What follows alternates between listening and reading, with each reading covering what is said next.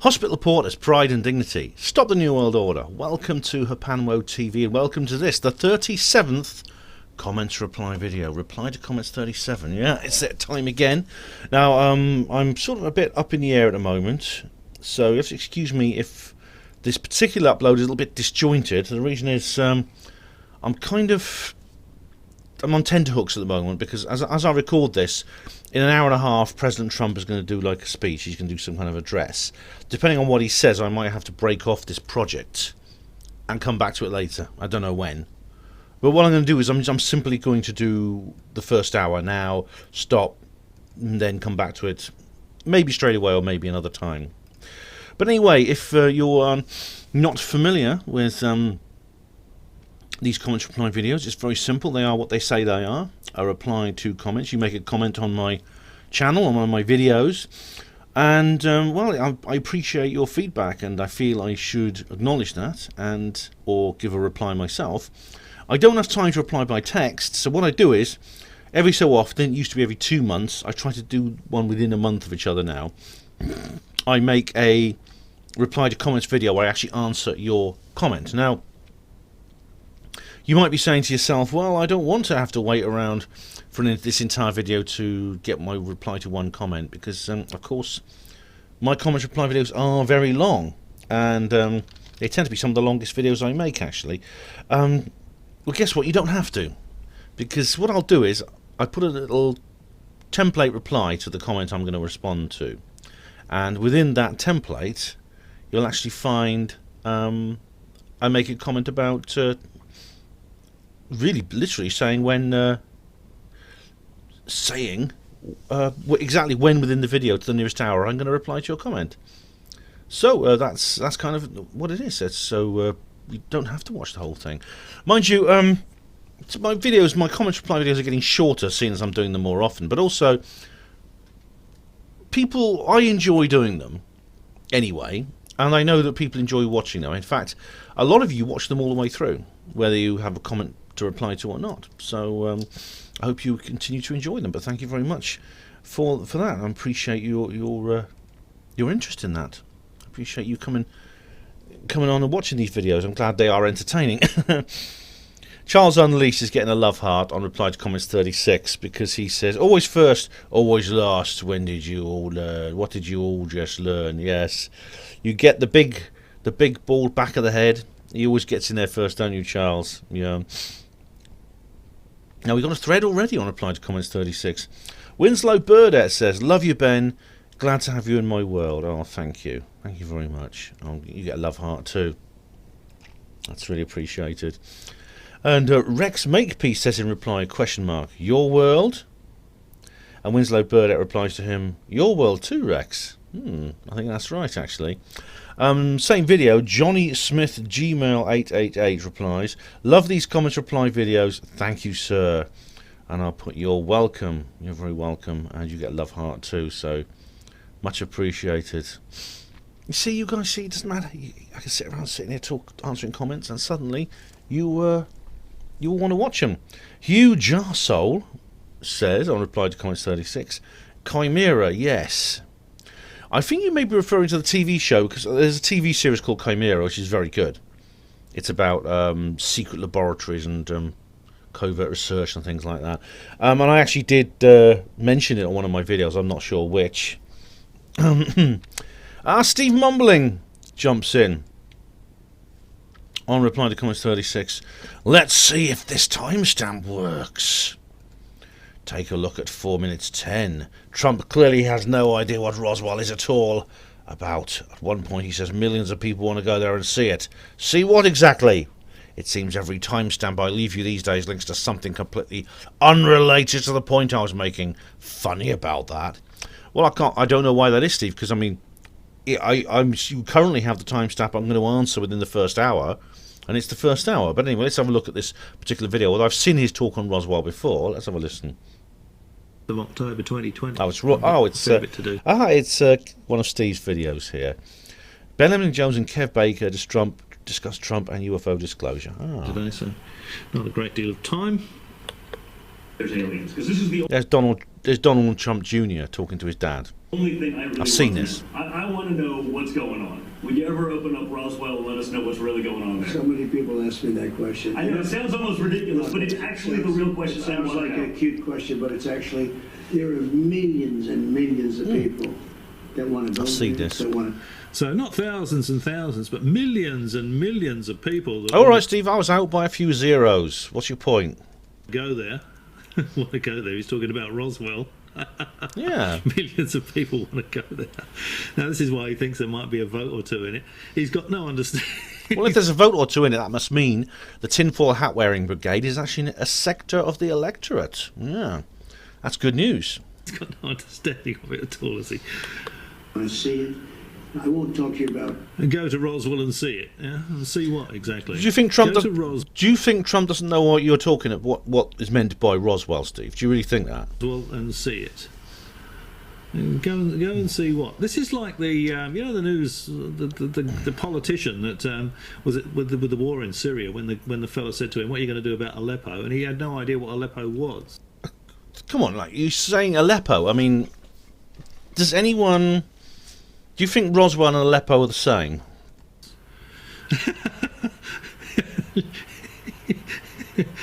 He said, "Yes, we." It's not so, yes. Well, obviously, we want equality for all Aleppos. Very. And this is a similar thing. Trump has got no idea what he's talking about. He's heard people referring to this Yes, he Roswell does. thing, he's got absolutely no idea about it whatsoever. People want to go to Roswell and see it. Okay. Yeah. What? Do you think he doesn't know what you're talking about? That tells you all you need to know, really, doesn't it? No, still, right, that's enough He of that. has no idea. No, Steve. I've done an entire video on this. Trump, when what is said by Roswell, Trump knows about it. You could bet that Don Jr. and he has maybe discussed this before, because it's not the first time. This is a special Father's Day issue, but no doubt they've discussed this before. Trump knows what Roswell is, and he knows what's referred to, and he says millions and millions of people want to go and see it. See what? A little town in the middle of the desert? Come on, get real. Get real. Ah, Steve mumbling again. On reply to comments 36. Take a look at these and make your own mind up with regard to Marcus Allen's rubbish. There's some videos here. There's plenty more on my channel. The context of Marcus BIS presentation, oh, very funny, was clearly the NASA moon landings. All right, look, I'll have a look at these, Steve. Look, I've been meaning to make a reply video to you, actually, but other things have got in the way with Trump and coronavirus and stuff like that. What's this then? It's a whole lot. Oh, but this is a whole long video here. Well, here we are again with one of our favourite piffle peddlers, Marcus Allen. Oh, hang on. And he's... It's a 14-minute video. I don't have time to watch that now, Steve, but let's check the other one. But we did discuss this. There's another one. I think it's the same. No, it's a different one. Well, finally we've got Marcus Allen. All right. Look, we have discussed this before. This is Marcus Allen's appearance at the British Interplanetary Society. I actually, this is nothing new to me. I actually did a review of Marcus's talk when it happened. I think back in 2010 or whenever it was. It's on my. I've sent you a link to this. Let me just find it. Hang on. Because I was very curious to see what this was about. Because I heard rumours that Marcus basically had, quote-unquote, seen the light and had become as really... Here we are. 2012. I did one video, then I did an update. No, I did one article on HPANWO Voice, and then I did an article. I did one on the 12th of May 2012 called Marcus Allen's Moon Landing U-Turn, where I just heard rumours that he had changed his mind. Then I watched it at 12th of July 2012. I watched the video on Delta V Media, their old YouTube channel. They're at the old Delta V Media. I think they've got a new one now. And I realised that Marcus Allen actually didn't change his mind on the moon landings. And what's more, I actually have spoken to Marcus since then. I've interviewed him many times. He's appeared on this channel. So, I mean, I think we did discuss this before. You actually did point out to something saying, "Oh, Marcus has changed his mind. Look at this." I looked at it, and he didn't. There was nothing in the source material you posted which indicates he knew the NASA moon landings were real. And if you want to get pedantic over terminology, you say, oh, Marcus said that the moon landings were real, people did go to the moon. Yeah, he doesn't question that people have gone to the moon, he questions the visual record, that's his speciality.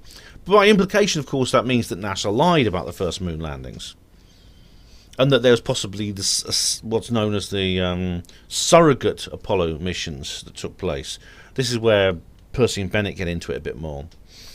So, no, I mean, I don't think Marcus has said anything indicates he has a different view to the one he's been professing recently. I mean, certainly not on the links you actually posted. Now, reply to comments 36. Christy Moreland says, why the dislikes, Ben? Keep on doing what you're doing. Oh, thank you very much, Christy. Well, you know, some people just don't. They do. They put dislike on there because they don't like me.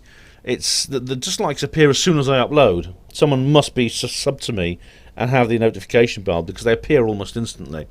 And there's a group of people who just don't like me. It's a personal incident. It's a personal issue they have with me.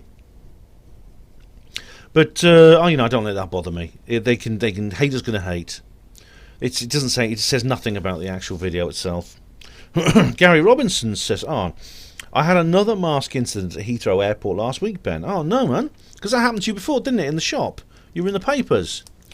I was forced to wear a surgical mask, but had real trouble breathing in the cold at 4 a.m. I'm in the check-in line, and an old geezer who looks just like the bloke who had a go at me in Tesco's. He was telling me to be sensible because of the pandemic. I told him to mind his own business. It ended up in a face-to-face stare-down, which ended in him telling me to forget it. Red-faced he was.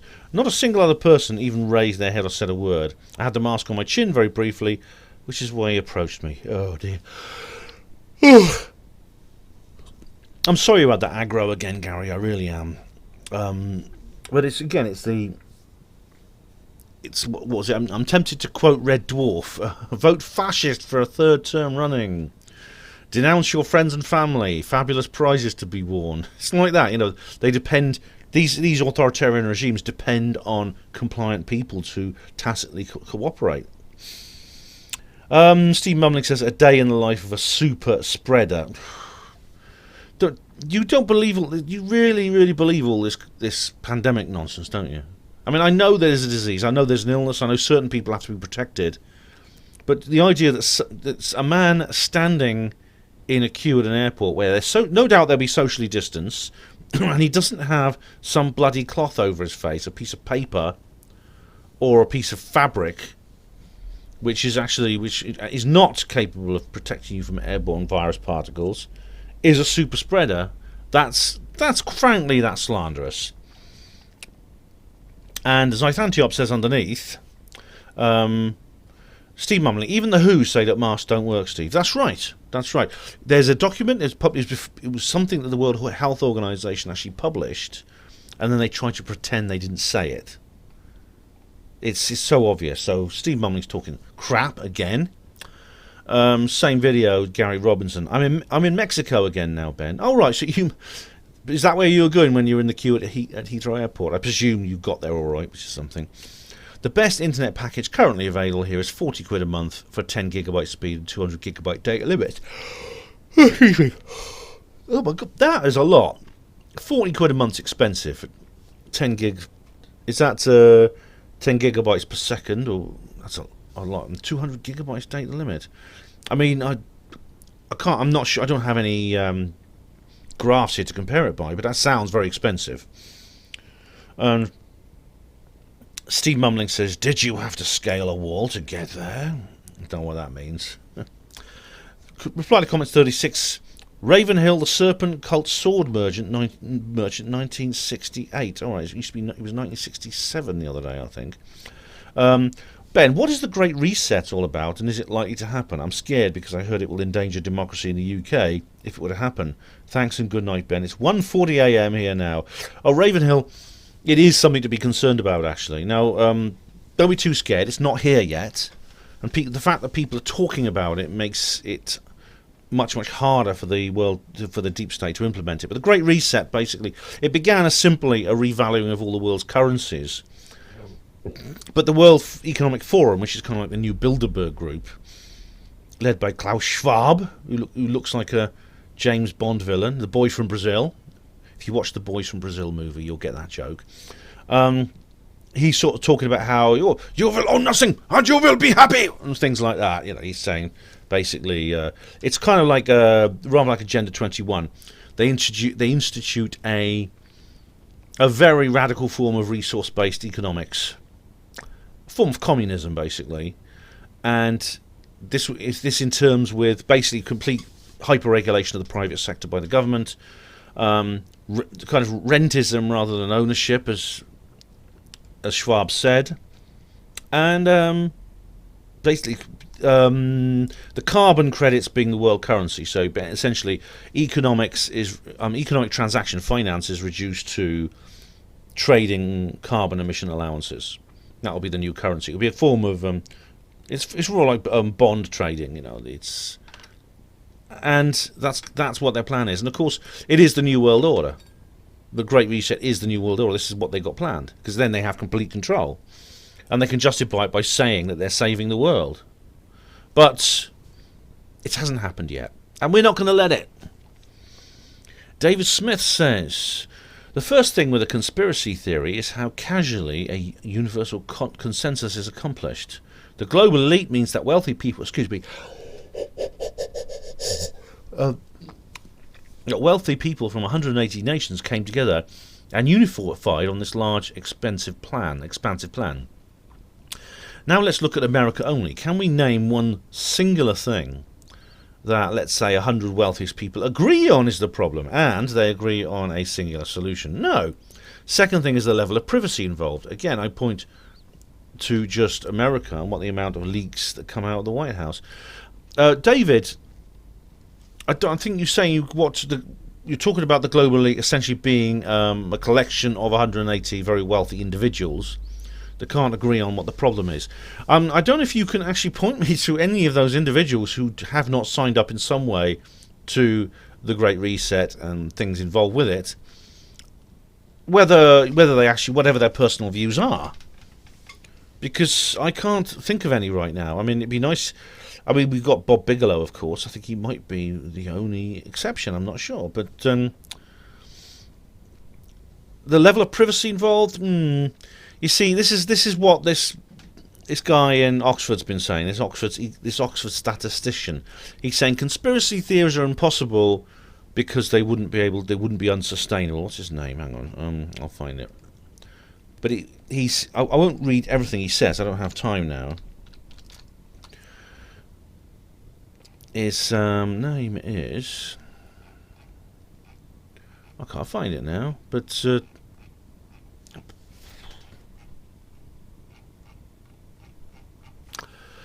oh, hang on.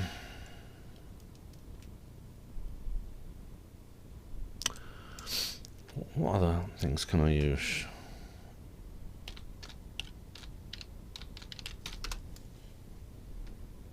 Right, I'll find it in a minute. Oh yeah, conspiracy theory is mathematically impossible. David Grimes of Oxford University claims to have worked out a mathematical formula for calculating how long a successful conspiracy can endure. His equations are based on 3 factors: the number of people behind the secret, the length of time the secret has to be kept, and what he calls the intrinsic probability of the conspiracy failing. Inevitable occurrence of ineptitude, rogue whistleblowers, leaks, as you've just said. Now, it all sounds very neat, but when you look into the system in more detail, it misses out some vital factors. To begin with, the method always assumes that people involved in the conspiracy fall into 2 camps. 1, active instigators. 2, completely ignorant innocents who would immediately spill the beans if they heard a peep about it. There's only that. You can either be involved or completely oblivious to it. And if you knew about it, you'd tell everyone. This doesn't take into account, I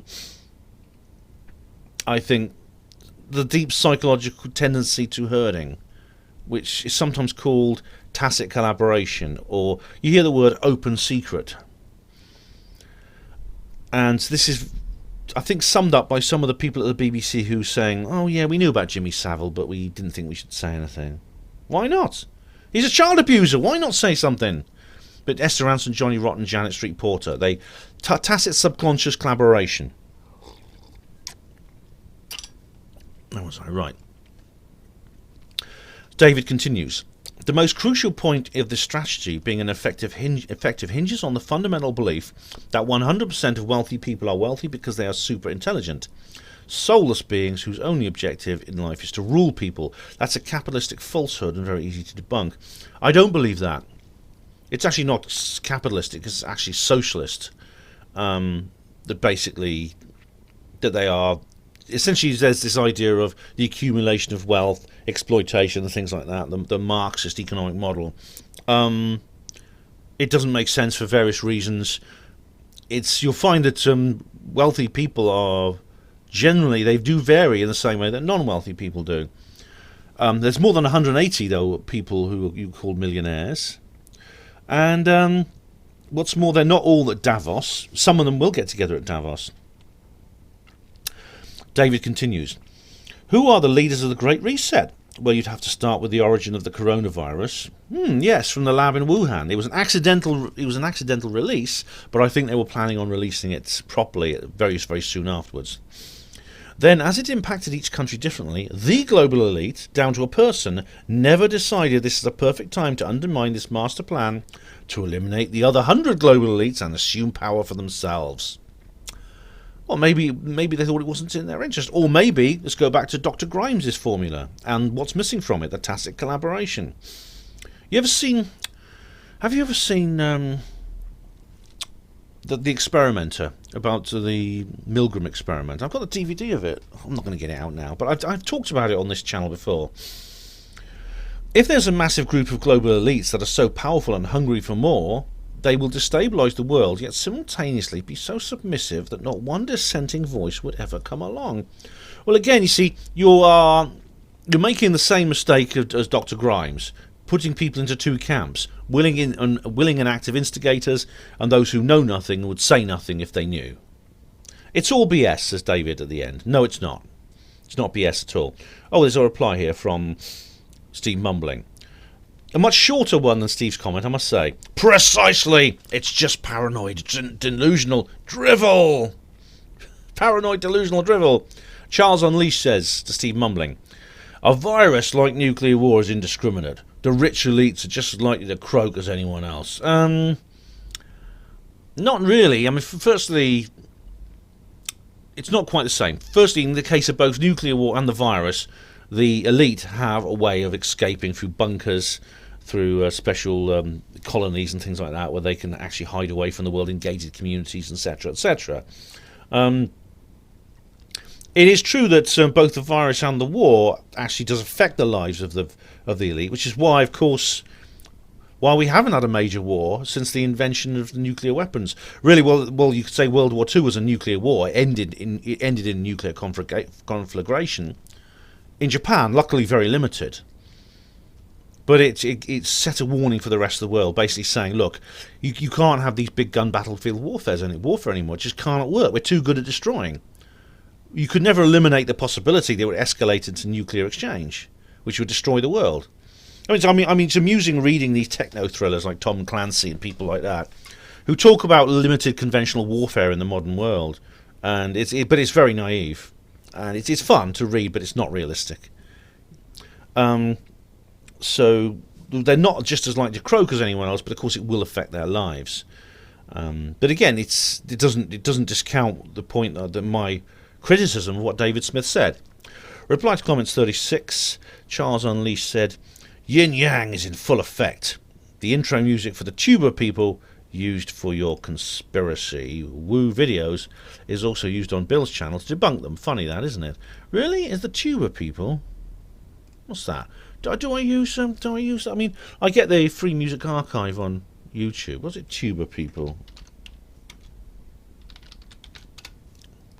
Tuba people. It's just some tuba players here. Tubapeople.com. What's that? Tuba people. Oh, it's just group of people with tubas, which of course is a big brass instrument, low pitched. Oh, I'm not sure what you mean, Charles. And now we come on. Oh, here we go. Reply to comments 36. Tessa1111.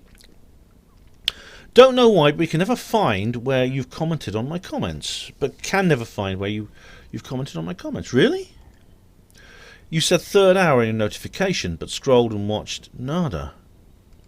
Tessa, I don't know what you mean by that, because look, I've just left you one here saying, thanks for your comment, it will be answered approximately within the first hour of the upcoming reply to comments video. It is the first hour. We are literally, we're actually 25 minutes into the first hour. So, what do you mean? Well, I'm not saying you're lying, but I don't understand why that is. Don't eat Pringles.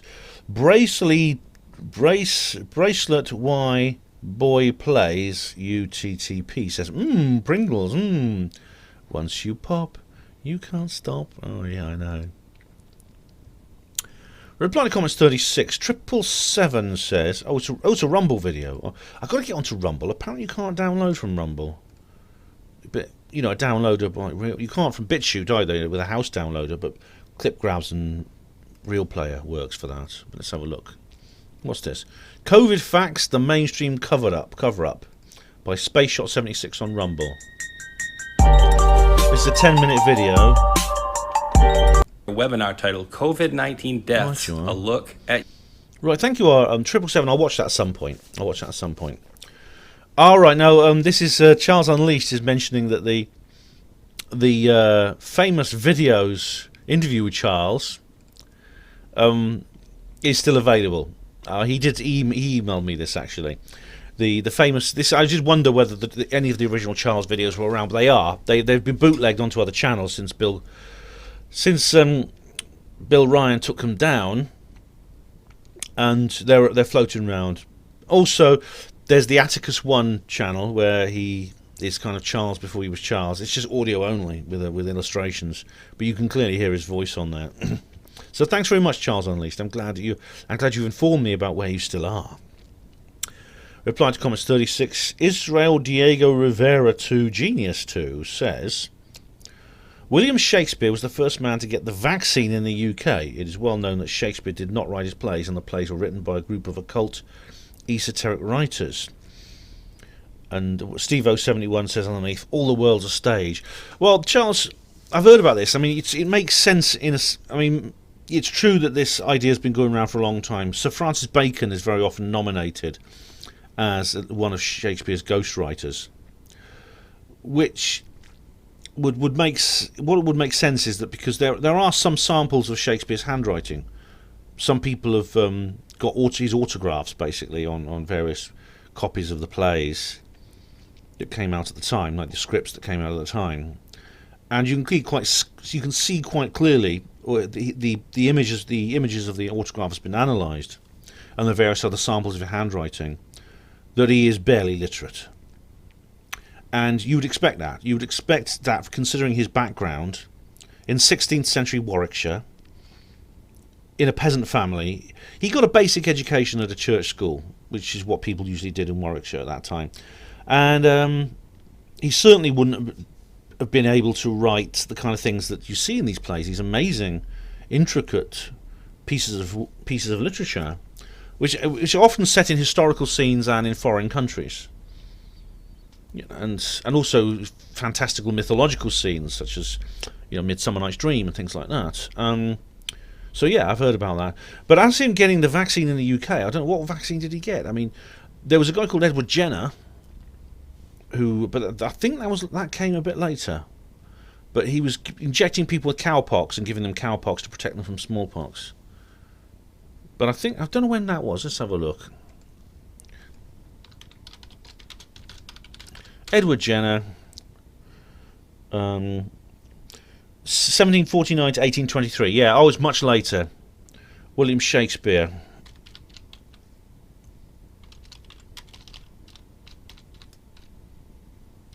Death. Died 1616. Yeah, hang on, there's something on vaccination. Oh yeah, he died a long time. Shakespeare vaccination, what's this? COVID-19. Oh right, oh yeah. I've seen this. It's like a comedy clip on the BBC where old Shakespeare's been given the COVID-19 vaccine, yeah.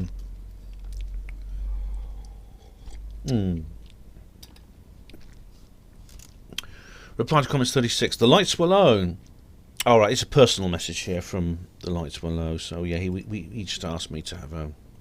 I was reaching out to Adrian. It's okay. It's a public thing. Thanks for reaching out to Adrian, Ben. Much appreciated. You're welcome. You're welcome. The lights were low. Right, same video, Charles Unleashed. Always read the small print, Ben. What Trump was actually saying is a vaccine is available for anyone who wants it. Yes, indeed. Charles, I've learned that. I've learned to study the content of Trump's speeches a bit more carefully, rather than just taking them at face value. I've learned to examine them in detail with every single word used and all the various subtexts that are with them. As I explained on the live stream that I've just done, I thought Trump was conceding. He didn't concede. It appears on the surface that was a veiled concession speech, but it's not. And he did say he did say a vaccine available for everyone who wants it. Yeah, that's an important point. So thank you. I will bear that in mind next time I hear Trump say something. That includes the speech he's about to give. And how long is it now? In 58 minutes time, which I'll be watching. So I might be able to carry on with this video. It depends what he says. Either way, I'm getting into the beginning of it anyway. Charles Unleashed says on reply to comments 36. The matchstalk thing. Yes, that's the famous. What happened there? Oh, it's just gone. I've got to go back. All right, now the bloody thing's playing up. Hang on. All right, I've got to refresh the comments now. I don't know what happened there. Yeah, this is the famous. This is the very, very famous Mandela effect to do with a song about. I don't know who did the song, but it's about. The song is about W.S. Lowry, a famous artist from Manchester. He painted Salford smoky tops and matchstock men and matchstock cats and dogs, because the figures, the human figures in the paintings are very, very simple kind of stick figures. Right. I'm just going to go back. It's really good actually doing these more often, because I don't have this. They don't pile up. I mean, there's times when like these videos can be 9 hours long. I think my record is 9 hours something for a comments reply video, and of course that's a bit exhausting. But now it's not so bad because. All right, come on, down we go. Get in there, ladies and gents. Right, it doesn't take so long when you have fewer comments to go through. Right, come on. That's it. So the Mandela effect, there's many kinds of Mandela effects, and indeed I reviewed the film Mandela Effect, but I distinctly remember Matchstick Men and Matchstick Cats and Dogs, although I haven't listened to that film very regularly. I'm not like a song. I don't listen to that song regularly. I've heard it a couple of times in my life, but it's a nice song. It's an easy song to sing along to. Here we go. The Matchstick thing. The confusion is that there is due to the song featured on Top of the Pops, and the kids' choir got the words wrong. The kids were singing Matchstick, but the record was Matchstalk. That could be it. That could explain it there, Charles. I mean, that would explain. It would explain the confusion without inducing the Mandela effect, without introducing the Mandela effect. There's not a lot of difference between Matchstick and Matchstalk. Pretty much very similar words, just a different vowel. The Crafty Nihilist, how are you, Crafties? Says underneath, I bloody hope you're right, Charles, but also, what the fuck's a Matchstalk? And Charles Unleashed says to the Crafty Nihilist, it's the medical term for the storks who are identical twins. Identical twins. Very good. Very good. John Nolan on reply to comments 36. There's a low of smileys here, and we're not going to take it anymore. Oh, is that Howard Beale? Yeah. I'm as mad as hell, and I'm not going to take this anymore. Oh, I love that. I love that film. I've done an entire review of the entire network movie, actually, because everyone knows the famous scene. But I watched the entire film to find out what it's really about. Good movie. Why do you so desperately want ETs to be visiting the Earth, says, you've guessed it, Steve mumbling. Why are you so desperate for them not to be visiting the Earth, Steve? Why, if cold fusion is so easy, are engineers and chemists all over the world not jumping up and down, screaming it's real, and demonstrating it? Well, look what happens to those who do, Steve. Look what happened to Rusi Taliakin. Look at the documentary the BBC made about Rusi Taliakin, portraying him as a stubborn and like highly strung. And what's happened to his career, and what's happened to the career of other people involved in this.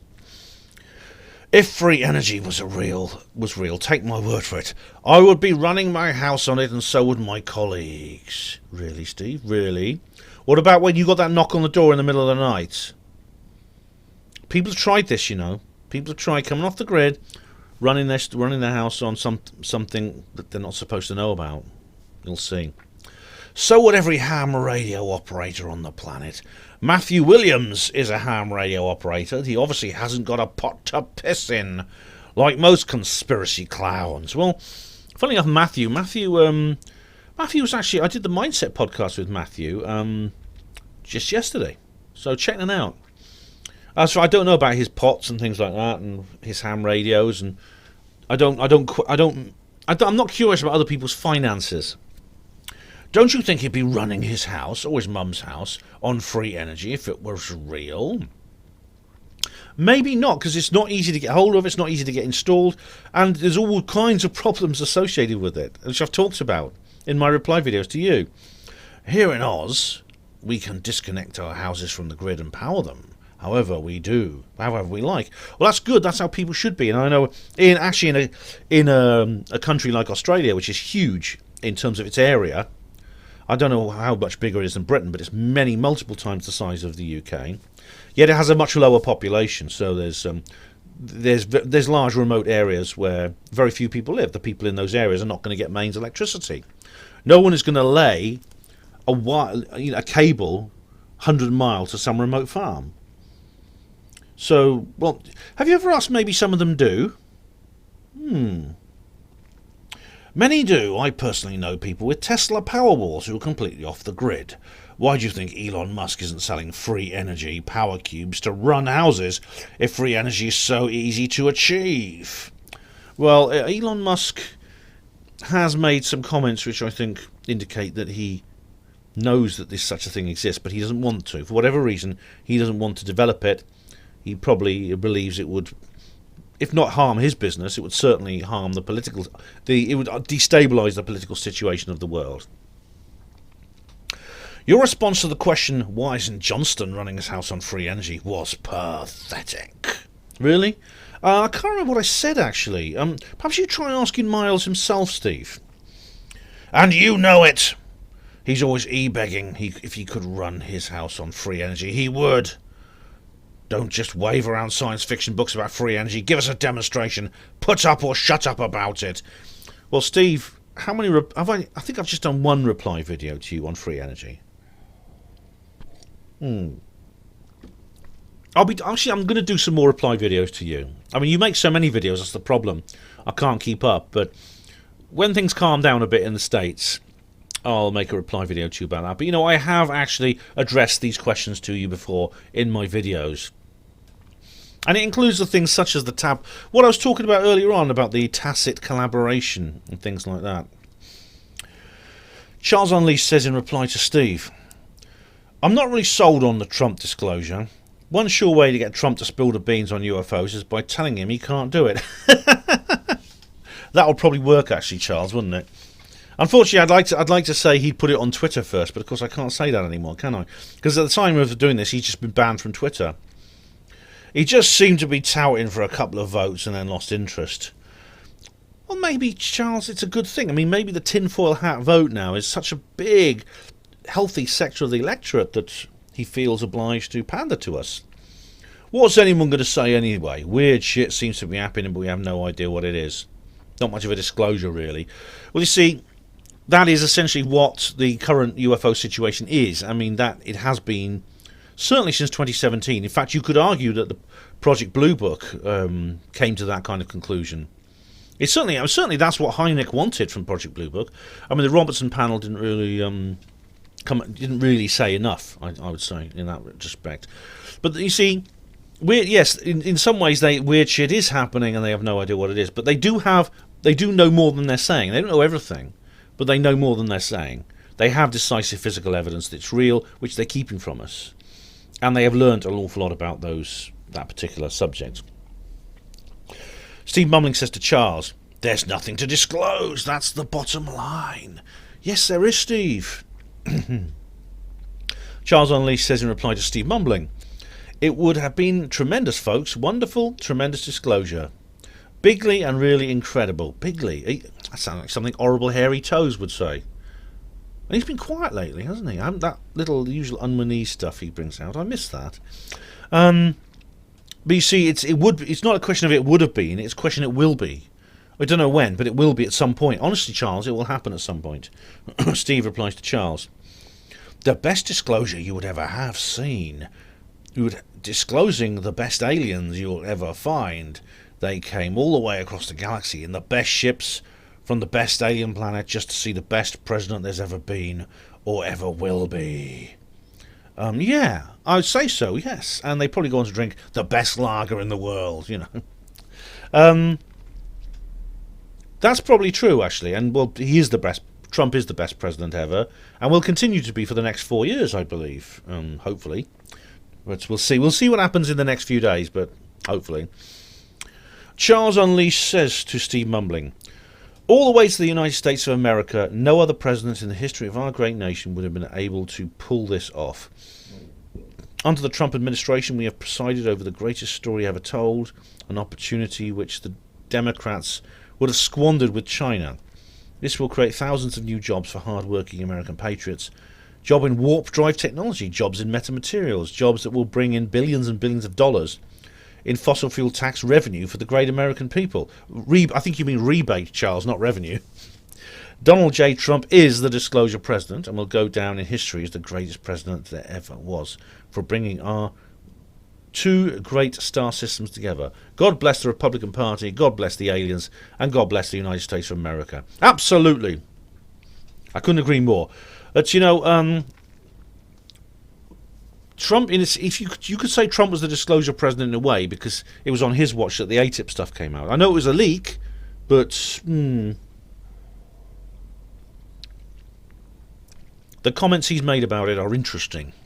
You imagine Joe Biden if he is inaugurated on the 20th of January, which I still pray that such an abomination will not take place. "There's no such things as aliens. It's all nonsense, and people are saying this, but they're all wrong. I've looked into it, and it's all weather balloons, and it's all swamp gas and things like that. There's nothing to see here. Move along. Oh, my dentures are falling out." That's what he would say if he ever became president, which I hope he won't. Anyway. Reply to comments 36, Steve Mumbling. "Now you can tell that moron Johnston to stop. Don't be rude to Miles Johnston, please, Steve. To stop scaring the gullible with his Maunder minimum rubbish." Right, is this about the solar... Okay, this is about the end of the solar cycle 24. And, yep, new sunspot cycle could be the strongest on record. Well, I don't know how do they know that? They used the extended 22-year solar cycle to make a forecast. Oh, right. Well, I'm curious to see how accurate this particular method of prediction is, because, I mean, believe it or not, Steve, if you listen to HPANWO Radio, you'll know I've already said that the solar minimum is over. I've said that because, of course, we're getting sunspots now. Now, you know how unpredictable the weather in the atmosphere of the Earth is. So is the solar maxims and minimums and the number of sunspots any more predictable? Well, of course, it has implications for the Apollo moon landings, doesn't it? Charles Unleashed. "Ben, you bastard." This is on reply to comments 36. Oh, what's this, Charles? Oh, my goodness me. "You beat Charles at the end, will you? Play Charles at his own game, will you? This means war. Hamburgers with legs, Ben. Hamburgers. Oh, my God. I have once again. I have. inspired the wrath of Charles. Oh, God blimey. I'm going to get the back of that big bald head in my face again, won't I? Reply to comments 36. Crafty Nice. Who I may shed. I don't know what that means. I'm a oh! Sorry. I'm a better, Charles is better than a house out shed. Oh, I'm going to have to... That made me laugh. I'm going to get you a love heart for that, Crafty. Sorry, I'm a shed. I'll spell it. Heim. It's Heim. Eshed. And I'll give that. I'm going to give that a laugh, man. That's so funny. That is very funny. Heim a shed. There you go. All right, here we go. Reply to comments 36. TK says, you are not answering the question at all, Ben. Oh, blimey, here we go. I've once again failed to answer a question. The first law of thermodynamics states energy cannot be created nor destroyed. That's physics 101, or shall we say that's a scientific fact. Do you agree with basic science on basic things, or are you saying science has never even had the basics correct? It seems to me you are saying that the first law of thermodynamics is incorrect, as it's possible to make perpetual motion device. That's such a waste of time of a stance, but you are free to think whatever makes you happy. Okay, I'll clarify, Steve. Oh, TK, Steve Mumbling's going to stick his oar in, as you say, in a minute. TK, I'll clarify. The things such as the perpetual motion devices and free energy devices appear to be able to tap into the 0 point field. That's the current theoretical model to explain them. In some cases it's nuclear energy, like the cold fusion thing, which is simply nuclear fusion.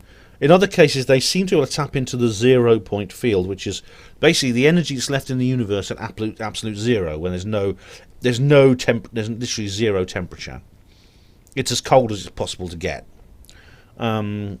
I don't have the details for you now, but there's a very, very good book called Awakening to 0 Point, which goes significantly into the theory. It describes the engineering in really very technical terms. I couldn't follow all of it, but then it goes into the theoretical principle behind the engineering. It covers like the conventional free energy, electrical based free energy devices, the chemical-based free energy devices, and indeed the mechanical, such as the perpetual motion machines.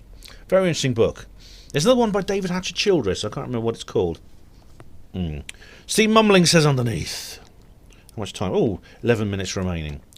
He knows mainstream science is bullshit as fact. What? Because a paranoid, delusional moron in a frock told him so, isn't he? Who's the paranoid, delusional moron in a frock? I don't know anyone of that description who wears a frock. Oh, except perhaps Paola Harris, but she's, again, I don't consider her paranoid or delusion. I think she's a ufologist who are neither of those things.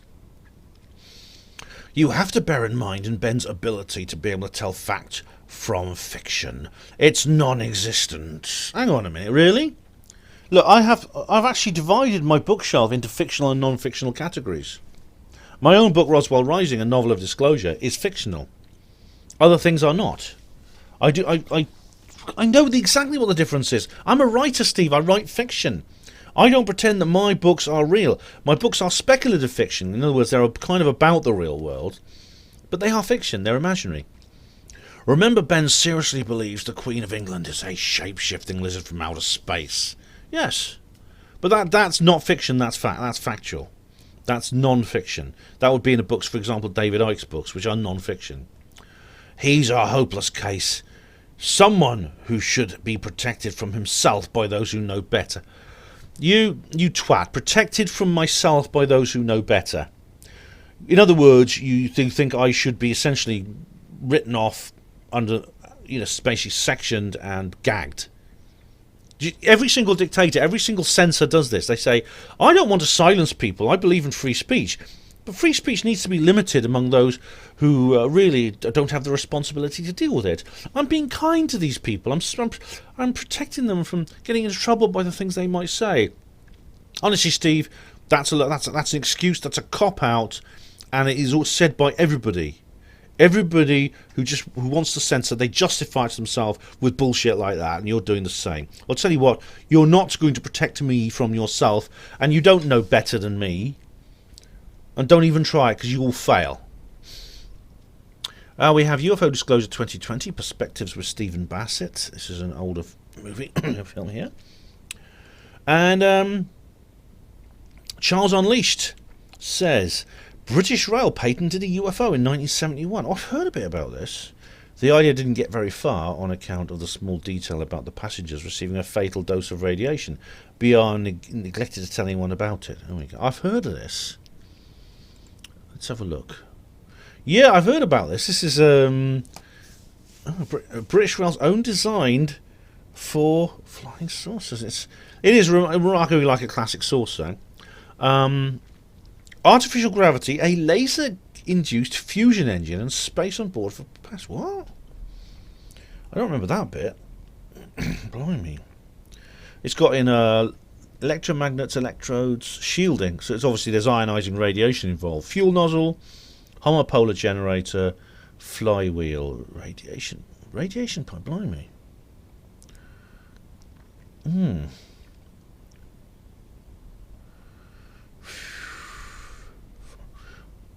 I'll have to look into this in more detail.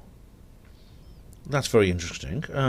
Charles Osmond Frederick designed a lifting platform. By 1973, his design had evolved into a fusion-powered spinning disc. Reminds me a little bit of what's his name? Herself, John Searle. What is this? John Searle, I'm familiar with. I mean, I've got this interesting documentary about John Searle. That's interesting, Charles. I mean, I've heard of that, but I haven't looked at it seriously. I will have to do that now you've mentioned it. The Great Conjunction. First comment, 24 seconds in. Beat that, says Charles Unleashed. All right, Charles, I admit it. You get there first this time. Yep, Charles wins the medal that time. Michael Snow says on the Great Conjunction. Second comment, yeah. Jamnoy72, hi Soul Sister. She says third. Alright, so the bronze medal for Jamnoy, silver for Michael Snow. E.T. says on the Great Conjunction, I can't see shit. Total cloud cover. I know, that was disappointing, I must say. Very disappointing. I was going to bring up something about the Lucifer Project. I forgot, actually. It was in my notes and I didn't spot it, but do you remember the Lucifer Project? I made a video about that in 2016, if you want to check that out. But that seems to have gone out the window. Obviously, nothing came from the Cassini impact. The Saturn is still Saturn. Onslow said on the Great Conjunction, thanks, Ben. Good omens? Hope so. I do too, Onslow. I mean, it was the winter solstice, which maybe helps. Diego Rivera says, UK not the ideal place for astronomy. Indeed, it is not, Diego Rivera. It is not ideal at all. In fact, it's the amount it's so cloudy. I mean, southern England actually has a very boring climate. It bores me anyway. It's pretty much cool and wet most of the time. The only difference between winter and summer is in summer you get a small amount of very hot sunny weather, and in winter you get a small amount of very cold icy weather, and sometimes you get snow. Where are we now? Oh, here we have the Great Conjunction again. Did I answered? Yeah, I answered Diego Rivera. David Splendid Isolation says, the moon being exactly the same size as the sun, allowing total solar eclipses that are visible only on a planet with intelligent life that is able to comprehend the significance, is extreme proof of intelligent design. This is deliberate to anyone paying attention. Indeed, David, unless it's just a coincidence. Well, you've watched my skeptic video, you'll know what I think about coincidence theory. Hugo Lucius, the moon being exactly the same size as the sun. No, it isn't. The moon is close, the sun is far away. Yeah, I mean, he puts a link here, and I think I can guess what it says. Hugo, yeah, I think I do clarify that in the video, don't I? That they're the same apparent size on the celestial sphere. Yet, of course, one is millions of times bigger than the other, but it's also it's millions of times further away to the same proportion. David says, "Lol, you know what I mean, silly."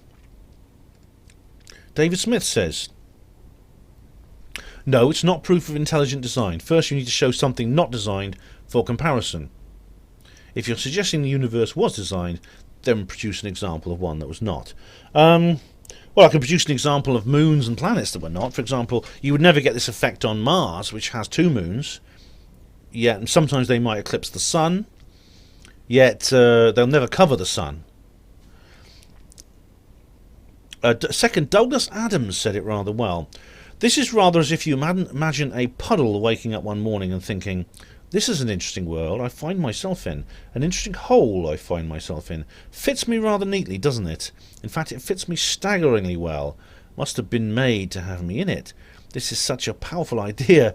Hang on, that's... I have read Hitchhiker's Guide to the Galaxy was very funny. So the puddle doesn't say, like the bowl of petunias, "Oh no, not again." You have to, if you read the entire series, you find out why the bowl of petunias says, "Oh no, not again." You also find out who the girl in the cafe was. It's a really good, if you read the books as well as just the radio show. This is such a powerful idea that the sun rises in the sky and the air heats up, and as gradually the puddle gets smaller and smaller, frantically hanging on to the notion that everything is going to be all right, because this world was meant to have him in it, was built to have him in it. So the moment he disappears, catches himself rather by surprise. I think this may be something we need to watch out for. Yeah, I see the point you mean, and I agree with it, actually. There's things, the puddle in a sense fits into its environment in the same way that life evolves to fit into a certain environment. That's true. So it's not a coincidence that the puddle and the hole are the same size. The puddle fits the hole because it's water. Water just fits whatever container you put it in. Water automatically becomes the same shape as the container you put it in. A piece of water. But it's not quite the same. In this case, we're talking about a remarkable... It's not quite... The sun and the moon being the same size is something that would be very rare throughout the universe. The apparent same size on the celestial sphere. You realise that I wouldn't say it never happens anywhere else, because the universe is so big, possibly infinite in size, it's going to happen an infinite amount of time. But I bet you have to travel an awfully long way to find another planet that has that effect. When you consider all the factors in terms of planetary formation, stellar formation, and location of orbits, in this case, the orbit of a satellite, a secondary orbit around the sun. It could be a coincidence, but then what couldn't? You've seen my video on skeptics, David, where I talk about the national lottery and things like that. Check it out if you haven't. Mark Crane says on the Great Conjunction, "Rain here." Oh, you too. Oh dear. I'm guessing you live in England. Yes. Neil Peel says, "Well done for braving the weather." Thanks, Neil. Yeah, there's no way I was going to miss it, come rain or shine. I was hoping and praying that it would be a clear sky so I could see it, but of course, that's always a bit of a long shot when you're living in England.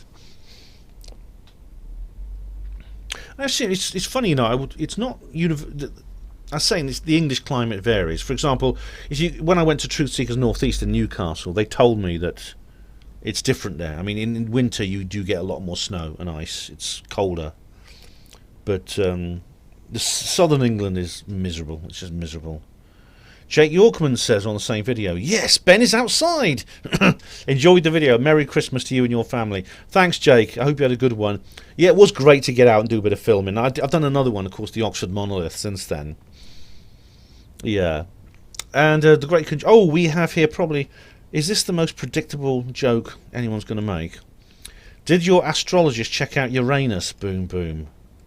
Jamnoy72 says, "Ha ha." Jam, are you the only person in the world who's never heard that joke?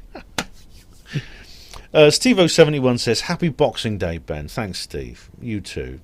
Hope you had a... what happened there? Hang on. It's all right, the page is not refreshed again, but thank you very much. You too, Steve. I'll give you a love a heart too. Hugh Jarsoul says on the Great Conjunction, Was any of this conjunction thing foretold, mentioned in summer 2020 crop circles? Things like that usually are. You know, solar lineups, moon phases, etc. Yeah, sometimes crop circles do illustrate upcoming or just gone. Oops, that's the end of the hour. Celestial events. They do indeed. I mean, for example, the 2012 phenomenon was continuously predicted.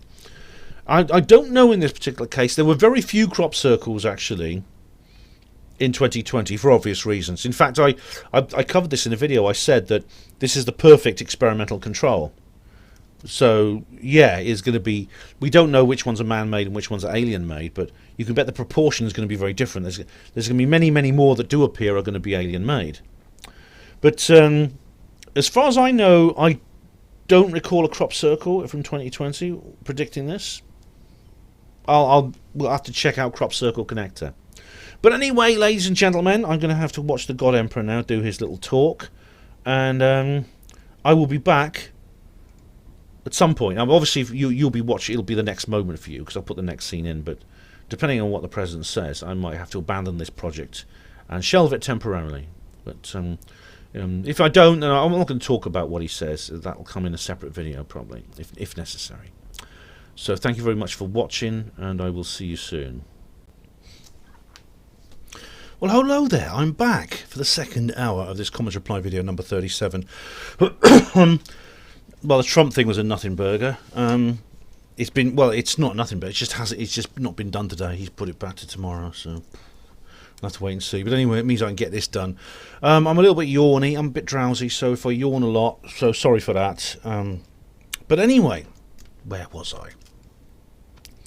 David Smith said on reply to comments 36, I enjoyed listening to this, Ben. Thanks for taking the time to read and respond to my comments, to my community comments, even the sarcastic ones.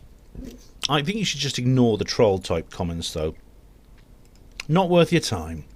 If they get nasty, then block them and move on. Don't feed them with airtime. Absolutely, David. I mean, I have quite a thick skin when it comes to this sort of thing because I've had the kind of trolling I've had over the years you wouldn't believe. So, you know, I know a lot of people urged me to block Steve Mumbling, and I said, well, he's not really doing anything that bad. You know, he's but obviously, you know, I blocked Steve Palmer last time because of the fact that it's because he's such a, you know, because he did cross that line, I think. Anyway, same video. David says again, I misspelled his name. It's Dave Pacman. One of the latest videos is more hilarity. Dead voter fraud. It's a pro-Trump scammer. Turns out a pro-Trumper sent in an extra vote of a dead relative. Oh, so this is the Republicans committing electoral fraud. This is absolutely fascinating and infuriating, and I want to be super careful here to ensure that I'm not violating any guidelines on any of our platforms. We finally found one example of what the right has been calling dead people voting. And of course, it wasn't a dead person. It was a live person doing something illegal. A pro-Trump Pennsylvania man has been charged with voter fraud for casting a ballot for Donald Trump under his dead mother's name. I'm going to get into the details in a moment, but remember... This is over 6 minutes, David. I can't watch it all now, but... yeah, I suppose that's an example of electoral fraud, isn't it? An individual decided off the top of his own head to carry out an act of electoral fraud. Well, that's wrong. That's bad. But it's one guy. I mean, it doesn't mean... I think there wasn't any systemic voter fraud on the Republican side, I don't think. Otherwise, you'd have seen the same hockey stick graphs you saw the Debs. I mean, one person deciding to vote for his mum, who's died, is something. It's quite a different matter, I think, when the 380,000 votes are added. I mean, that can't be just people deciding to do something. That is something organised. It's organised, an act of deliberate, premeditated electoral fraud. Now, what's this here? Oh, Jam972 actually did a... I actually replied to her in text. This thing is, I've known Jam for a long time. She's appeared on my videos. I've appeared on hers. You've probably seen her. I think we've known each other, God knows how long, since I got onto YouTube, I think. We went to the Bilderberg Fringe Conference in 2013 together. That was quite something, that was. And the video's still available if you want to see it. She said, I love your rendition, Ben, says Jam Noise. We're all dreaming of a chemtrail-free Christmases. A great voice as always, Ben. I'm just watching now. Oh, thank you. And I said, thank you. And she said, I know the song meant so much to you. It means so much to me. I remember hearing it for the first time and seeing the video. I felt it then even more so than now. I think that's that's You're the Voice by John Farnham, which I sung in that video, which I also sung on the live stream with Jackie, of course. And I won't read this out, but basically we discussed the live stream she did on her channel, Jam Noise 72, which features me, Pookie Nana, and someone else singing You're the Voice by John Farnham. Now we have a new video, Rendlesham 40 live stream. Steve G says, Ben, it's a bit off topic, but what do you think of Mellon, Elizondo and Justice walking away from the TTSA? Yeah, I actually cover that on the latest comments reply. I tackle that on the latest UFO disclosure video. And in fact, since I made that video, Luis Elizondo has appeared on the Black Vault, and he explains why he did it. He says there's no hard feelings here. He's still good friends with Tom DeLonge and all the others. He just believes now. I've had this sense for a while, actually, as I explained in the video, that I think TTSA was holding him back a bit. He wanted to say things that they wouldn't let him say. I discussed this with Kev Baker, actually, last year. He believes they're primarily a media organisation. He wants to get involved in science. So, and he explained, you watch the Black Vault, and you'll see that Elizondo does this interview with John Greenwald. It's very good. That's the one we've all been waiting for, isn't it? Steve Mumbling says underneath that, PMSL, they all thought they were going to make good money out of their science fiction stories. They were wrong. Most people saw right through them. Oh, really, Steve? Really? Don't you think that Elizondo was on a good salary at the Department of Defence after his long military service, which left him with a good pension plus an important position in the Department of Defence? He sacrificed that to basically become a civilian ufologist and become essentially independent of the government. So it's a bit of a gamble, wasn't it? Science fiction stories. Do you think he doesn't believe it? Of course, everyone who disagrees with you doesn't really believe it, do they? It's out to make money and things like that. You know, like Richard Dawkins. Richard Dawkins always accuses anyone who writes books. Disagree. You know, people have written critical books of the God delusion. Whenever they write these books, people like Alistair McGrath, Richard accuses them of wanting to make books to write money. Never was a dog so praised by his fleas, is his standard line. When you realise that the God Delusion sold, was it 6 million copies now? Plus, something like that, in dozens of different languages. And Alistair McGrath, well, he flogs in a couple of branches in Oxford, so I don't know what he means by that. Steve G says to Steve Mumbling, didn't think they needed money, Steve. Not at their time of life and lengthy careers. Precisely, Steve G. Oh, by the way, saucers exist. I saw one in the 70s. That's why I bought their shares. Does that make me a schmuck? Anyway, answers on a postcard, thanks. Steve, no, it doesn't make you a schmuck. That's a good Yiddish word there. Absolutely not. In fact, I said in my UFO disclosure video, I don't think this is going to affect the share value of TTSA. In fact, it was not, but I'm thinking maybe doing the same. Because, ufology is a growth industry, let's face it. And before Steve Mumbling says anything, no, it's not because it's fake. It's simply because it is dealing with something real. Steve G laughs at watch him. Watch him. He's not one of us. As opposed to something I can't see again. I don't know why, because he was visible on the live stream. But I've got some notes here I want to go through because now you mentioned watch him. He's not one of us. He says, I'm sure Capel Green will. Oh, right, this is on the. I think this is what he posted, actually, which I can't see. I'm sure the Capel Green documentary will clear things up, and he posts a link to the Capel Green trailer, and he's right.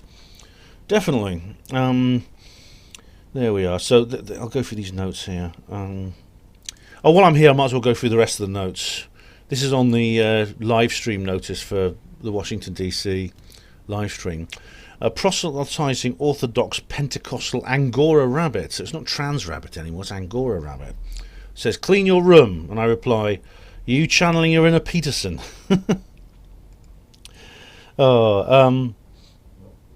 There we go. Steve G. No, Charles Unleashed says to Steve G.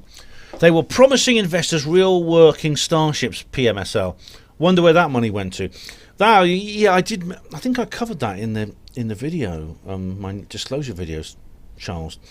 What happened to all that? I mean, I think it was Steve Mumbling who raised an important point about that. I mean, I'm not completely in disagreement with him when it comes to, well, why don't people build these things and use them? I mean, there's reasons why they won't, but I think at some point someone's going to. But TTSA won't. I mean, is that what the money was for? You in basically crowdfunding the building of a back-engineered flying saucer? Because of course that hasn't happened yet, has it? Steve Mumbling says to Charles, probably the Hal put off booze and hookers fund. Is that what Hal put off is like? Is it? Well, I mean, it's more likely mind control knowing him. I mean, like I said, I always feel I've got to hold him at arm's length. Charles replies, and because people were asking where their money went now, PMSL, yeah. I'm going to be yawning a lot this evening. Sorry about that. Steve G says to Charles, I've been down this rabbit hole for over 50 years. I've learnt one thing, and that's nothing's a given. Just when you think you've got it all figured out, a curveball gets thrown in. Well, that's certainly true, Steve G. You mentioned you saw a saucer in the 70s. Yeah, there's always new things coming into it. I mean, it's a huge, complicated subject. I don't think even the people who think they know it all don't, whether they're skeptics or not. Ravenhill, the Serpent Cult sword merchant of 1968, says on Rendlesham 40. Just stopping by to say Merry Christmas, Ben. Oh, thank you, Ravenhill. Hope you had a. What happened there? Something weird just happened. Oh, hang on. Oh, why does it? Damn thing. Oh, here we go. I've got to scroll back down again now. Sorry about this. I just want to say Merry Christmas to Ravenhill as well. If this had happened on one of the big long 2-month ones, it takes like about 5 minutes just to scroll down through the channel comments. And because the page is so big, by the time you get to the bottom of it, it's like, oh dear, it's like it's like really slow and sluggish because it's such a huge page that the memory gets too much for the browser. That's another reason for wanting to do these more often. Just want to say Merry Christmas back to Ravenhill. That's very nice of Ravenhill to do that. Come on in. Oh, down we go. 1 week. Oh, I like to think. I don't want to predict how long these comments reply videos will take, but it's always longer than I expect. That's one thing I've noticed. Always longer than you think it's going to be. That's one of the things. Okay, down we go a bit further. Come on.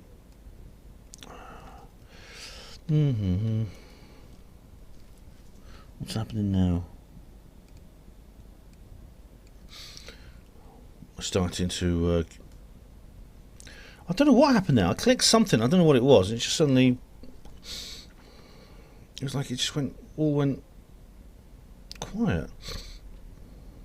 Right, okay. Nearly there. Should I edit this bit out? I'm not sure I can be bothered. Don't mind if I don't edit this out, do you? Come on in. I'm getting there now. 2 weeks ago. That's it.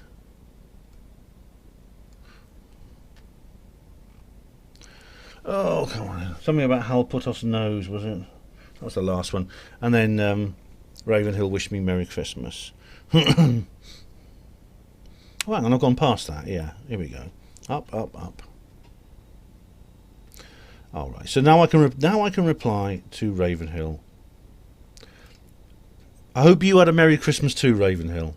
I really do. I'll give you a love heart. There you go. Brenda A. Lee. Oh, let's jump the broomstick. Come on, let's tie the knot. Hello, mate, says Brenda. Hello, Brenda. You're not Brenda Butler, are you? Let's have a look. I know Brenda Butler anyway. No, I don't think that's Brenda Butler. Carl Helsby says on Rendlesham 40, where's your deckies, Ben? Happy Christmas, mate. I didn't put any up. None of us did. Well, Ahmad and Hassan never do anyway, because, I mean, I wouldn't say they don't celebrate Christmas. They are Muslims. They don't celebrate Christmas. But they use it as an excuse to party, which is kind of what I do, and I'm not Muslim. But, no, I didn't put any up, I'm afraid. It's just couldn't be bothered. I wasn't, like most people this Christmas, I was not really in a partying mood. And we got another Rumble video from 777. It says, the plot to steal America. All right, I've got to get onto Rumble. Would any of you guys watch me on Rumble? I know many of you watch me on BitChute, which is good because I might, there's a bit of time when I might be dependent on BitChute, but I'm also on Odyssey and Library. Should I get onto Rumble? The plot to steal America. Looks good. Wow. 2020 has been a year like no other. It's the Trump Library. I haven't even got an account on there. I should have got to set one up. But thanks, 777. Rendlesham 40, John Nolan. The waters are muddy in that UFO case, Ben. It's more mud than water, I'll tell you, John. Getting the truth out of that is a really an uphill struggle. But I think it is possible. Steve Mumbling says on Rendlesham 40, too many grifters involved in this Rendlesham rubbish. All of the main players say Warren wasn't even there. Regardless, there's no evidence to support the story of it being ET related. Wrong on all counts. Firstly, I mean, do you ever consider anyone involved in UFO research as anything other than a grifter? Do you believe any of us actually believe what we're saying? Warren was there. I mean, the research is very detailed. I've covered it in vast detail on HPANWO Voice. I've done several HPANWO videos about it. Larry Warren and Rendlesham Forest 2015, I specifically recommend. There is distinct evidence to support it being ET related. I mean, you know that because the non-ET theories are just all nonsense. Charles Unleashed says, it's become a business like most of these cases, so whatever it sells. Rendlesham TM. Yes and no. It's no in the sense that's not the reason it exists, but now it does exist, of course, people can make things of it. They can write books. There's like many UFO places, prominent UFO places like Roswell, have UFO museums. I don't think there's anything wrong with that. I mean, the Communist Party didn't take power in the night, or did it? But if people want to do that, they should. And if you don't like it, then go to Stratford-on-Avon and tell them to get rid of all the Shakespeare stuff. Shut down all the theatres, shut down the museums, get rid of those glow-in-the-dark Hamlet skulls, and those leather-bound Romeo and Juliet scripts. Shut everything down, because it's immoral for a location to exploit its own history for its prosperity. I've done an entire video about that, actually, called Roswell upon Avon. Steve Mumbling says, again on Rendlesham Forest 40 live stream, this is actually another thread now. Apparently, the three depressions in the ground were exactly 12 feet apart, centre to centre. A foot is a terrestrial measurement. Aliens aren't going to be engineering probes using terrestrial imperial measurements, are they? I don't know if the measurement was actually done that accurately. To do it very accurately, you'd need a tape measure, and you've got to lay it across uneven ground because it's in the woods. It's possible they rounded it off, but you're right. I mean, obviously, if it was if there was a more precise thing to measure, for example, maybe a large piece of the craft, and you measured it, and it fitted exactly into terrestrial measurements, then yeah, you'd have to pull that into question. Charles Unleashed says, a terrestrial foot is the equivalent of 3 Martian blip-blaps. Martians have small feet. Blip-blaps. Do they have feet at all? Zythantiop says, they used terrestrial imperial measurements when they designed and built the pyramids and other megalithic sites, Steve. Yes, they used cubits. I know that the Egyptians had something called a cubit, which is roughly the length of an average man's arm from fingertip to elbow. The megalithic, there was something as the megalithic yard. I remember that. That was what someone discovered about the pyramids. And Sinara Zastri, hey Sinara, how are you? Humans built the pyramids. I think so, yeah. I think it's certainly the ancient world in Egypt was very, very different to how it's been described, and in terms of technology, in terms of culture and things like that. But I don't think aliens built the pyramids. I go in more the Graham Hancock sort of thing. TK says, lol, aliens use feet and inches. Brilliant. Although a foot is a standard universal measurement. On Earth, yes. It's the aliens who gave us the foot back in the days when they made us for mining gold for their atmosphere, remember? I mean, it's funny that a foot, I mean, it's called a foot, but it's obviously bigger than a foot. A foot is 12 inches long, although my foot's not that big, although my feet are both smaller than that, but maybe it was giants, you never know. Funnily enough, there's an ancient mine in North Wales where they found a huge hammer that was so big it couldn't have been lifted by a grown man. It must have been something bigger and stronger. And then Watch Me's Not One of Us is posting again, and I can't see a damn thing he's saying for some reason. But everyone's laughing here. Charles says to TK, yeah, if the aliens are advanced enough to get here, they will be able to replace their own gold of higher quality. Unless you're a Cyberman, and then it's deadly. Oh yeah, there was... I can't remember the Doctor Who episode, but it was something like that. And again, I can't see what Watch Him. He's not one of us. Why can't I see him? Why can't I see his comments? I've not blocked him. There's a conversation involving Watch Him, and I can't bloody see it. Steve Bumling says, this was recorded live at the last Probe conference. What was? Not this video. Steve also says, where would we be without those immortal explorers, Sir Francis Howard and Charlie Drake? Sir Francis... Frankie Howard? He's a comedian. I think you're being sarcastic, aren't you? Are you talking about Carry On Columbus? That was good, that was. Oh no, he died, didn't he? He wasn't in it. He died just before they were going to make it. Steve says, is the COVID vaccine hallucinogenic? I don't know. I'm not going to try and find out. Steve also says, this is what you would see if you looked into one of the MJ's ears. Again, I don't know what they're saying because I can't see Watch Him's comments. New thread, Steve mumbling. I had never heard of the Orphan Nest Transmitting Station RFI theory before I suggested it. Before I suggested what? I'd never heard of this theory before I suggested it. I mean, before I suggested it and you hadn't heard of it. It was actually Brian Allen. Yes, Brian Allen who first suggested it. When did Redfern mention it? You would need an understanding of RF to dismiss it. Your opinions are based purely on your own heavily biased naivety. You never produce any evidence to back up what you continuously repeat as truth. I do, Steve. Look, you can't... If I could say 2 + 2 = 4 is based on your own heavily biased naivety, you never produce any evidence to back up what you can continuously repeat as truth, that 2 + 2 = 5. If I said that, would 2 + 2 = 5? Charles Unleashed says, Redfern has the same conclusion as Professor Simon Holland on this one. You know, I've not read his book. I've not read Nick's new book. I'd interviewed Nick, actually, about his next book, which is about Mars. Nick Redfern's a very prolific author, actually. He's continuously writing books. He brings about 2 a year.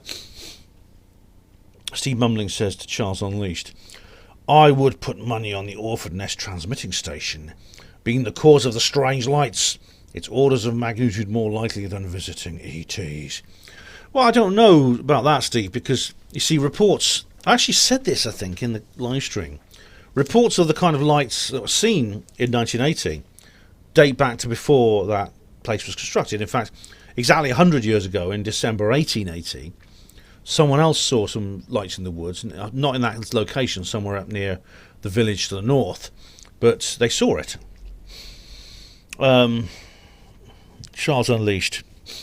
These cases would be more compelling if they weren't milked for every cent. I'm not sure about that. I don't see how you can stop people trying to make money off something. If they can, they will. Someone will. If someone can make money off something, someone will. And I don't think there's anything specifically immoral about that. as I said, I used the example of Stratford-upon-Avon and Shakespeare. I don't think it actually changes whether it's compelling or not exactly. It's always the same pattern. When the book and conference revenue dries up, the alleged witnesses suddenly remember something they previously neglected to mention, and it starts again.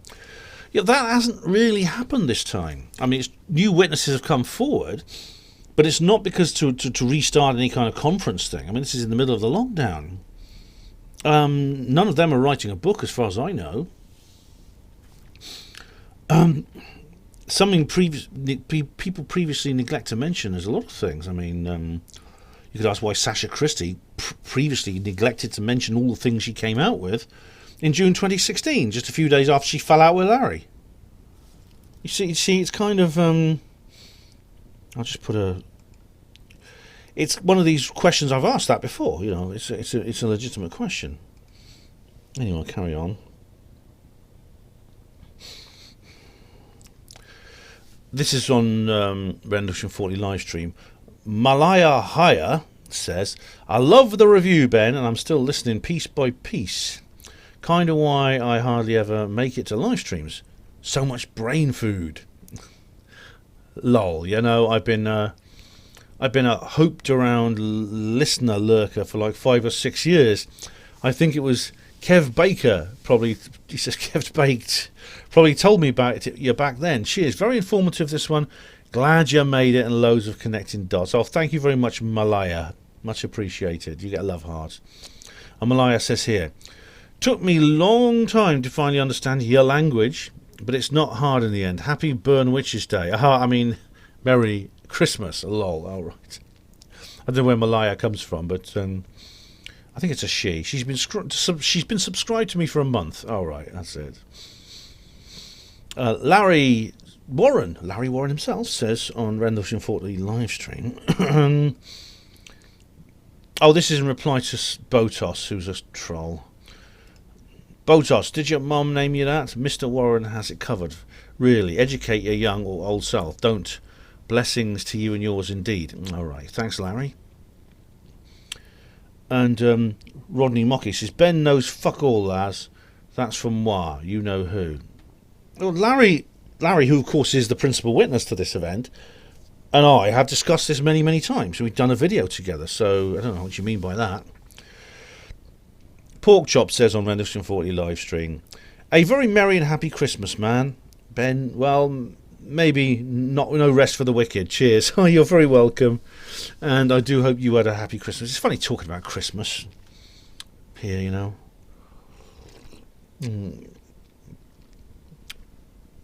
It's weird because Christmas, of course, is gone now for another year. Hudek1 says, on reply to comments 36, Biden is like the old king of Saudi Arabia. Harris is like his son, MBS. I compare them more to Biden being like King Theoden in Lord of the Rings, and Kamala Harris is kind of worm tongue. They even look like that. I mean, obviously he's a man, obviously worm tongue, but he has this sort of greasy black hair just like Kamala. And as for Biden, he's like King Theoden when he was actually under the spell of Saruman, and he was really old and decrepit. So there you are. Says it all, doesn't it? Zythantiops says on Rendlesham 40 live stream, Merry Christmas, Ben. Thank you, Zythantiops. I hope you had a nice one and a nice new year. And we have here a long thread. Oh, Steve Mumbling's at it. Oh, God, he's really sticking his oar in here, doesn't he? Yes. Rendlesham 40 live stream. We haven't been locked down for months here in Western Australia. It's pretty much back to normal, so all this, the government won't relinquish its power is absolutely rubbish. No government wants civil unrest. Things will be back to normal as soon as possible. What's extending the lockdowns is all the coronavirus. More deniers spreading it everywhere. Well, no offence, Steve, but I think the powers that be, the deep state, the Illuminati, probably look at Western Australia and don't really think it's worth controlling. But if you look at what's this general trend towards authoritarianism and internationalism, you see very quickly that the coronavirus is simply a means to an end.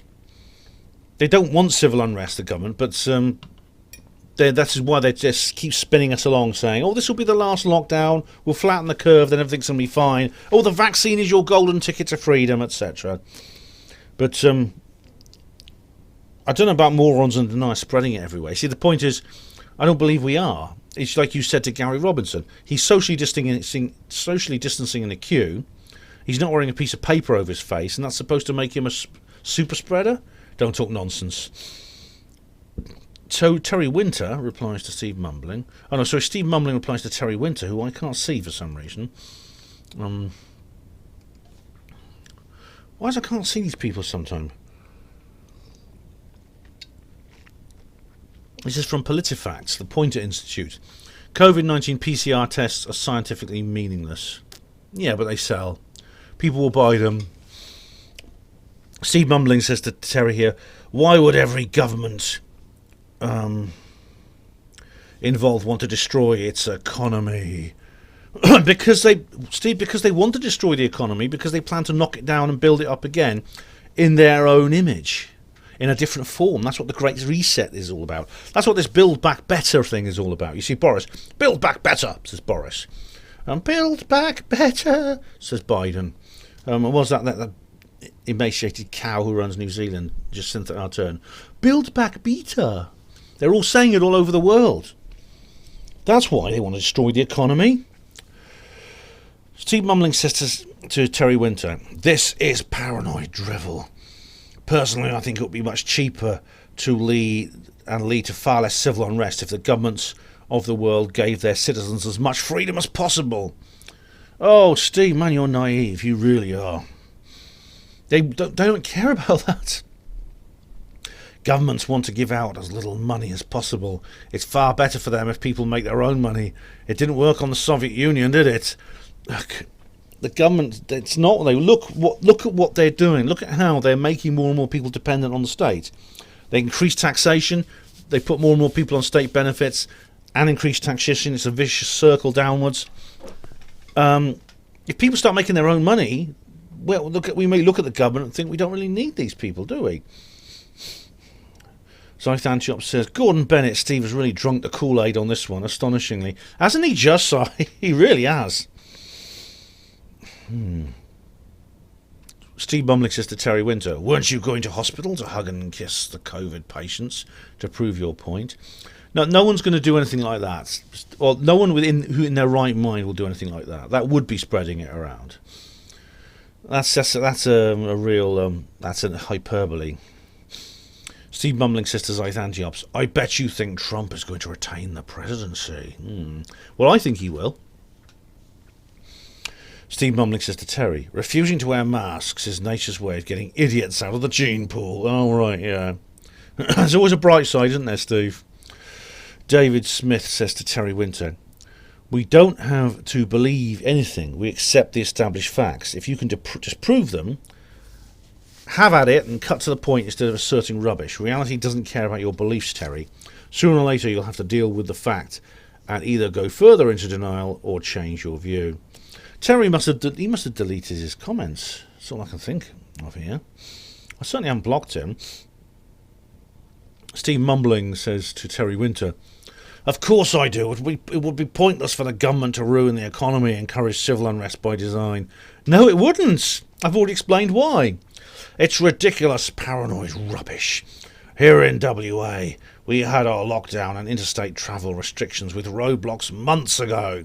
The virus was halted in its tracks. Now all of that has gone. We can go where we like. The interstate roadblocks are all gone. Well, I've explained why, Steve. What's more, remember, Western Australia is sparsely populated and it has a lot of hot sunshine, which makes viral transmission much more difficult. Other states aren't doing so well. Well, look at Victoria. They've gone full fash, haven't they? But as soon as they are, it will be all back to normal. God, really? You really believe we can go back to normal to this? The government wants it all back to normal just as much as we do. They don't, Steve. They want everyone out there earning money, paying taxes and buying stuff. Lots of people out of work and shops and businesses closing down. It means the government has to keep them with social security. No government wants that. Wake up, FFS. They do want it, Steve. It breeds dependency. Yeah, look at Paul Offit when he says about vaccines. He's essentially forcing Australians to have vaccines by threatening to withhold essential benefits from poor people. The government's choices. Lots of people temporarily out of work. Lots of people dead. What would you choose? If I was in the deep state, that's what I would choose. And Steve says, none of these are your relatives then. Oh, Steve, so these are... What's this here? Deaths within 28 days of a positive test. Well, yeah, I mean, these are... I've seen this graph before. And it's pretty clear that deaths within 28 days of a positive test... It's interesting you post this here. Does not mean the cause of the death was COVID-19. Some of it will be, but not all. I've lost track of this because I can't see Terry Winter's posts, or he's deleted them. I can't carry on here. But so I thank you, says to Steve Mumbling. Certainly my preferred option, even if he were to use the military. So where is your evidence that masks are good for anything else than a fear prop? Many more people are suffering because of the lack of essential treatments and social isolation. Just wait till we see the real knock-on effect of the economic meltdown that's going to bring. You're a fool if you believe this BS story. I doubt very much whether or not you are bothered about people dying. You're more invested in being seen as the man who agrees with the talking heads on breakfast TV. If you lose your job, Steve, please let us all see videos of you running over kangaroos to get yourself meat. Well, he's already run over a few of them. But I'm sure you have minimal supplies in your home, as you would be petrified of doing any kind of prepping because you wouldn't like to. You would see it as losing face. As Steve Mumbling says to Zyth Antiops, if I'm wrong, I'm wrong. I'm not interested in saving face. I would happily admit it. I never am, though. Am I? He's never wrong. Steve's never wrong. He's always right.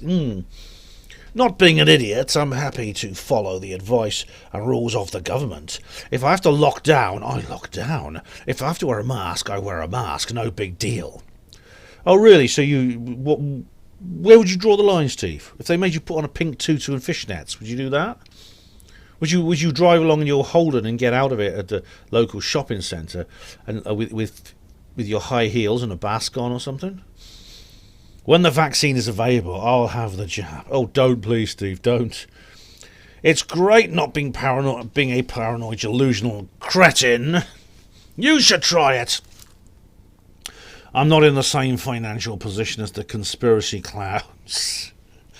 I've been in well and paid employment for decades, and that isn't going to change anytime soon. Steve, I've been in almost continuously in employment since I turned 16. I know I won't say how old I am, but it's a long time. You know, you don't have to be. Even if you're a so-called conspiracy clown, you can be in well-paid employment. If it did, I could support myself for decades, no problem. I wouldn't need to leech off taxpayers. I only work now because I really enjoy my job. I could retire tomorrow. Well, you know, it's true. I mean, I think I earn less than you, which is not a criticism. It's not a jealousy thing. I'm not a socialist. So no, I don't have the savings to support myself. But I don't think that doesn't mean that I'm somehow. I mean, I've been successfully employed for a long time. 23 years in hospital portering. TK says to Steve Mumbling, "You're not wrong. You're arguing with people who can't even spell." Zyth Antiops, any idea about the world literacy rates? And my spelling might not be up to scratch because I'm operating off a broken tablet with dodgy internet in Mexico. But at least I'm not sitting at home waiting for the government to tell me what to do like a big baby. And Zyth Antiops says again to Steve, there you go, Steve. Steve is such a master of wisdom and discernment, isn't he? He's happy to crawl around on his hands and knees just as long as the telly man tells him what to do. Super shit spreader. Shit spreader. Super shit spreader. Hope you're having a nice time in Mexico, by the way, Zy. TK says, they're in that book because I heard a guy say they plan to diss. We are the government. National Careers Service.gov. Oh, blimey. This is the sort they recruit for the NHS, I think.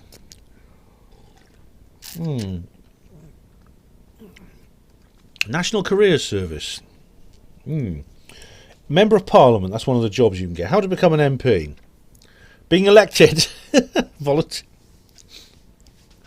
Oh man, I don't know how you become an MP. Yeah, try running for...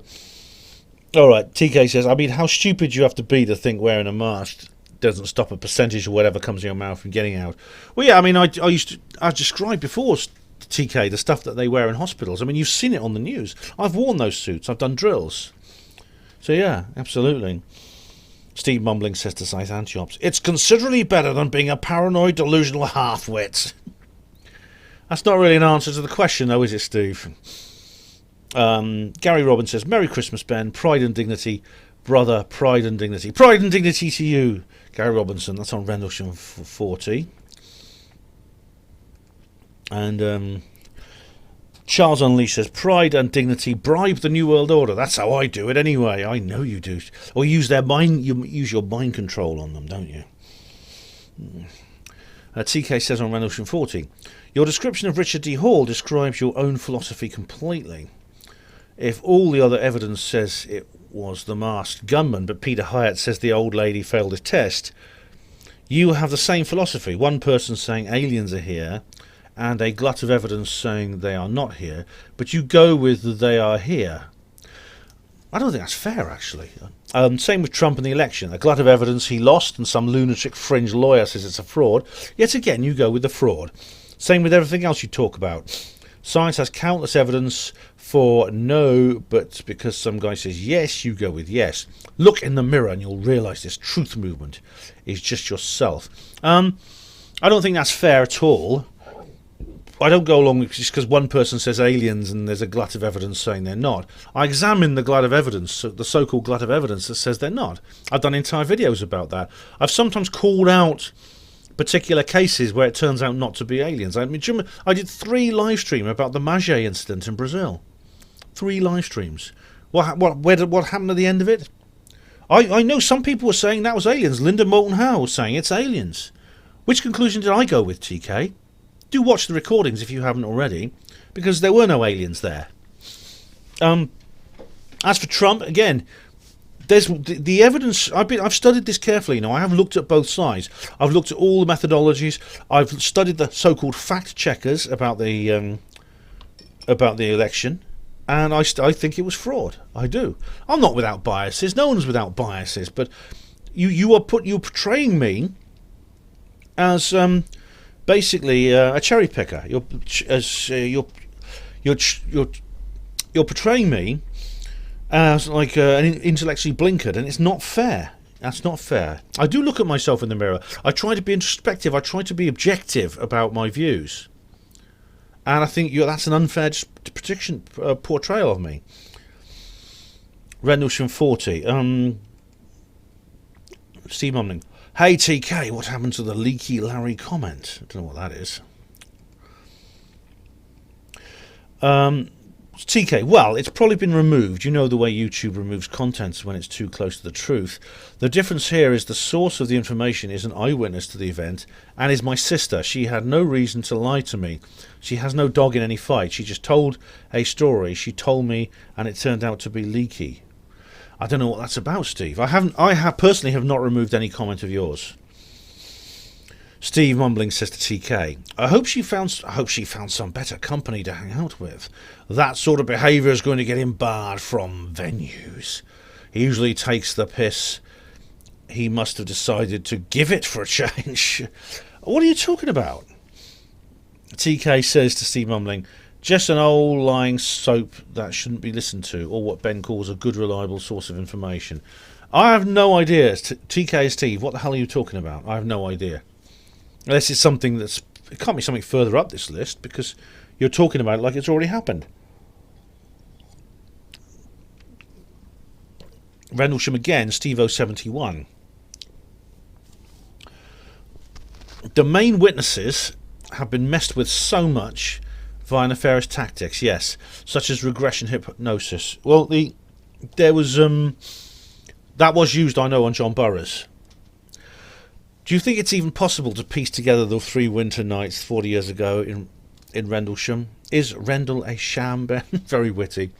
It is. I think it's possible. It's difficult after all these years, but at least research began straight away. So, for example, the time between Roswell happening and serious research beginning was basically 31 years. Because it was in 1978 that Stan Friedman was speaking at a UFO conference, and that's when he was introduced to Jesse Marcel Sr. With Rendlesham, it was about 3 years, basically, when the Holt memo came out. But I do agree, says Steve, that the lighthouse is a ludicrous explanation. Whatever happened back in 1980. Absolutely, Steve. That is true. The problem with the lighthouse... Dave Clark was on the radio the other day, still talking about it. God grief, he's still flogging that old dead horse. Rendlesham, John Nolan says, Richard D. Hall and Andrew Johnson know everything, Ben. Oh, they don't. They think... Well, I don't know if they think they do, but they think they know an awful lot, and they hate it when people point out the things they don't know. My problem with Andrew Johnson, I should point out, is purely personal. It's not based on any difference of opinion. It's just he and I had a bust up over a personal issue, and I basically told him to fuck off out of my life, and I stand by that. But it's not because of any issue to do with the rest of the truth movement. It's a purely personal thing. Richard D. Hall I've not seen for ages, and well, he probably thinks I'm a shill. He thinks everyone's a bloody shill, doesn't he? Rendlesham 40 says, all of Trump's ridiculous voter fraud cases have been thrown out of court due to lack of evidence, some by judges Trump appointed himself. Actually, I did find it difficult, Steve, to follow the lawyers talking to lawyers situation. I found that difficult, I admit. I think unless you're trained in law, which has a kind of language of its own, it's difficult to follow. But I mean, on the other hand, I did read the summaries. I read that were translated into normal English for people to follow. And I also listened to the fact checkers.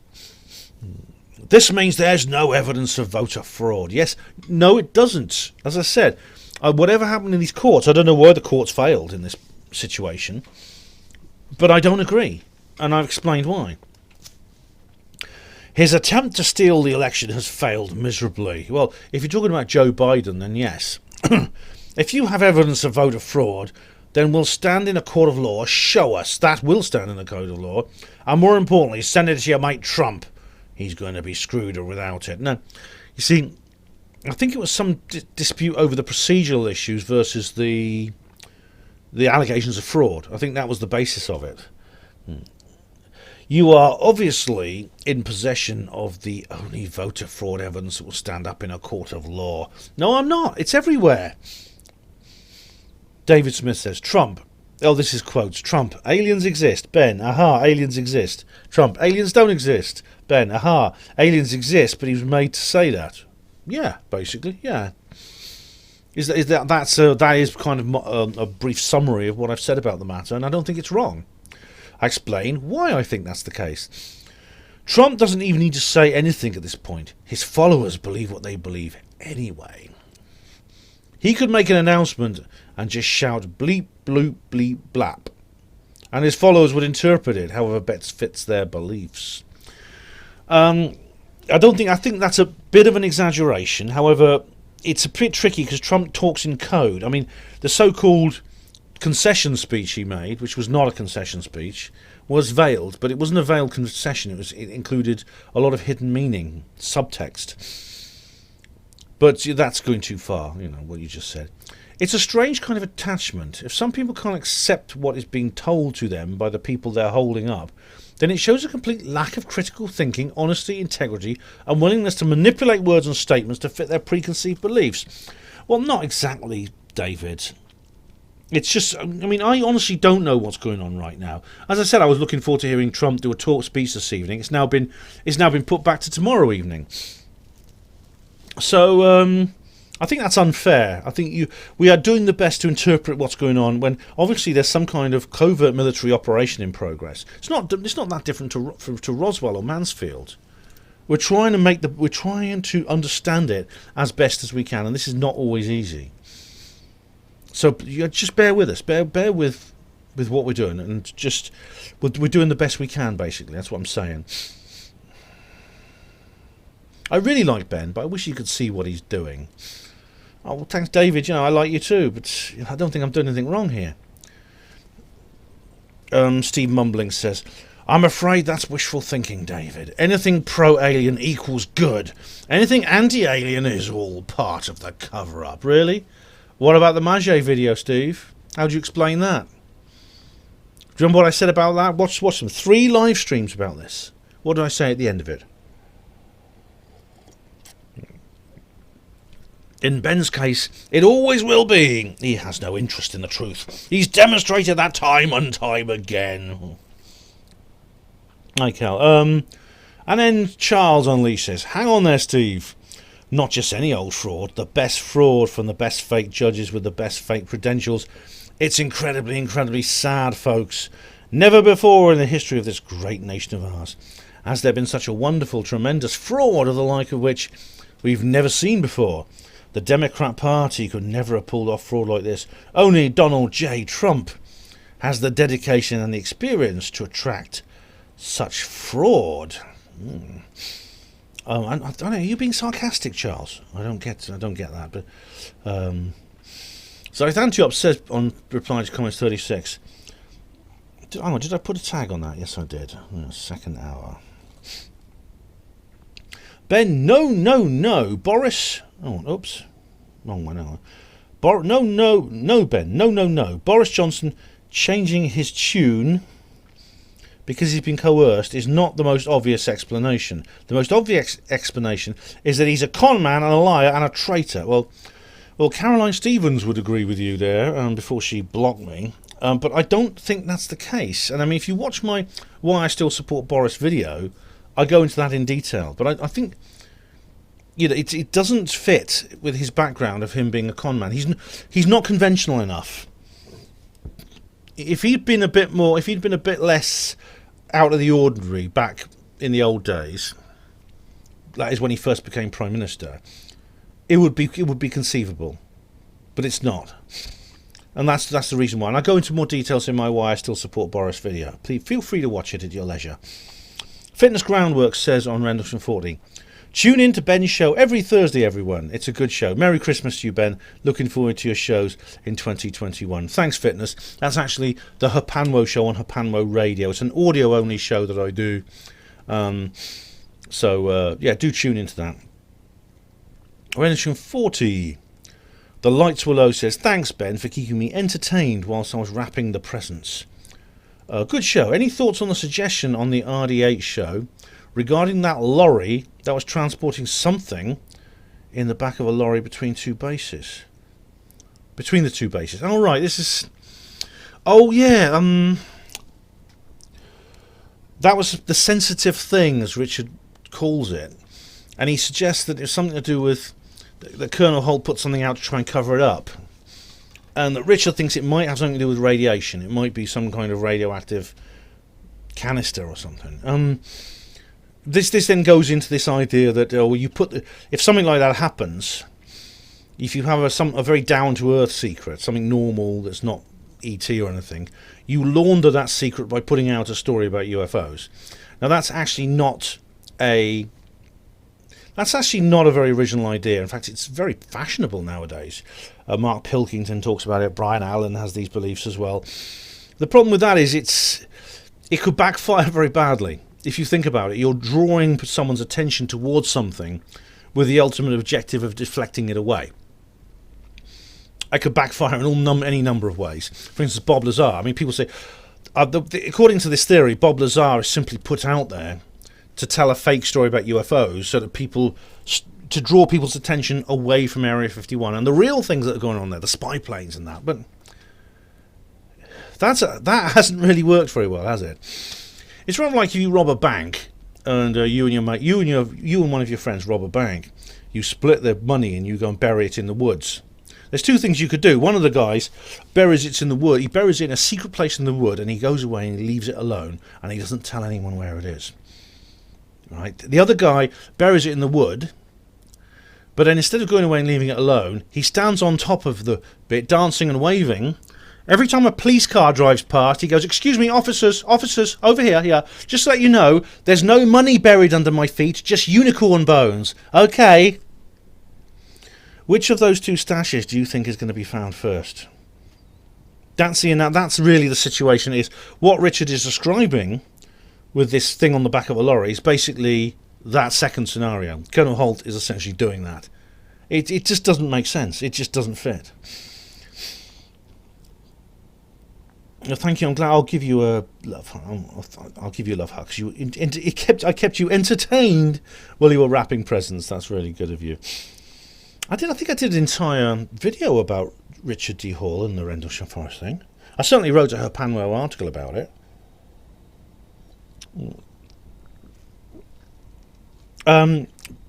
Zythantiops says on Rendlesham 40. Ben, can you do a video about the Rendlesham binary code? I've only heard about this development, and in my opinion it casts doubt on the whole case, as it sounds like a load of made up nonsense to sell books, which Penniston is doing, with a second book in the works about the binary code. If one of the primary witnesses is doing this, then in my opinion it's game over. For this story, the thing is beginning to look more and more like a psyop. The binary code thing, I was actually there in the audience when he said this, and in fact I made a video report about it.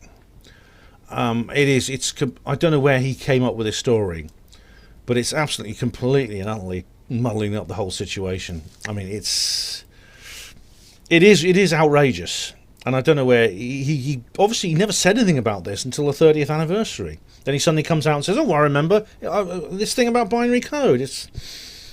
I think maybe he's been co-opted somehow.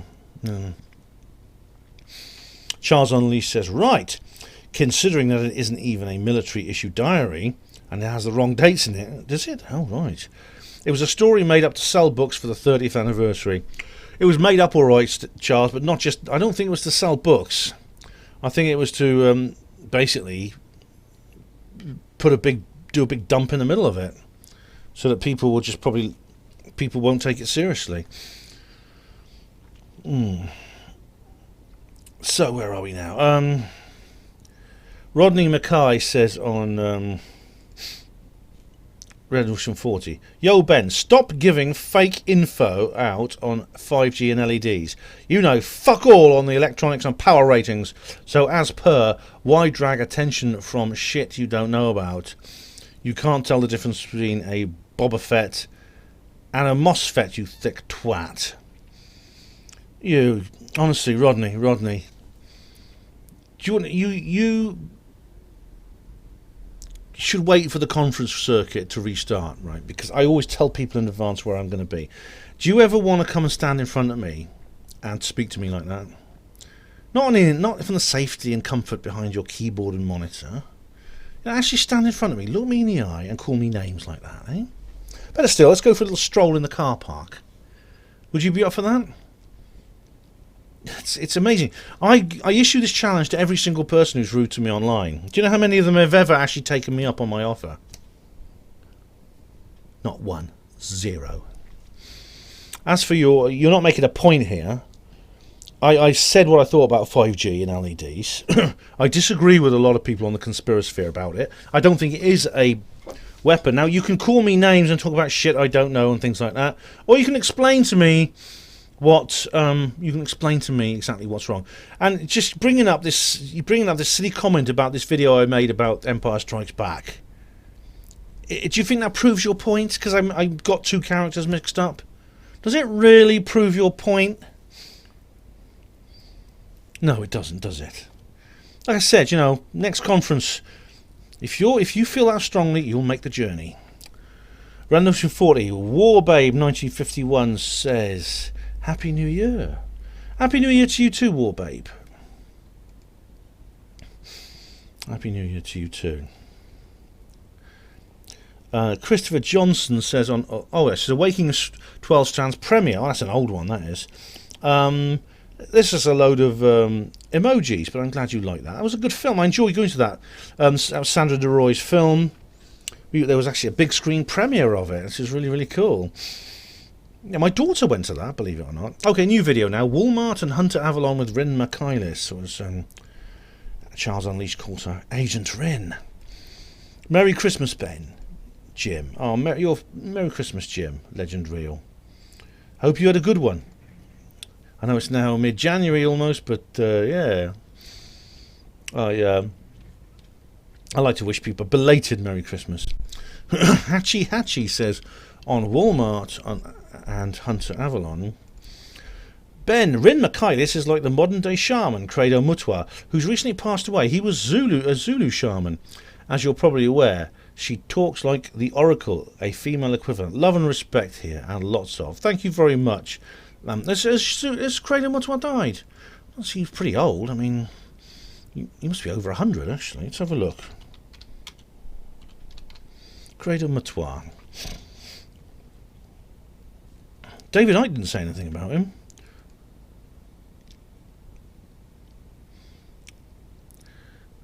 Yes, Vusmasulu Credo Mutwa. 25th of March 2020. Oh, he died. Age 98. Was a Zulu Sangoma, traditional healer from South Africa. Best known as the author of books that drew upon African mythology. His last work was a graphic novel called the Tree of Life Trilogy, based on his most famous book, Indaba, My Children. Yeah, I've read Indaba, My Children. Oh, that's it. The end of an hour. I'll just there's one reply from Charles here. Credo was never a shaman and never endorsed by the Historical Antiquities Society of Africa, the Zulu Nation, or any other genuine shaman. He was a grifter telling stories to make a living. His alleged subterranean reptilian humans with 3 claws and the third red killer eye was taken directly from Doctor Who and the Silurians in 1970. Useless fun fact, Credo came up with that story when the full reels of those lost episodes were discovered in the same year, close to where he lived, hidden in a garage for decades, allowing it to be remastered and released to the public on VHS. Well, Charles, I heard about some of the old Doctor Who episodes were found in South Africa, but I'm just looking through his Wikipedia. But there's nothing here on Wikipedia about that. Mentions David Icke. He got into trouble because he supported apartheid. Well, I think if he supported apartheid, I think that's simply because he's seen what South Africa's like today, and he compared it because he understood, I think, an awful lot about what happened with what's happening in South Africa now. But is he not accepted by? I mean, according to this,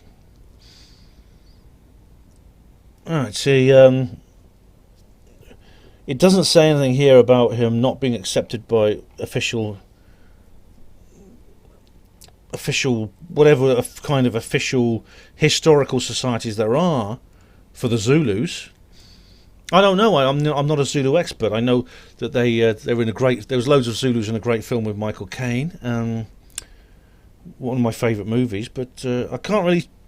I mean, as for the Silurians, well, I know what the Silurians look like, actually, because they appeared in later episodes of Doctor Who, which I watched, and they don't look like the reptilian humanoids.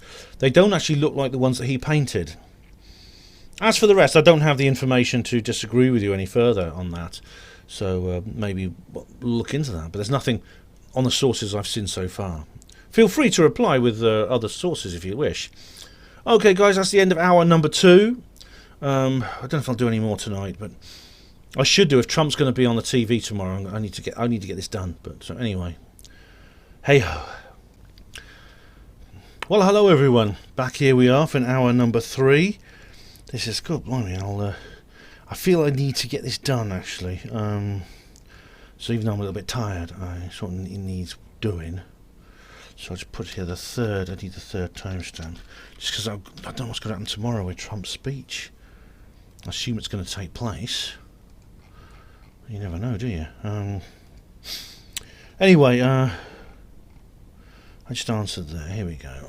Right, Rin McKaylis. I don't know how Credo Mutwa came up with. Oh, someone said that compared Rin to Credo, which I'm sure is very flattering for both Credo and Rin. I'm sorry that Credo's now gone to Ngulu, the Great Spirit. I hope he'll be judged better than Tiny Rowlands. Do you remember the famous video with David Icke? I'm surprised I didn't hear about his death, actually. David didn't say anything about it. Charles Unleash says, Pride and Dignity Hunter, Pride and Dignity. Oh, it's Hunter Avalon, oh, right. Hatchy says, then we've been lied to, my friend, so your views on Icke. Right. Charles says, don't get me wrong, I'm sure Credo was a nice man, he was just making a living. Well, you know, thing about Charles, I mean, I have read more of his books. I read Vusama Zulu. Oh, sorry, it's called Vusama Zulu Credo. It's called Zulu Shaman, was one of his books. There's an older one called Indaba My Children, which he wrote in the 60s, which was basically, it was a collation of African folk tales. I read that as well. So, yeah, I mean, presumably he sold those books. There's nothing wrong. He also appears in one of Lyle Watson's books, an old one that, because Lyle Watson also interviewed Credo. But what you said about what did you say he was? What did you say about him? He was never a shaman, never endorsed. Grifter. You call him a grifter. I don't think that's fair. It's Steve Bumbling says that as well. That if people express a certain viewpoint, they don't really mean it. They're just saying it because there's money in it. But he goes on here. As far as Icke goes, his ex-wife was a friend of mine at one time, so I got to experience him when he was went away from stage. Oh, is that Pam or is that the other one? What's her name? Linda. Was that Pam or Linda? I met Linda actually. She's nice lady, Linda. I spoke to her and we had a conversation. Pam, I've seen from a distance. I never met her. I know there was a big fuss when both his divorces ended up with a big fuss in the papers. I remember. And I remember the one, of course, with Pam was much more recent, and I don't think it was all to do with money. I'm not sure what it was. Sorry, but Icke is a nasty individual and a con man, prone to fits of narcissistic rage when anyone dares question him. He doesn't believe most of what he puts out, but he likes the dollars. He will use people in vulnerable financial situations, such as Credo, which was purely a business relationship. Well, obviously, David is not here to defend himself to that. This is something that you know. You have obviously had conversations with David's ex, either Linda or Pam, and maybe this is what you've also met David as well and spent a lot of time with him. You make an assertion about him. I can't dispute that. I don't have information to dispute that. Sorry, I can't say much more because of a continuing legal issue he has going on with his former wife. Oh, that must be Pam then. You're talking about Pam. Suffice to say, he is a completely different character when not on camera. Brian Harvey has also recently seen Icke for what he is. Okay, so, well, some people are different off camera. I mean, James Randi, who I did a live stream about, he was different off camera too. Brian Harvey's videos are quite funny, but I'm not going to condemn the man based on your assertions, Charles. There needs to be two sides to every story. Hatchy says to Charles, then it's time to stand and reveal all of what they are doing and our dogs and days respect. Charles says, people don't want to hear it. They go chips in with people such as Icke, but only get that rude awakening when he turns on them. It's always about the money, always. Ben is a decent chap and doesn't monetize his videos. I don't agree with everything Ben says, but that's just life and people genuinely like him. I don't actually. Well, to be honest, Charles, I've got to be honest, the reason I don't monetize my videos is with my viewing figures, it wouldn't be worth it. But, well, that's partly the reason. But I don't want to have loads of ads on my videos. I mean, some of them have ads on anyway because of third-party strikes. But if I didn't monetize them, the most I'd get is probably about $5 a week. It's not worth it. But, you know, I mean, I don't know about this about David Icke. I've met other people I know other people who've met him and say he's a wonderful man. I know Linda, his first wife, is still very fond of him. They're good friends. I know other people who met him. I mean, you know, this is third party. It's a third party judgment. Just interesting to know. I've asked this question about everyone who says these sorts of things, and I'll ask it of you. Would you be willing to submit David Icke to the Shield Tribunal? I've done a video about it. You can find, if you haven't seen it already, and I've also done HPANWO Voice articles about it. But I always say to people, let's do this tribunal thing. It'll sort these things out. Because people have said people have said horrible things about me, really horrible things, totally untrue things about me. Hatchie says Jim Mars, R.I.P. spoke so much truth. Oh yeah, what a great guy. If my thoughts are true, problems ahead. As for Ben, love and respect to the man. You too, Hatchie, thank you. I woke up in 1998 because of the internet. Books. The book Reg Presley, Strange Things They Don't Tell Us. Yeah, Wild Things They Don't Tell Us. It was Wild Things. It was called Wild Things because of the song, as you mentioned here, Wild Things by the Trogs. And it's Love Is All Around, that's another of their hits, yeah. Yeah, Wild Things They Don't Tell Us is the only book Reg wrote, but it's really remarkable because he was incredible. He lived like the rock. He was like this rock star with the Trogs, and then he was pretty normal. Then one day he had this spiritual awakening. He was about 50 years old, and he wasn't just some kind of youthful fancy. He was a mature man, and he walked into a crop circle, and it changed his life. It's an amazing book. Sadly, he's passed away now, Reg. Yeah, it's a great shame. I know Colin Wolford met him. Charles says to Hatchie, blimey, the Trogs. I'm not familiar with that book. Is it still available? Ben is a nice, jolly old Mr. Fezziwig. That's a reference to Charles Dickens, yeah. Wild Things They Don't Tell Us, you can get it. It's out of print, but there's quite a few cheap copies going around. It's a good book. Steve says, careful, Charles, your previous tag is showing. Charles says, you keep your hands off my tags. They stay firmly in my trousers. Charles says, absolute rubbish, taking the mickey out of Steve mumbling. Charles says to Watch him, it's all an unfortunate business, Mr. Watch. Damned unfortunate. So, what is Watch him saying? Can anyone enlighten me? Charles replies to Watch him, well, Mr. Watch, they should never have made me wait for my gin and tonic. I thought you were vodka martini, Charles.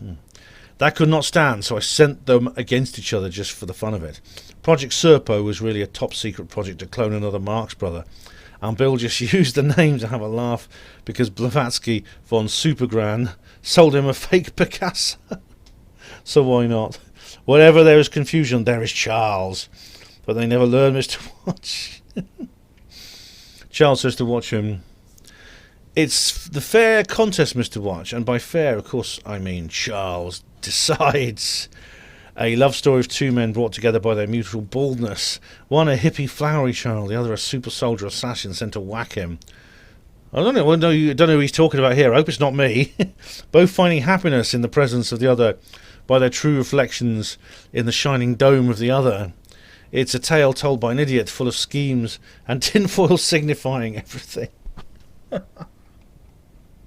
Oh, she make me laugh.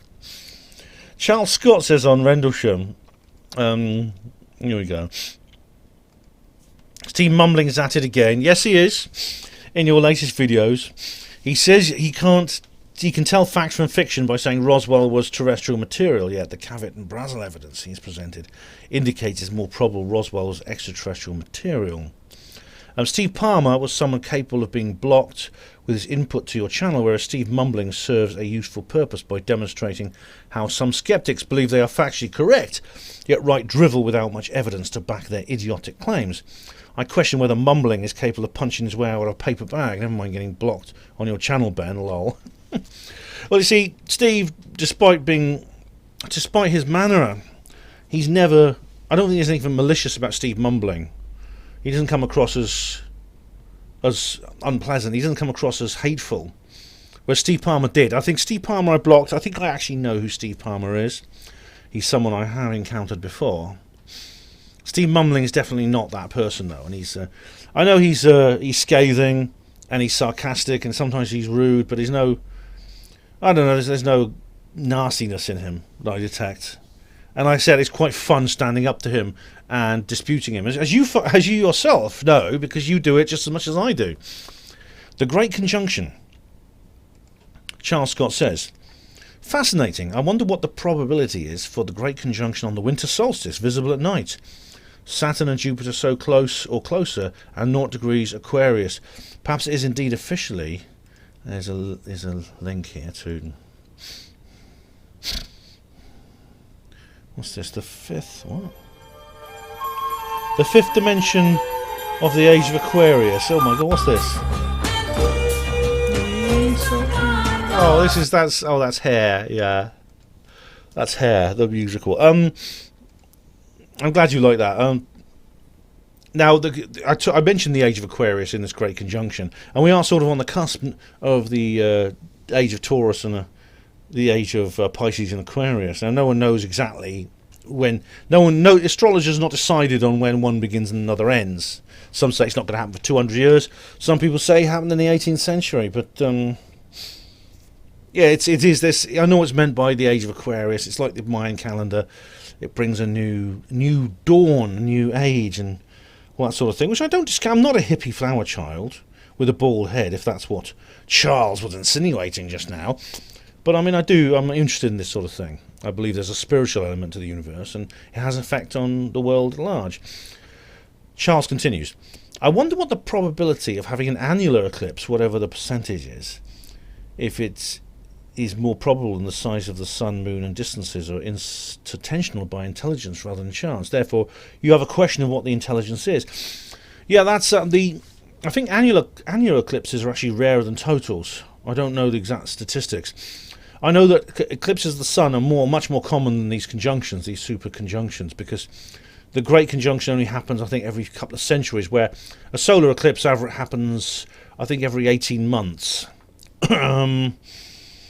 Although, of course, it doesn't happen at the same place every year. But, I mean, I know people who love eclipses so much, they go to wherever the eclipse is happening to photograph them and things like that. And they travel all over the world to see every one. But the statistics, obviously, however often the Great Conjunction happens, you times it by 365, and you get the likelihood of having that event on the winter solstice. Same with the Mayan calendar. If you remember, the Mayan calendar changeover was on the winter solstice in 2012. Charles Scott says on the same video, excellent HPANWO TV footage, lol, getting out and about. Yeah, I mean, it was miserable, wet, cloudy, but you know what, to get out of the bloody house was great. And it's good to see your reportage on site. This is a favourite of mine, a spirited performance. What's this?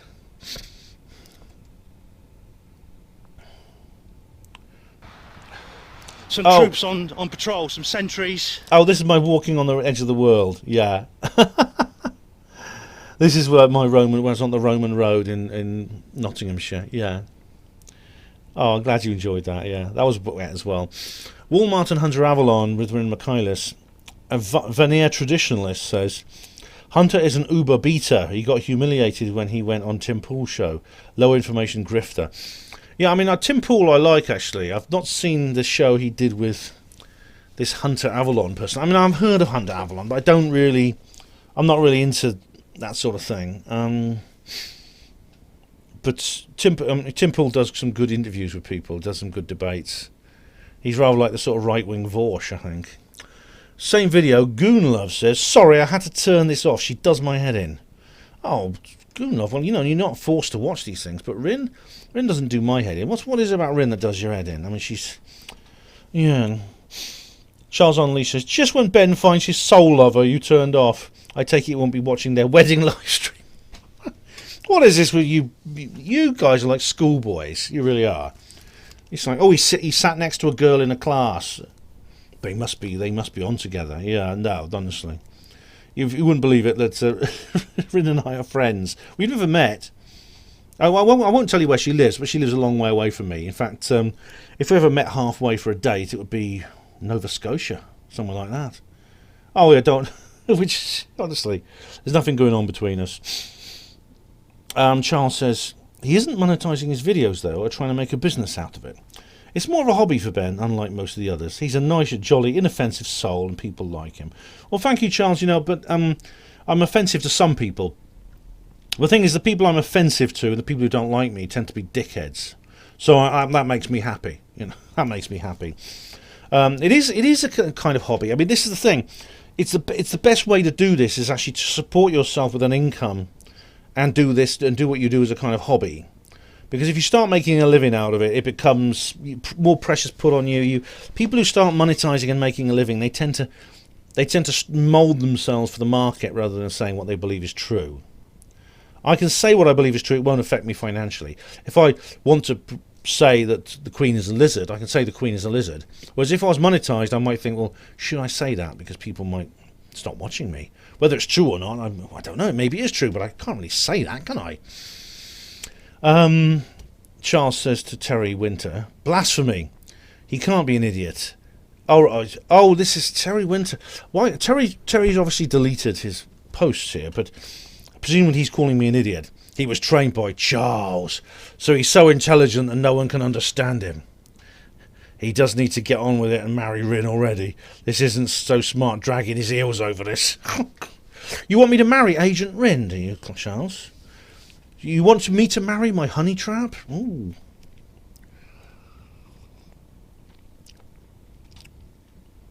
And Charles says here to Terry, there was a screw-up in high places.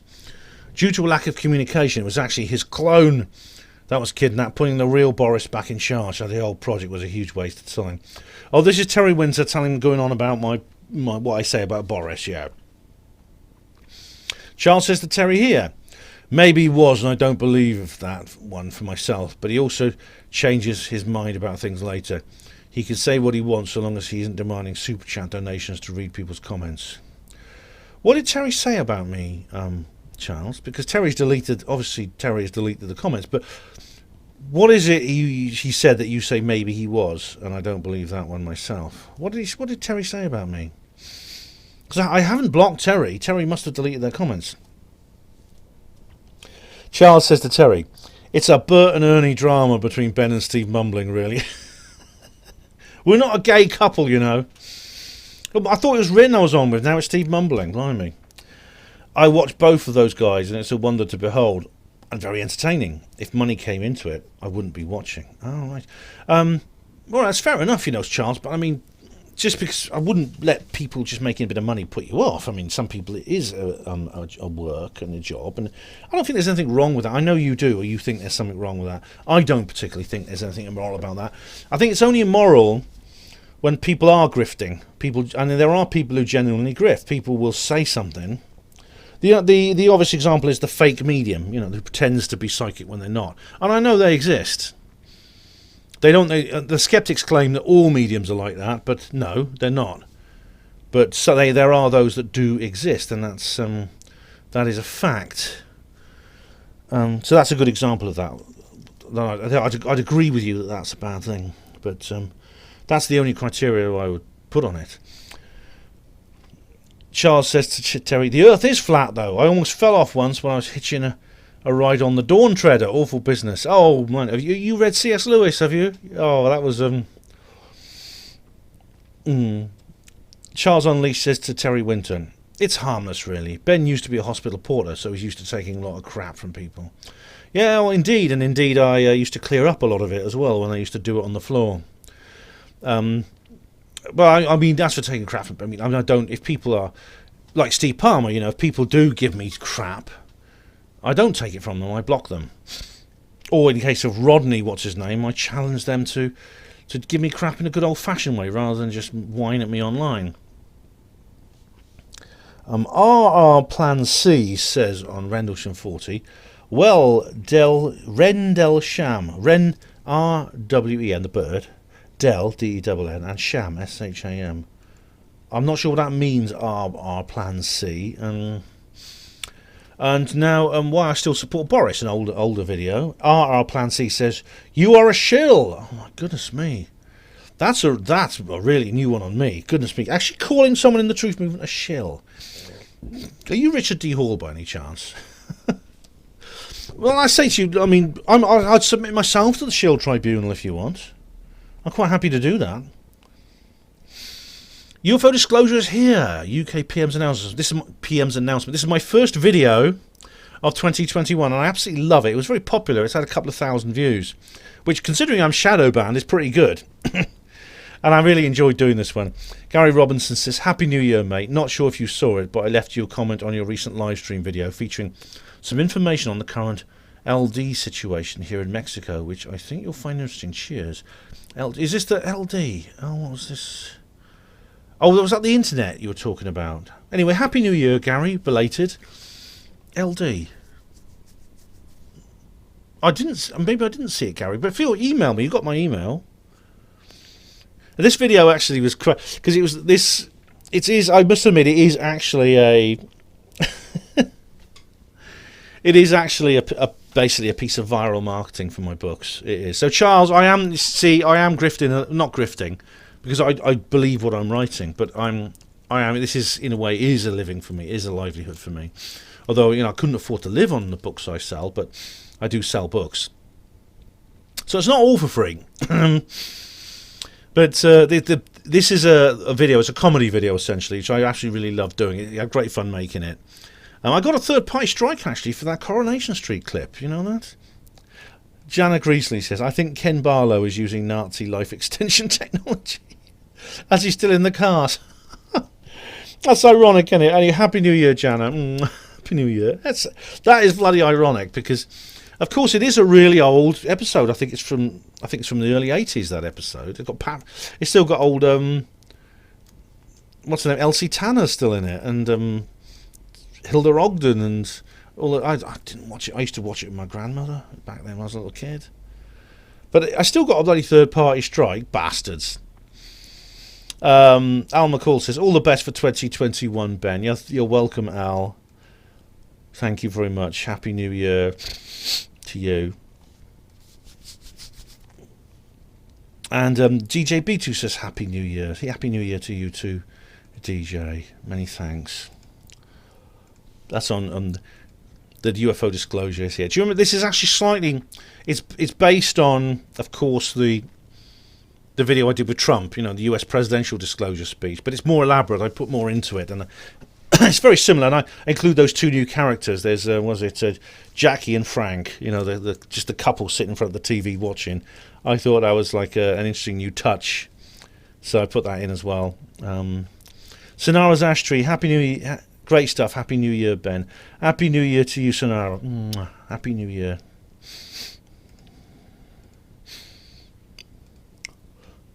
Actually, no, Sonara's Ash Tree. I know we're on Facebook. That's, Silent Tavern.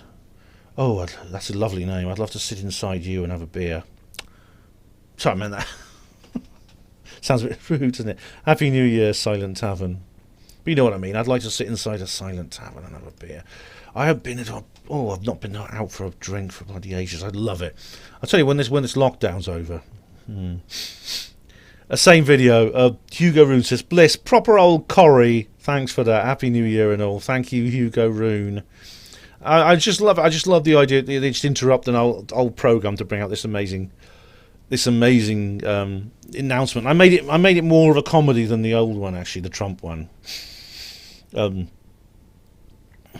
Charles Unleashed says to UFO Disclosure, Happy New Year, Ben. Be good. If you can't be good, be careful. If you can't be careful, be bloody quick. Happy New Year to you, Charles. And Reefer 2 says, use a false name. Better than having false teeth, says Charles. Goodness, false teeth? They're real. What do you think I am? Who do you think I am? Joe Biden? Paul Wollaston says, bonkers. Happy New Year to all. Happy New Year to you, Paul.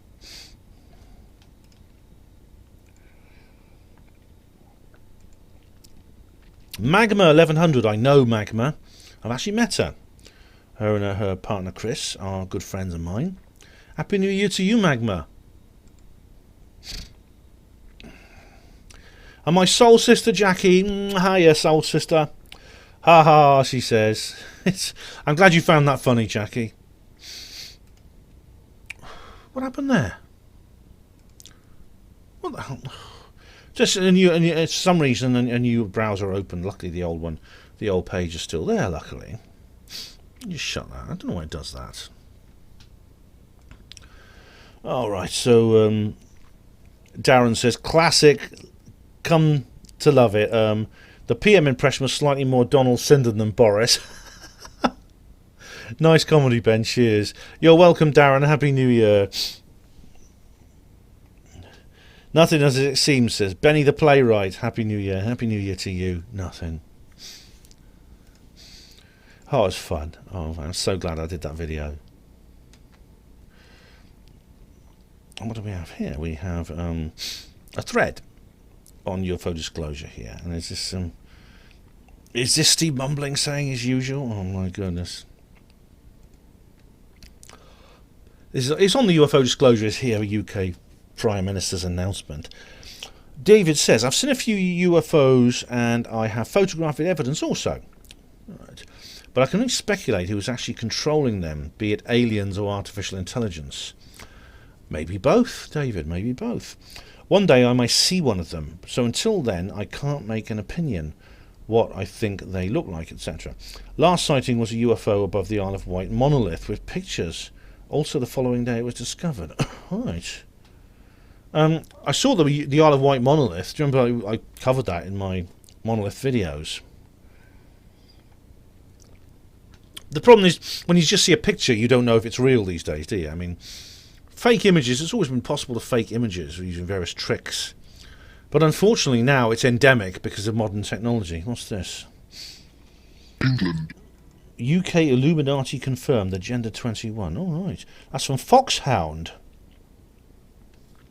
All right, you are Foxhound. I will have a watch of that later. I think I should put in the reply tag anyway.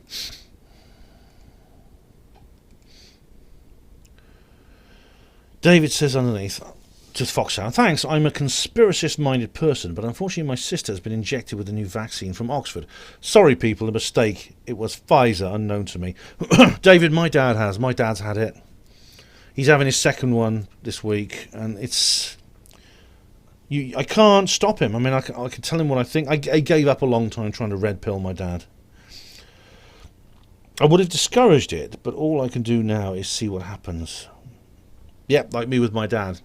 Thankfully, it seems okay so far, fingers crossed. Updated, she had the Pfizer vaccine, not in the Oxford one. She's okay, rather than the Pfizer, the Oxford AstraZeneca one now. I don't know how different they are from each other. Some of them just work by different means. David Smith says, if you don't know what they are, how did you eliminate them being something we already know? Oh, this is in reply to, I think, David Smith. Sorry, it's someone different. How can you eliminate them being something we already know about and just can't identify via your sightings pictures? Well, that's a good point, David. I mean, this is why when you are, if you're a good ufologist, you'll look at these things as possibilities of other things. So, for example, if you see something weird in the sky, you might think, oh, is that alien? But then it could be just a balloon. It could be just something else. I don't think that means that... The skeptics like to say, well, that's all UFOs are. They're that and nothing else. But it's a good question. David says to David Smith, I'm in a few closed UFO groups, but no one can identify these objects similarly to what they post also. These are seasoned ufologists. They know their stuff. Good answer, David. Good answer. David Smith says to David, it doesn't matter. Doesn't it? David says, no one can identify these objects. They're seasoned ufologists and know their stuff. And David Smith says, it doesn't matter. Why doesn't it matter, David Smith? You're saying you can't identify it. It stops there. What are you trying to say is identified, then identified. Hang on. He just said he couldn't identify it. He didn't say they were alien, did he? He said they were UFOs. Well, that's what an unidentified flying object. That's what it is. UFOs does not equal alien spaceships. David says in reply to that, only if it lands I will know if it's alien or human origin, unless it's artificial intelligence. It could be either. Well, yeah, I mean, that's the thing. Imagine if there was a Jane's Fighting Book of UFOs. That would have been cool. These books are over £100 each. Perhaps one day they'll print one. I used to do train spotting as a kid. Then the lady spotting in between... I got some good numbers. Oh, right, yeah. Well, I think we all go through that phase from the trains to the ladies, yes. I got some good numbers. Well, that's it. You see, I don't know what David Smith's point is here exactly. He's starting to raise the bar a bit, actually. David Smith says to David, yeah, but we only have good evidence for it being of human origin. We don't have evidence at all for that. We don't have evidence at all for anything like that. Unless you're going to hit me with the old, Occam's razor stuff, just watch my skeptic video and I'll explain why that's nonsense. So there it is that. If we're going to go down that road, then every cloud in the sky could potentially be an alien warship in disguise, and you better start digging your underground shelter. What are you talking about, David Smith? David didn't say that. And it's difficult to get these two mixed up. One's David Smith, the other is just David. Why is it that people only reserve this kind of failed reasoning for beliefs for the paranormal or God? What are you talking about? I challenge you to come up with an example of any other time in your life where that way of thinking is used. David, you are putting words... David Smith, you're putting words in David's mouth. You really are. You are marginalising him right now. David says in reply to David Smith, I'm used to get pareidolia comments and other dismissals. I know what I have seen, objects appearing in front of me. 4 photos. 1 photo successfully plus a few photos at a particular location, and another witness at a different location with the same object at the same time almost. By David, buy yourself a Haunted Skies UFO book written by John Hanson, ex-police officer who records witness accounts of all UFO sightings being the size of an encyclopedia, 700 pages plus, available on Amazon. Yes, indeed. I mean, John Hanson is, well, he's not on good terms with me right now. But his book's really amazing. And to be honest, you can actually get the same information or similar information for a much cheaper, smaller book than his. But they are very well made and they're very pleasantly designed. But David, I think you'd be interested in, and indeed David Smith, both of you should watch my skeptic video, because the pareidolia stuff, I tackle all that in my skeptic video. David Smith says to David, you don't know what you saw. That's the problem. You keep saying, oh, I don't know what it is, but really you're trying to push your own belief despite the lack of evidence for it. David, you are really misrepresenting the other David here. You really are, David Smith. Eyewitnesses are the worst kind of evidence for things that are paranormal. A lot of bad evidence doesn't make it good evidence. Not true, David, that's not true. There's an experiment that's been done to prove that. I call it the Avery Carlos. There's actually a video which you should watch. Let me just call it the Great British Bake Off. No, UFO Hoax. It's called the Great British UFO Hoax. A very British UFO hoax. You can get it. Let's see. Is it on YouTube still? Is it? No. Is it not? No. Oh, we go. Yes, it's on YouTube. A Great British UFO Hoax. And you can get it on. I think I'll post a link because it's actually important. No, I won't post a link. You can find it. Just put in a Great British UFO. A very British UFO hoax uploaded by Cariza5 onto YouTube. It completely disproves what David Smith just said, because he said eyewitnesses are the worst kind of evidence for things that are paranormal. This hoax, this is what they did, was basically they built a model UFO. They made a balloon that looked like a UFO. They flew over Avebury, where all the loonies and the sky watchers and the wind keechers of this world gather. Thinking, let's fool these guys. We're going to fly this over there, and they're all going to come out and they're going to, oh, well, we saw a UFO, man. It was cool. It hit us with its mind powers. It fired beams of light down, and we were all enlightened and stuff like this. Right? But it backfired. It backfired because, yes, all the loonies and the tinfoil hatters did describe seeing a UFO, but they described pretty much what they saw. There was none of these embellishments. It proves, David Smith, that the so-called most gullible members of society are actually far better witnesses than was previously thought. And I think that has I think this hoax has a major impact for UFO ufology. I think it really does. So you're completely wrong there. David says to David Smith, I enjoy going out for fresh air and taking pictures of scenery during the day and of the stars in the evening, and also comets like the Neowise and the moons of Jupiter and Saturn, which was nearby, etc. I've just forwarded some Danish disclosure documents that are linked to the Rendlesham incident with regard to major sightings in Greenland. A major sighting in Greenland. I forwarded it to the best researcher I know, John Hanson, who was over the moon, David. I deal with other people's sightings. Also, Happy New Year. Good reply, David. David and David Smith. David Smith, the skeptic. David, the person who opened the thread. I'll show more replies. Oh, nothing's happening. I don't think there are any more replies.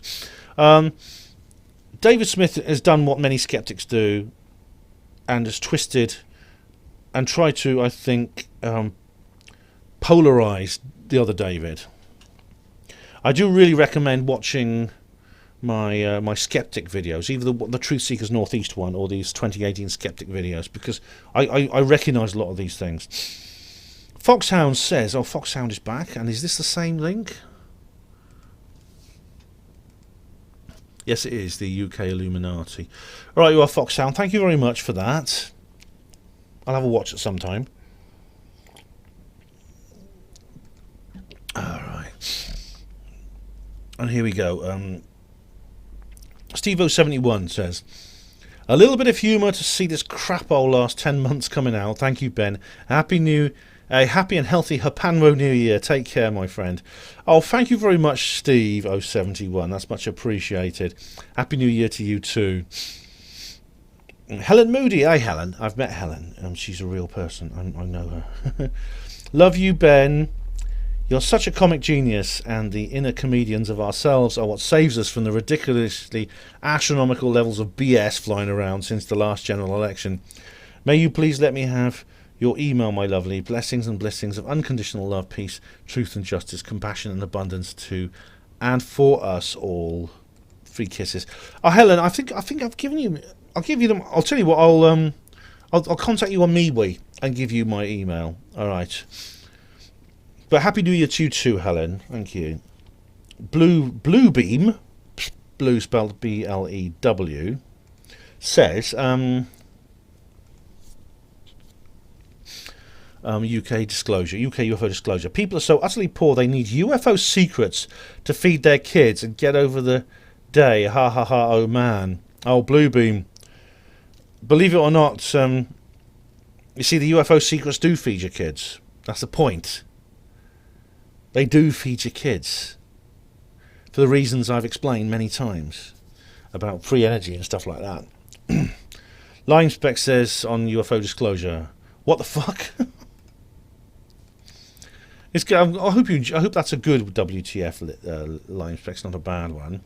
Brexit deal, new video. Israel Diego Rivera 2 Genius 2 says Brexit is fake.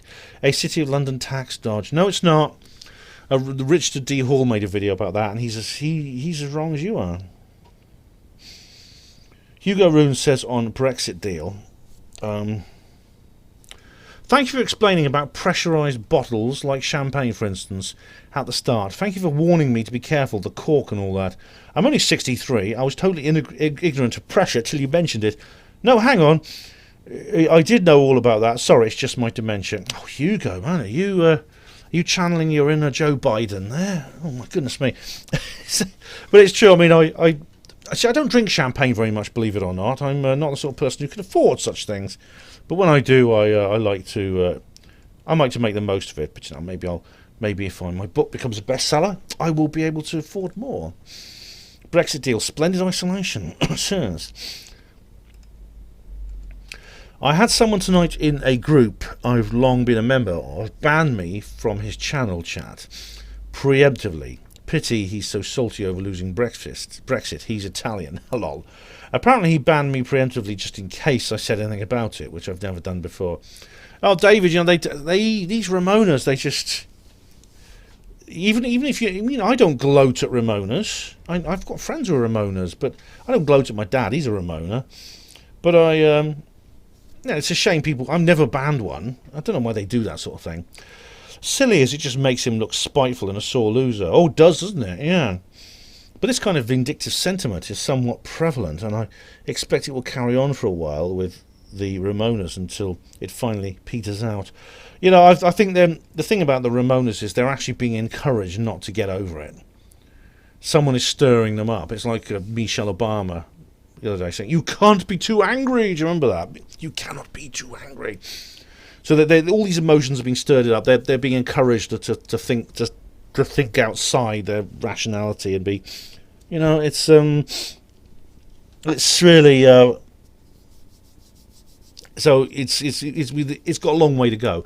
I think this, before they settle down and the Ramonas give up, I think we're going to have to expose the agenda, the basically the propaganda and the people doing it that keep stirring them up into their frenzy. Steve Bumling, UFO disclosure is here. My New Year video. Steve Bumling says, "It would be funny if he didn't actually believe all that claptrap. You've out-buffooned yourself for this one, Ben. Happy New Year."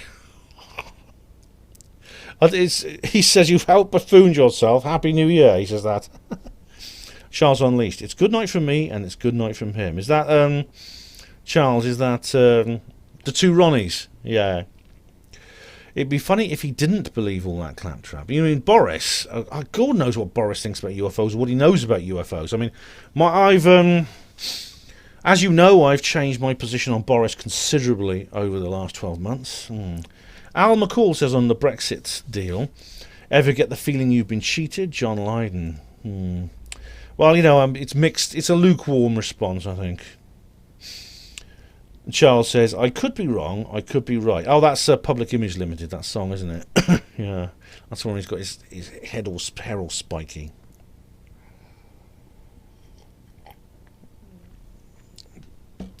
Brexit deal. Charles Unleashed. "No need to worry about it, Ben. I'll replace the European Parliament with clones who obey me." Oh, Charles, I know you did the House of Commons. You've done the Europeans as well. My goodness me. Use their mind powers on them. The Lights Below says, "Happy New Year, Ben." Happy New Year, The Lights Below. Have a very happy New Year, sir. There we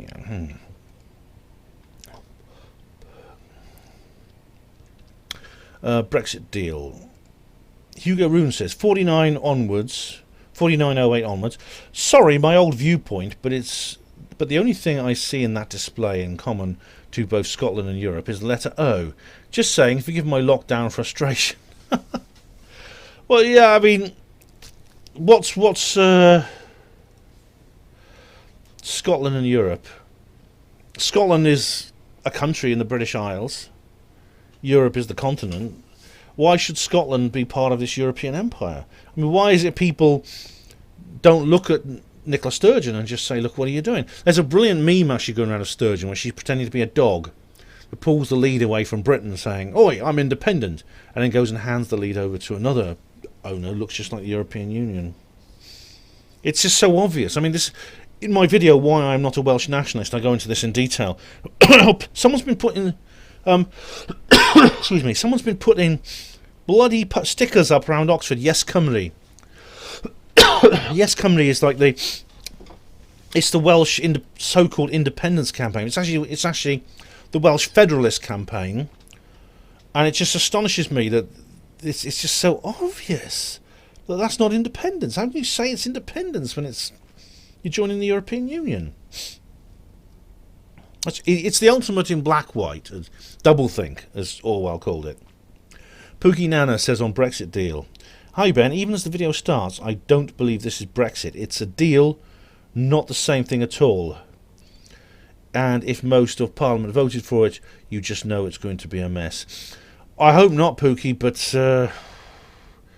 there's a real. I do have problems with it. The fishing in particular, we got real issues there. Oh, and a Happy New Year, lol. Happy New Year to you too, Pookie.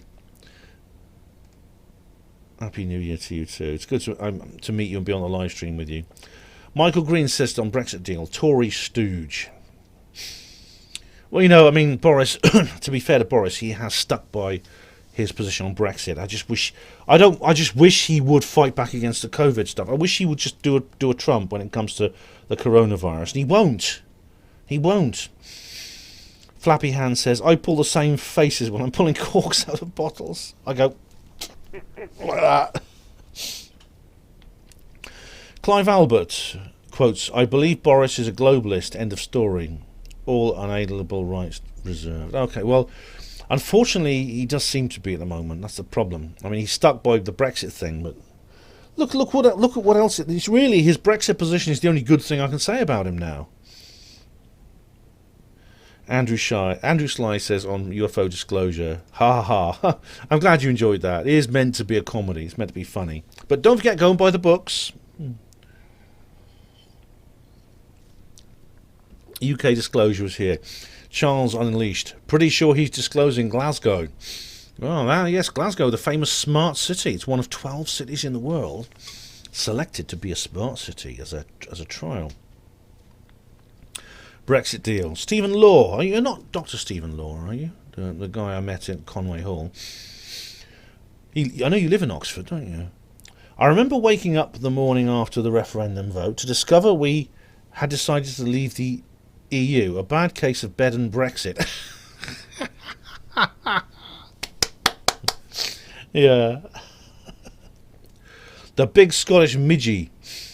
Sad to say, Ben, but your Brexit celebrations mean nothing when you see the whole world fall for the current situation. They don't mean nothing, Scotch midgie. They don't mean nothing. But I know what you're talking about.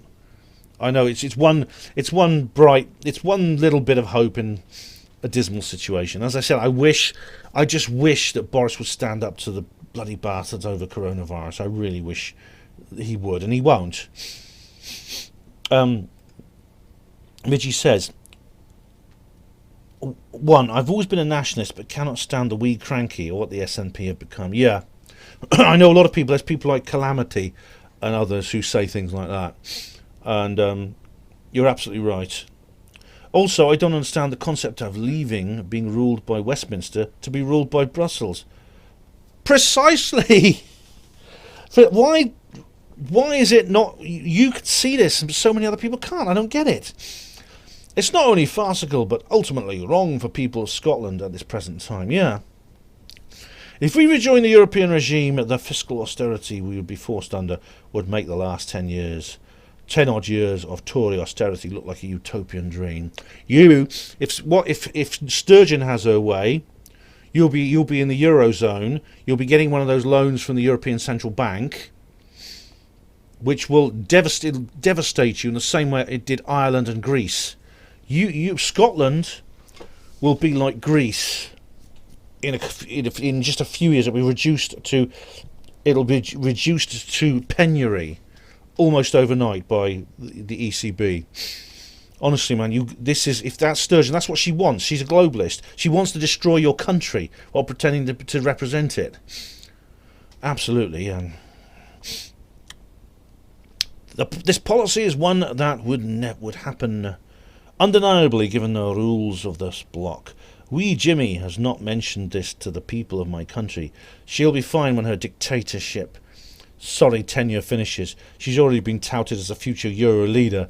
Yes, I'd like to see Scotland become an independent nation one day, but clearly this is not the time, especially during these troubled times. Sturgeon's going to be set up for life. She'll probably get a Kalergi Award, and she will be on the bloody commission. Just like the Welsh windbag, Kinnock. Just Tony Blair as well. He's right up the EU's arse, and she'll do the same. She'll be exactly the same. And you know what? I did say in my Welsh when I said I'm not a Welsh nationalist. Even though I'm not a Welsh nationalist, I wouldn't if Wales decided to become an independent nation, as you want to see Scotland become. I wouldn't have a problem with it if it wasn't federalist. I wouldn't have a problem with Wales becoming a sovereign state, but not as an EU member state. And as I said at the time, I said for the time being, just as a strategic tactical manoeuvre right now, I think Wales is better off in Boris's Britain than it would be into some federalist nightmare as the one you describe. That's a very good comment, Mitchie. Thank you very much. Slaxer, the time and the Langoliers. Slaxer just said, I don't need to put a comment here because I actually replied by text, but I'll just read his comment here. I've just rewatched The Langoliers again over Christmas, then watched this. The whole concept of time being something we pass through and potentially leave shape and redundant form is so spooky, but it makes much sense to me. like the tracers people create in Donnie Darko. It's very odd to think that potentially every moment we pass through leaves a kind of snapshot that exists in that given moment for eternity. Fascinating. It does, mate, yeah. I've never seen Donnie Darko, actually, but The Langoliers is written by Stephen King. It's a fascinating concept because it's about the idea that time, as we know in physics, we talk about multiple dimensions of space and only one of time. And Hugo Rune is going to want to jump in on this, I'm sure. But what if time had more than one dimension? What if every single moment on the timeline essentially was also moving in a different direction in a second dimension? That's what The Langoliers is about. It's about a group of people who find themselves trapped in a single moment in a different part of that second temporal dimension. Fascinating story. All right, new video. UFO Disclosure 2021, the year of the century. Cue Steve mumbling. Ravenhill says here, Happy New Year, Ben. All the very best. We had a great time, even under the circumstances. Well, I'm glad, Ravenhill. I really am. I'm pleased for you. Happy New Year to you. Jason Govea says on UFO Disclosure 2021, Happy New Year, Ben. Happy New Year to you, Jason. And here, we have the thread here for bumbling from the mumbler himself. Oh no, it starts with Christ on an MTB. That's a motor torpedo boat, I think.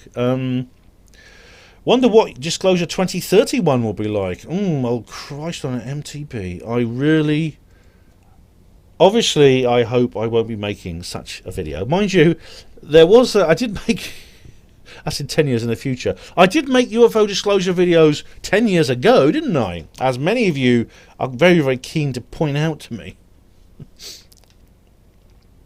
I did put a tag on here, yeah. David Splendid Isolation says Alien Nation. That's quite a good series, that is. I know it's basically it's a parody, but it's good. Hugo Rune says to David, when has fiction of this sort ever proved true? Happy New Year to you, sir. I remember Fireball XL5, Stingray, Joe 90, Space Patrol. Yes, pathetic, I know. Old fart here with dementia, but none had ever appeared today, though telecoms far outreached anything they thought of back then. Telecoms was my job, globally, analogue and digital. You know, as Hugo, those old Terry Anderson puppet shows were great. I used to love them, and they were futuristic. And of course, there's many visions of the future. I mean, I remember very clearly watching a program when I was a kid called The 2020 Show, which is kind of like it was a fictional version of like a children's magazine show, but it was set in the year 2020. And I remember the studio was on board an orbiting space station, and people regularly travelled around it through space, which of course hasn't happened. It's amazing when you look at how people see the future. Some of their predictions are accurate, others are not. I think you'll find Arthur C. Clarke actually is one of the most accurate predictors. I mean, his fictional vision of future scenarios is very good, but also he wrote a book called Profiles of the Future, which goes into this in detail. Very interesting stuff. David Splendid Isolation says to Hugo Rune, right, we've stagnated culturally and technologically. Hugo Rune says in reply, as I said though, telecoms, look what we have now. Where are the analog radio communicators of Star Trek? Shatner. Edit. That is, he would tune knobs, lol. Star Trek, of course, is set further in the future.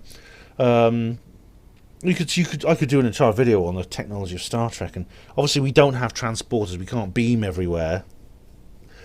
Another thing that's often predicted that never happened was flying cars and things like that.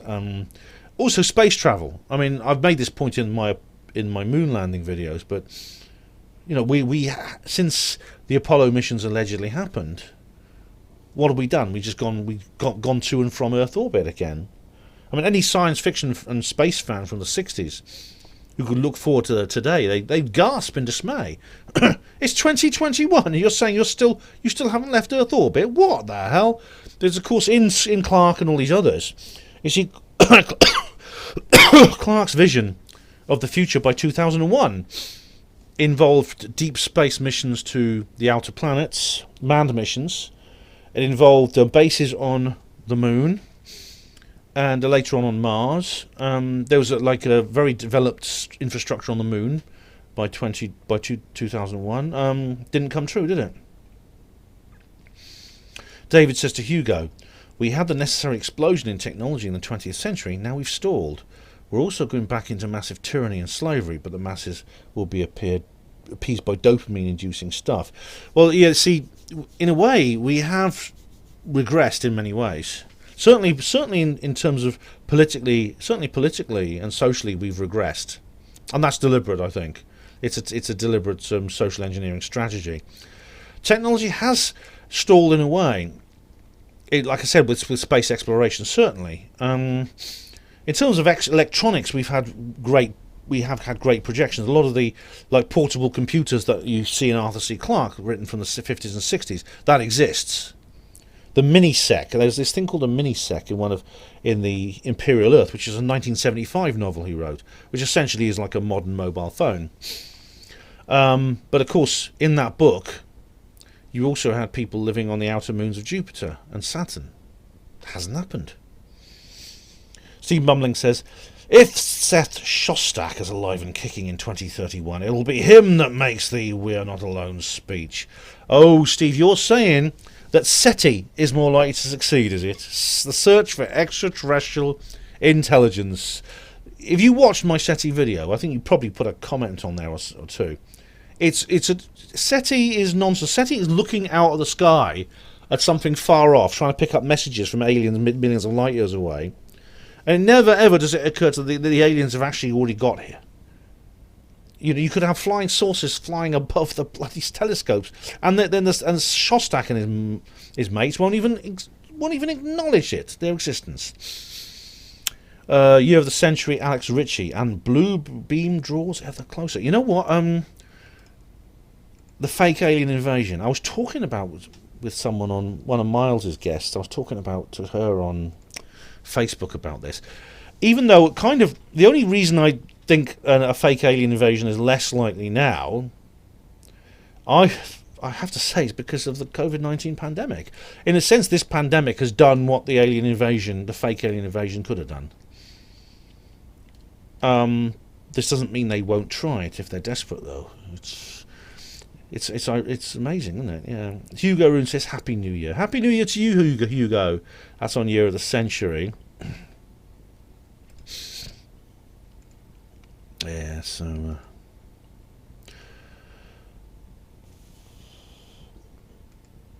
where were we now? Show more replies. Oh, blimey, it's a long thread. And Cosmic Claire she can debate for England. Diego Rivera says on Year of the Century, Trump did nothing. No 9/11 investigation. No draining the swamp. He also promoted the vaccine and lockdowns. He also supported Israel more than any other president. He has done nothing about censorship. He's one man and a small group of people trying to drain the swamp. There's a very deep and rancid swamp, Diego Rivera. He does done an awful lot. Hopefully in the next 4 years, I hope he will stay president. He'll do more. The vaccine and he hasn't promoted lockdowns. He said, don't let the coronavirus rule your life. He said the vaccine would be available to people who want it. That's a very important thing that someone else noticed and told me about. He supported Israel about the same as most other people do. The moving of the U.S. embassy to Jerusalem was riled against by both sides in the conflict. Does the world revolve around Israel somehow? I don't know. I never actually understood that. I've never understood that at all. As for censorship, he has tried to repeal Article 230. He should have done more on that, I admit. But he's, like I said, he has had one of the most difficult tasks to do to dismantle the globalist occupation of the United States of America in 4 years. How well would you do if you were in that situation? Considering his abilities, I think he's done damn well. And that's the end of it. I'll answer. There's so much on this thread, and Claire gets in there, so I'll have to do that on the next instalment. But I'm gonna take a little break now anyway. But that's been it's been another fun-filled hour. Obviously, we're going to go on to the 4th hour now. Okay, guys and gals, hour number 4. It's actually getting quite late. It's gone midnight actually here, but I feel I need to get this done. So I'm going to put another tag on this particular thread that I started, which Diego Rivera was talking on, and Claire comes in. Now, whenever Claire Ray Randall, Cosmic Claire, gets involved in things, you always get a good debate. She actually could, I tell you what, she could absolutely wrangle for the nation. She really could. And she says, give it a rest, Diego. Diego Rivera says, Mossad Claire. Is that your answer to everything, Diego Rivera? Is it? Is it honestly, when people disagree with you, it's them of Mossad? Oh my goodness me. You're insane. And Hugo says in reply to Claire, I'm no Diego lover, but he does amuse me. But in my opinion, he's basically incorrect. He's basically correct, sorry. A meringue? And Claire laughs at Diego Rivera. Claire then says to Hugo, I venture to disagree, Hugo. To concur with Ben, why would the deep state spend years trying to destroy Trump if he is their tool? Still haven't had a reply to that. Me neither, Claire. What I get from people is, well, Ben, he's actually part of the system, but he's made to look like he's not part of the system. You see, it's just so incredibly crafty. They've actually made him look like he's against the establishment when he's really for the establishment. I can see through it and you can't. Look how clever I am, Ben. I'm so much more intelligent than you. That's what I tend to get. I get that every time. But according to that logic, of course, the New World Order can never be seen to end. Because everything that looks like it's against the New World Order, everything that happens that appears to be against what the New World Order wants, it actually is what the New World Order wants. The deep state have orchestrated it. Every single thing, whether it seems to be against them or not, is orchestrated by the deep state. The deep state is essentially invincible, all-knowing, all-powerful, and eternal. So by that logic, the New World Order will never be seen to end. We could be a century into the post-Illuminati world, and these people still be peeping around corners going, my goodness, aren't they crafty? It's an unfalsifiable hypothesis, which of course is a fallacy. And David Smith says, but only because the New World Order stopped him, obviously. Otherwise, he would have done all that and more. Well, they're trying to stop him, David. They haven't succeeded yet, but they haven't. And Claire says here, because I expect she'll probably say the same thing much more eloquently than I have, but Donald Trump has actually done an awful lot of good things, but you won't get to hear about most of it because the mainstream media won't touch them. No new wars, anyone. Yeah, I mean, by the standards of American presidents of the last 50 years, Trump is virtually a pacifist. I mean, he has, his defense policy has basically been in line with the Kellogg-Briand Pact. Literally, you don't do anything unless you're attacked, and you don't instigate violence in foreign territories. You use your forces to defend yourself if you're attacked. He's also an isolationist, pretty much. I mean, in terms of, like I say, it's almost like going back to the post-World War I era in the States, when there was essentially an isolationist and pacifist public opinion because of all the awful things that have happened over the last four and a half years in Europe. I mean, when World War II kicked off, they couldn't get, they thought how they're going to get America into the war. And then, of course, Pearl Harbor happened, which is extremely, I think, sinister. It wasn't done by the it's not an inside job. It was done by the Japanese, but they kind of like said, come on, attack us. And lots of other things as well he's done that's good. I mean, he's been a massive, his economic policy has been enormously enriching. And BZ Garson says to Claire, tell us then. Steve Mumbling says, easy, Claire, the deep state is fiction. They aren't there. Well, as you know, Steve, I don't agree. David Smith says to Claire, yeah, my granddad prevented an alien invasion. Oh, right. And saved the planet several times as he was a special Men in Black agent. You won't hear about that, though. There's more here. There's much more. Oh, goodness gracious, how long does this thread go on for? All right. Oh, dear. Okay. Okay, Claire says to BZ Garson, how about no new wars, reducing existing ones and returning manufacturing industry to the US? Beijing Biden is already their puppet, besides being senile. Correct. That is until Kamala Harris pushes him down the stairs and she becomes the first woman president. Yeah. And she'll be exactly the same. There'll be no change. And Claire says to Steve, I've heard about you, lol. You should have, Claire. I've mentioned him a few times. You must be the most naive person in the multiverse if you think that no one ever gets together behind the scenes to manoeuvre things to their advantage by fair means or foul. That's interesting. That's a quote from the Ramonas, by any means fair or foul. My dad used it to his great discredit. Steve replies to Claire, you must be the most naive person in the multiverse. Tells me all I need to know about you, Claire. The deep state is paranoid, delusional claptrap. And Claire says to Steve, very well, have it your own way, my friend, and next time someone stabs you in the back, remember that no one ever plotted, conspired or betrayed anyone behind their back, ever in the whole history of the world. Yes, et tu, Brute, eh, Steve? Yes, I'm sure the guy who killed Caesar was just having a bad day and wanted to take it out on someone. Steve mumbling says to Claire, I'm not a senior politician. I don't think you'd be a very good politician, Steve. You're not subtle enough.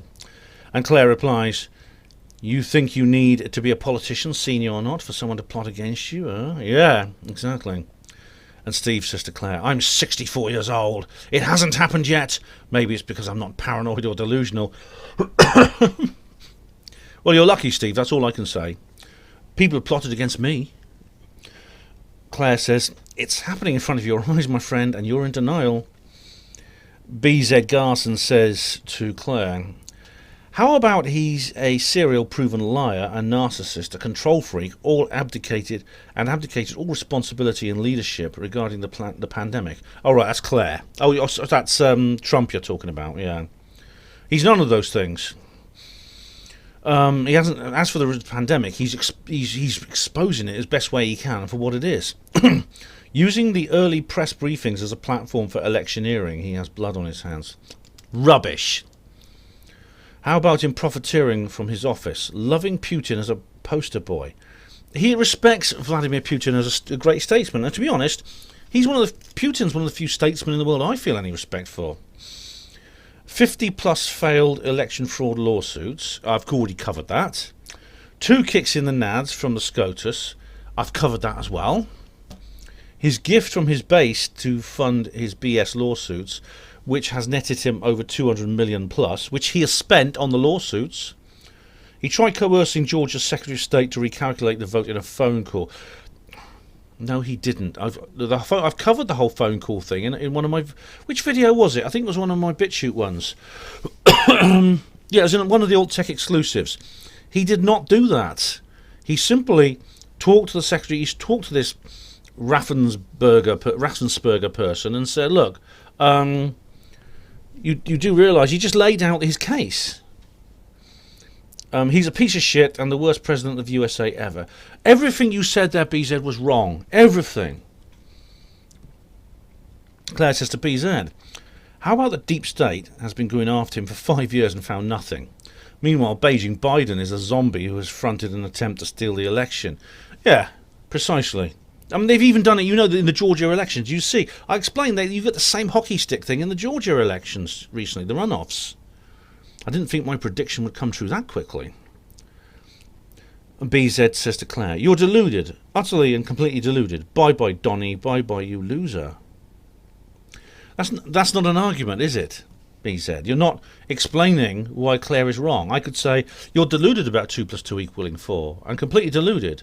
Bye-bye, Donny, bye-bye, you loser. Therefore, 2 + 2 = 5. Does it?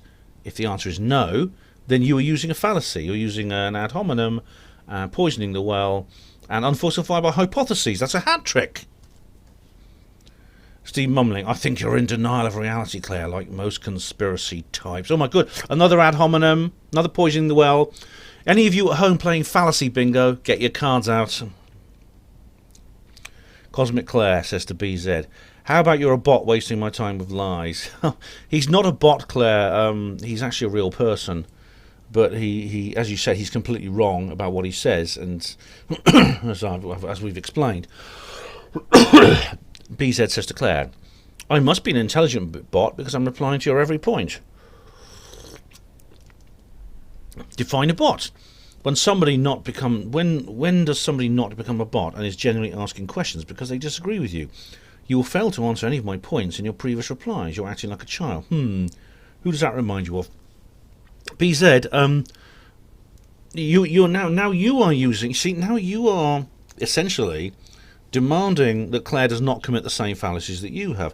Yeah, to be fair, she did actually, but you're essentially holding her to different standards to yourself. It was you who lowered these rules of engagement to this level, and Claire was simply responding in kind. What you're doing, that's a bit of a bait and switch, actually, what you've just done. You sort of lured her into using the same tactics that you're using, because you were losing. And then you say, oh, Claire, how can you do that? How can you be like, it's very dishonest of you, BZ. And Claire says, you sound like a bot because you repeat the Democrat lies and all the debunked talking points that are also lies.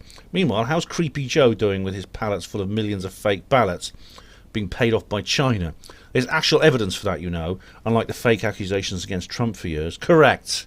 I've covered that in detail they're not even in the other videos I've done recently, and they're not even trying to hide it anymore. They are literally doing it quite openly. The thing in Georgia is you can't really call that fraud, because it's so obvious. They've used the same very blatant methods they used on November the 3rd, which includes these hockey stick-like lines that put the Democrats ahead, or Warnock and Orlov. They're ahead now. They've won their Democrat seats by the same method that Biden apparently won the White House. He hasn't won it yet, but he's trying to win the White House. BZ said, Claire, why hasn't the actual evidence had any sway in 60-plus lawsuits and 2 SCOTUS hearings? The US elections are probably the most scrutinised democratic elections ever. They used to be. Not anymore, BZ. You can't say when people are putting newspaper and sticking it over windows, and there's dozens and dozens of sworn affidavits connected by Sidney Powell, where people have literally signed their life away if they're lying, to say that they witnessed this. Not only scrutinised by the US legal system, but scrutinised by legal experts worldwide. Oh, you mean the poll watchers that were forced to stand in the streets? Trump lost, fair and square. Welcome, Mr. President Biden, on the 20th of January, 2021. Oh, you wait and see. He's not there yet. We got a week to go yet, more than a week, 8 days. Well, 8 days is a long time in politics. Get over it. Stop crying. Stop drinking Trumplicans cult Kool-Aid, and stay away from the QAnonces. That's actually quite. BZ, at least that's witty. At least that is witty, I must say. Claire says, because the courts are as corrupt as you are. Yeah, I mean, I couldn't follow the lawyers talking to lawyers thing, but I mean, I was checking the facts myself. I was looking at both sides of this story. And I honestly swear, I stand by what I said, and I agree with Claire on this. David says on Year of Disclosure, and bear in mind there are 2 Davids who regularly posted, David Smith and David on his own. Good year for UFOs. For me, my best one was the UFO above the Isle of Wight monolith, over 130 likes on a closed unnamed group. Happy days. Happy New Year to you, David. And this is interesting stuff. I mean, obviously, unlike the David Smith, I do take these things seriously. But of course, unfortunately, photos and videos don't really mean much these days, do they? Charles Unleashed says, as I thought, it was Goodyear causing all those crashes. I told them to use Pirelli. But you didn't mind control the manufacturers of Pirelli, you see. Year of the Century. Kuram Nassar says, oh boy, 1 hour long. Yes, please, I'm going to enjoy listening to this. Thank you. Oh, you're very welcome, Kuram, and Happy New Year to you. You get a love heart for that. Okay, showing more replies. Here's another long thread, which I've got to show more replies to. Oh, blimey. Oh, Steve Mumbling's at it again. If it weren't for Steve mumbling, these videos would be half the length. Is he actually going to repeat the same points he's made before? Here we go. Confirmation we are not alone in the galaxy or universe will eventually come from SETI. Steve, to be honest, you might be right. SETI might come up with some kind of signal. That's true. And I cover that in my SETI video. In fact, I say it's virtually certain eventually they'll find something. But the point is that SETI is used. SETI is essentially a distraction from UFOs. I mean, Steve Bassett puts it very well. He says, yes, as Stan Friedman, the late great Stan Friedman's silly effort to investigate. They may well find some signals out there, but it won't distract from the fact that really that's irrelevant when you consider the ETs are already here. They found us. There's zero evidence for ET-human interaction here on Earth. There is massive amounts of evidence, Steve. Massive. The guy you're talking about is just another Corso. It's just drivel. He knows he will sell his book. He presents zero evidence to support his ridiculous claims. What happened to your mate Trump declassifying everything? I suppose you're talking about his shed and Bannon and Brennan. It remains whether another Corso. I mean, well, Corso was a bit of a I don't understand Corso because his book was just a morass. I mean, nothing made sense in it. Nothing. And I don't know why he wrote it. And Bill Burns, obviously, he seemed to denounce it later on. I don't know what was going on with him. But I mean, this is just new information. I don't know whether he's going to be another Corso or not. How can we tell? How can we tell until we've seen what he has to say? Charles Unleashed says, if anything like that does happen, it'll be confirmation of machines of some description, not actual organic intelligent life. I don't know, Charles. I mean, we'll have to wait and see. I mean, in some ways, we are machines. Some people say humans are designed by aliens. I mean, who God knows? Steve says to Charles, why the radio part of the technical evolution of any species will occur in the early part of that technical evolution. Radio was discovered very shortly after electricity. The physics of electricity and radio will be universal. Steve, do watch my SETI video if you can, please, because I address this point about it's not just about whether they have the ability to communicate, it's whether they'll have the mindset to communicate. So please do watch that if you haven't watched it already. I even added an extra factor to the Drake equation, which is FM. Charles says to Steve, it will show the fingerprints of an advanced race, but it will be in all likelihood have died out millennia ago. Who knows, maybe they'll survive, as Carl Sagan said, maybe they can survive the technological adolescence. Steve says, it may take millennia or more to get here. Well, yeah, I mean, if the speed of light is fixed throughout the universe but they will get here. I mean, there could be many ways and means of doing this. As I said in my SETI video, we ourselves as humans, we have designed working starships. We haven't built any yet, but we've designed them. We could build them now if we wanted to. Charles says to Steve, write that sort of thing, and considering most of the observable stars have long since burned out, there will be nothing to see even if ET managed to get driving directions to us. Well, stars recycle, you see, Charles. I mean, they do. It's not permanent. Eventually, the star material runs out, but there's possibly there could be many more generations of stars. The Earth and the Sun are from second generation stars, so we're the results of the stellar novae of previous stars. Now, Charles Scott's got a very long comment here. I think. Do you mind if I don't read out your comment, Charles? It's one you've made before, and you're absolutely right. I agree with 100% with what you've got in here. It's about Bob Lazar and the TR-3B and the strange thing from East Germany. So yeah, I mean, you've made this comment before, and you're absolutely right. And Steve mumbling. You're going to get an argument with Steve mumbling. Oh, but Charles Unleashed now jumps in. Charles Scott, absolute rubbish. These UFOs were copied from the invaders. It's fiction. If aliens or anyone else are so advanced as to build spaceships that defy the laws of thermodynamics, they aren't going to need some dome-shaped windows to take a peek outside, are they? Well, that's an assumption, Charles. We don't know that. We don't know exactly where these things come from, or they might even be some kind of interdimensional device. The only one I see that has any credibility is the one that was seen flying around Mount Rainier by Kenneth Arnold, which perfectly matches the Horton brothers' flying wing. that Boeing acquired after World War II. The shape is similar, Charles, but according to that's Charles. You guys, so many of you have the same name, Charles Scott and Charles Unleashed.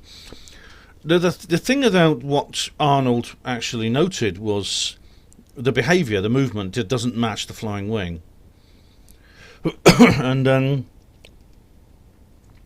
Charles Unleashed says here, amongst others, what's this? This is a YouTube link, which says George Adamski UFO recordings approved by scientists. Oh, I've seen these videos, yeah. Okay. You are belittling NASA mission specialist Bob Exler, who was asked by the US Department of the Navy to analyse films using the facilities at NASA's Goddard Space Flight Center and William Sherwood optical physicists at Eastman Kodak. You're also being disrespectful to the experts that have concluded it was real and an unknown object. You're also not a film and or photographic expert who's analysed the original films and photos. My opinion, your opinion, and anyone else's opinion is worthless dross, unless they are a film and or photographic expert who's analysed the original George Adamski films and photos. Unless you can find me several film experts who've analysed this original George Adamski film footage, preferably testifying on camera, saying this film footage is fake, I will not accept your comment as worthy of consideration. Now, Charles, I've not looked into Adamski very much. I mean, I interviewed Gerard Aartse, who's a George Adamski aficionado from the Netherlands. I mean, the thing about it is, I suppose if Adamski had made those films today, it would be a different matter. But they were made a long time ago, which possibly gives them more credibility. But I've not looked into this in detail, so I can't comment. But Charles says under here, the onus of proof is with the party making the claim. Anyone can make a wild statement and say, prove me wrong, can't they? Oh, well, Charles, actually, if you study my Skeptic video, which you surely watched my Skeptic video because you're in it. You're in the one I did at Truth Seekers Northeast. Surely you've watched it. You know, I make the point that actually you yourself are making a claim. If you are suggesting something is fabricated, that is a claim.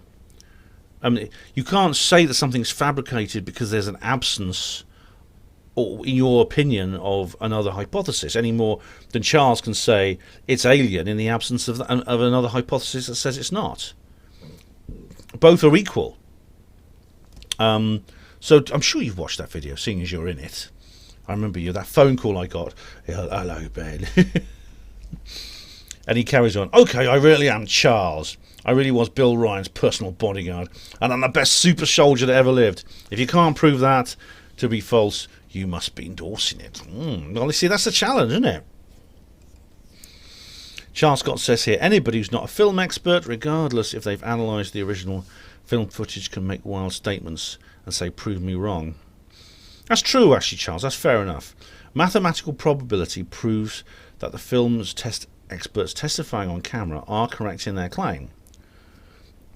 And he repeats the point he made before here. I see what you mean, Charles. Yeah, I mean, I don't know enough about Adamski and what this film. I've seen the film. I didn't think, to be honest, when I saw it, I didn't think it looked very convincing. But I only just watched it briefly. I've never really studied it. And Charles says to Charles Scott, even though the Adamski and Lazar UFOs are an identical match for popular 1950s and 60s fictional UFOs, they're both saucer-shaped. Yeah, they're both classic saucers. They're not, the two UFOs themselves are not the same design, although in according to Lazar, there were internal gravity generators. Well, on the Adamski UFO, they appear to be external. A real alien craft would be advanced beyond human comprehension. I wouldn't remotely resemble anything constructed by human engineering. Almost certainly, but beyond comprehension, I'm not sure exactly. That depends. I mean, I don't know for sure. Lazar claims that it was actually, they did actually suss it. All that remains are alleged experts telling people what is with no repeatable verifiable evidence at all, though. Well, it's frustrating actually because we don't have one of these things in front of us, Charles. That's the problem. Maybe we would. Disclosure will happen when Charles decides it'll happen and not before. You know it's genuine because beautiful Bill Ryan will disclose it and nobody else. Charles has spoken. Charles Scott says here, you're making assumptions about real alien craft that could be incorrect. Bob Exler and William Sherwood are not the alleged experts. They are verified film experts. Repeatable evidence is irrelevant if you are meaning that there should be other sources of film footage. Do you know, did I start? I didn't start the bloody... I didn't start the timer! Oh, hang on, how long... Hang on, I'll look at the backup here. Right, I've been going for about 20 minutes. It's because I'm getting late, that's why, it's because I'm getting late. Hang on, delete, sorry. Okay, so I'll put 40 minutes here, and I'll call that an hour. There we go. There we go, 40 minutes and 44 seconds. That's rough enough. So it's because it's getting late. Sorry, guys. Sorry. Charles Scott says here. Charles Unleashed says to Charles Scott, the thing is, it's entirely possible that alien tech sometimes pops in to take a peek, but how would anyone recognise what it was? Moreover, what's possible interest would such a civilization have in humans? Well, again, that's kind of anthropomorphizing, Charles.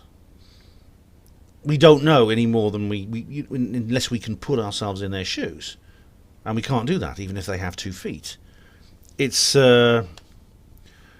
It's rather like, see, we often see dogs and cats doing strange things, and we don't know why they do it.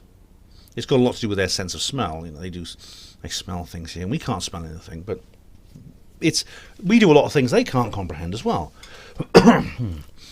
At present, the phenomena remains unknowable, except to Charles, of course, and I'm hesitant to say because people will be really disappointed. Oh, well. I've always... You know, sometimes you have to be disappointed if you're really after the truth. And Steve Mumbling says to Charles Scott, the maths don't lie, Charles. Why do you debunk Mick West's mathematical analysis of the go-fast UFO? Tell us precisely what's wrong with his mathematical conclusion. Oh, all right, here we have Mick West's famous video, which I have... Episode 4 of the History Channel's show. He's really the most unoriginal skeptic in the world. He's not even an interesting skeptic. And I could do an entire video on that. And Steve Mumbling just post a video, post the Wikipedia page of George Adamski. They're all con men, Charles, if only you could tell fact from fiction. Yeah, you see, they're all con men. I've heard that before. You see, Steve, you have this, you fall in for these various skeptic conspiracy theories about, a massive psychic mafia, as Emlyn-Jones called it, and things like that. Doesn't make sense. I reviewed Emlyn-Jones' book, and it's amazing. That's about spiritualism, not UFOs, but the point remains. Charles Scott says to Steve Mumbling, unless you could indicate and there's Adamski's Wikipedia page, several film experts who've analysed the original Adamski footage presented, then your comment is not worthy of consideration. It is fiction to use Adamski to indicate the footage is fake. It is fact that the film experts have analysed the original footage and stated it's true and there's an unknown object defying gravity. Not fake or model or unknown object, connected to string or thrown up in the air. Charles Scott said to Steve Mumbling, you will get a reply to your Mick West mathematical conclusion, hopefully in the next couple of days. Oh, I look forward to that. I'll have to check it out on his channel. Mumbling says, so you can work it out yourself. Perhaps you should stop peddling your mathematical probabilities nonsense. If your mathematical ability is poor, I think you're one of these people that aren't smart enough to know you're wrong, aren't smart enough to be able to tell fact from fiction.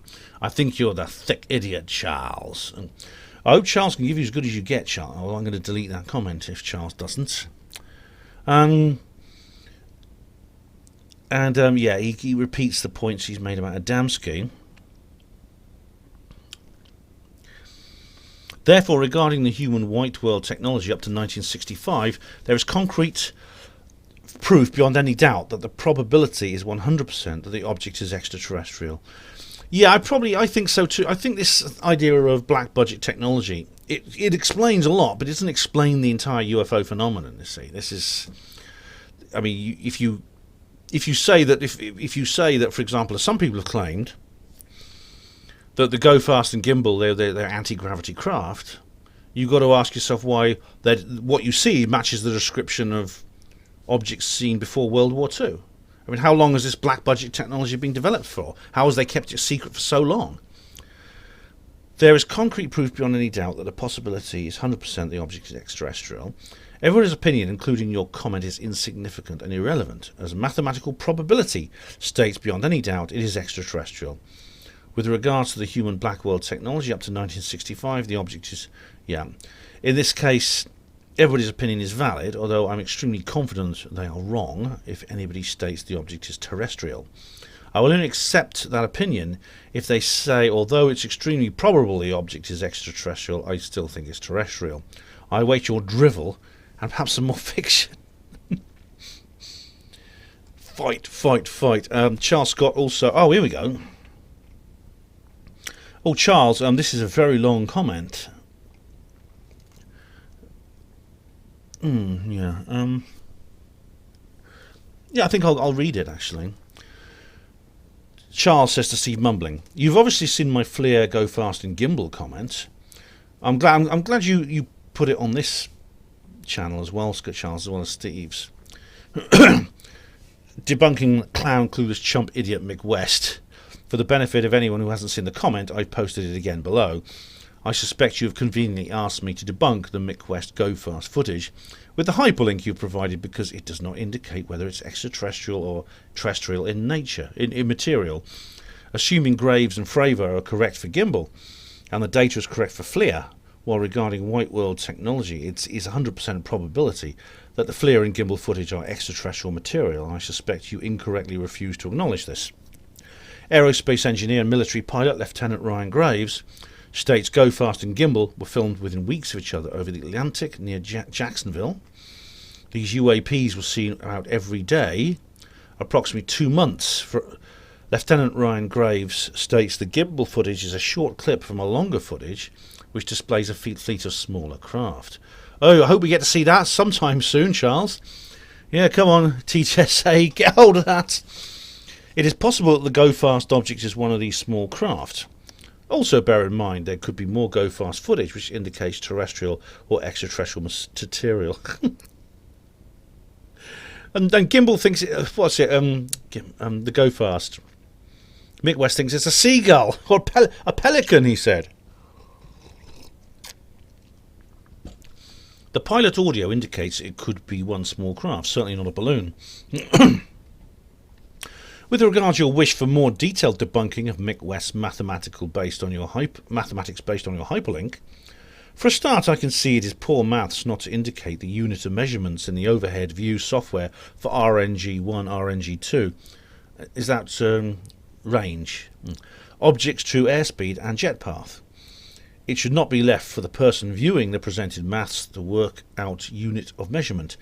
Although I should not have to do this, I've converted nautical miles to miles by multiplying 4.4 nautical miles by 3.4 nautical miles by 1,852 meters, and they do not correlate with the range values in the overhead view software. Nice one, Charles. Bloody hell, man! I would never thought to do that. I suspect idiot Mick West has miscalculated the unit of measurements in meters. Therefore, if this is the case, it is totally justified to say his maths has been debunked already. The next Mick West blunder is the angle next to jet end should be 58, not 57 degrees, as illustrated in the hyperlink.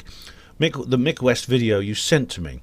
A further error is Mick West states jet altitude 25,000 feet, yet he later states jet altitude 26,000 feet.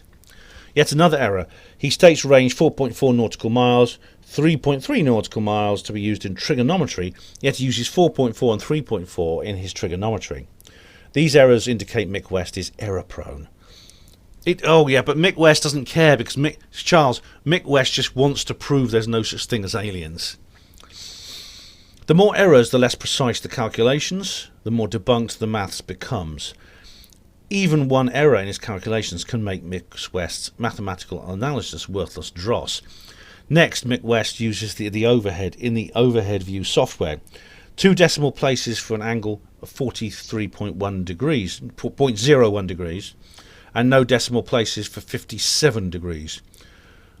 For the other angle, this is poor maths as it is. Standard practice to be consistent. In this case, it's ridiculous to use decimal places. It's hard enough to estimate the nearest whole number degree. Mick, Charles, have you posted this on Mick West's video? I hope so. Next, we have the laughable jet turn angle. For a start, I have no confidence in his estimation of a jet turn angle during the jet path flight. An estimation is not accurate maths. Mick West is also wrong to say at the start of the jet path, after locking on the object, the jet turns about 13 degrees to the left. No, it doesn't. It turns about 3 degrees before turning left. Turns right about 3 degrees before turning left. Therefore, the jet turn angle should illustrate the right turn before a left turn, which of course it doesn't. This makes me even less confident of Mick West's calculations. His overhead view software is simplistic because he's not factored in the object of 0.03 nautical miles descent. Therefore, his calculated object speed will always be lower than what it should be. He's also not made it clear how he has calculated the jet path, because after locking on object, jet turns to the right about 3 degrees, then turns to the left about 13 degrees, then declines to about 6 degrees. And this has not been factored into the overhead view software. Mick West's methodology is obviously an example of the object speed. A far more accurate calculation of the object speed would be along the lines of, and there's some links here, given the fact Mick West is error prone using estimations, simplistic overhead view software, and therefore not accurate calculations, you should not assume and rule out the possibility that the object is travelling at a greater speed than the maximum possible wind speed for the given altitude. Hence, the object would have a propulsion system.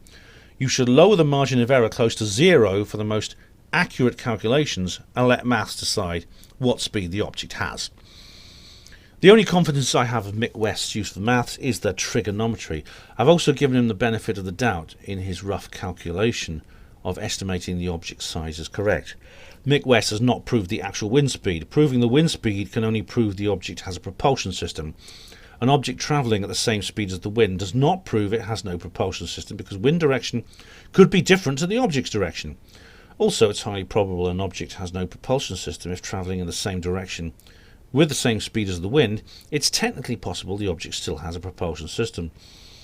Therefore, based on Mick West's calculated object speed, his mathematical conclusion should have stated the object could be terrestrial, such as a weather balloon, or extraterrestrial material, which could possibly be a small craft mentioned above.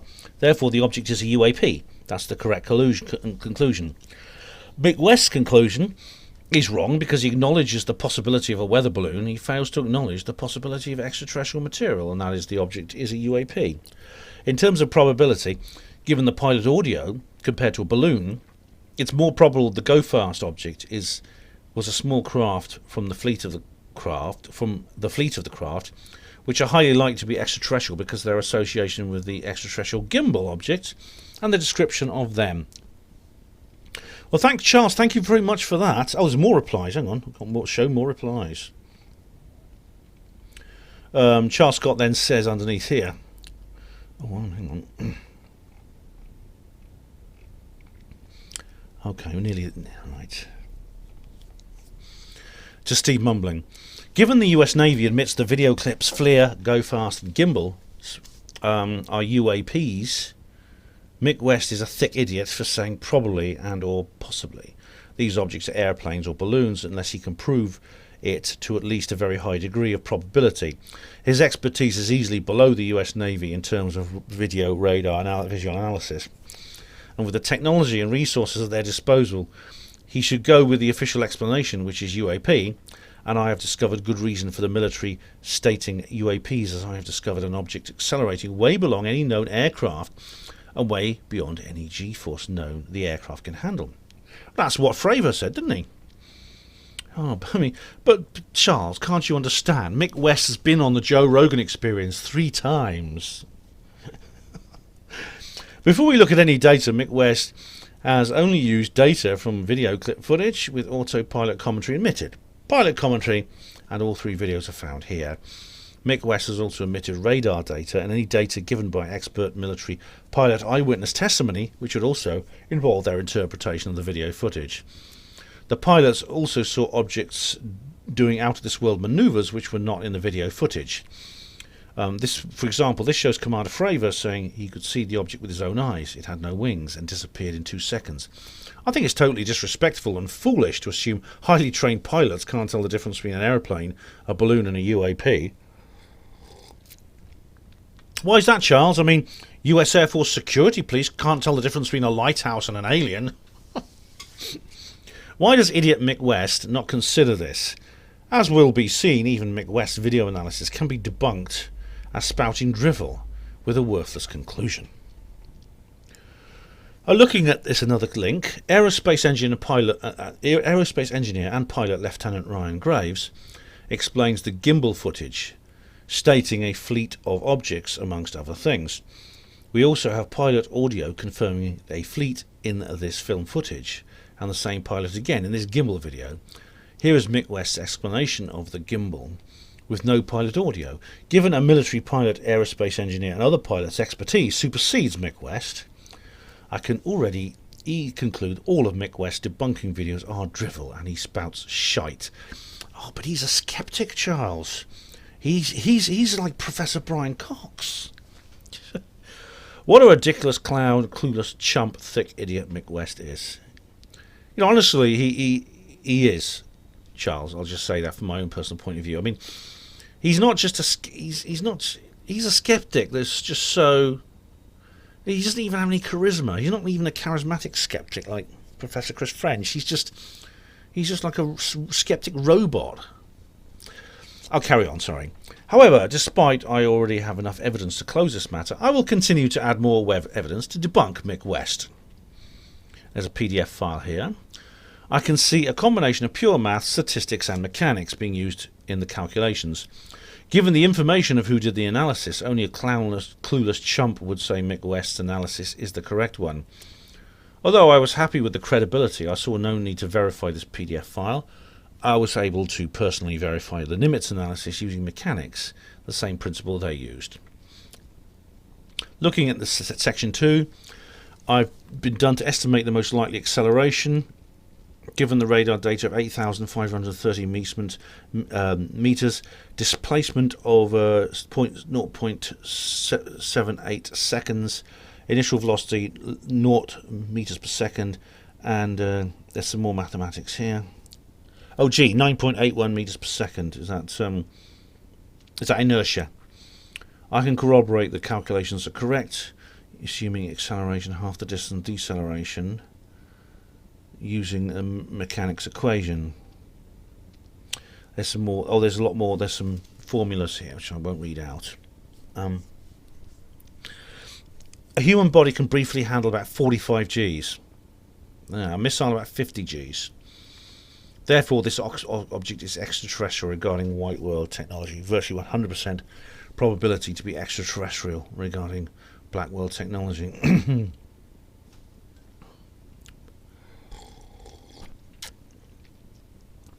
Okay, there's some more mathematics here. Sorry, Charles, I won't read out all the formulas. I mean, it's all here. You can see here. But basically, he proves basically that the maneuverability of this aircraft would not fit in with any known aircraft or a natural object like a bird. Looking at Mick West's FLIR video, he does not calculate his proposed object's constant velocity, meters per second. He just calculates how long the object takes to traverse a frame. This methodology leads to unacceptable margins of error and does not calculate velocity. He claims it can be accurately calculated, yet he doesn't do this because he states the object takes about 1.5 seconds to traverse a frame. This methodology brings unacceptable margins of error when calculating to see if the object accelerates or has a constant velocity.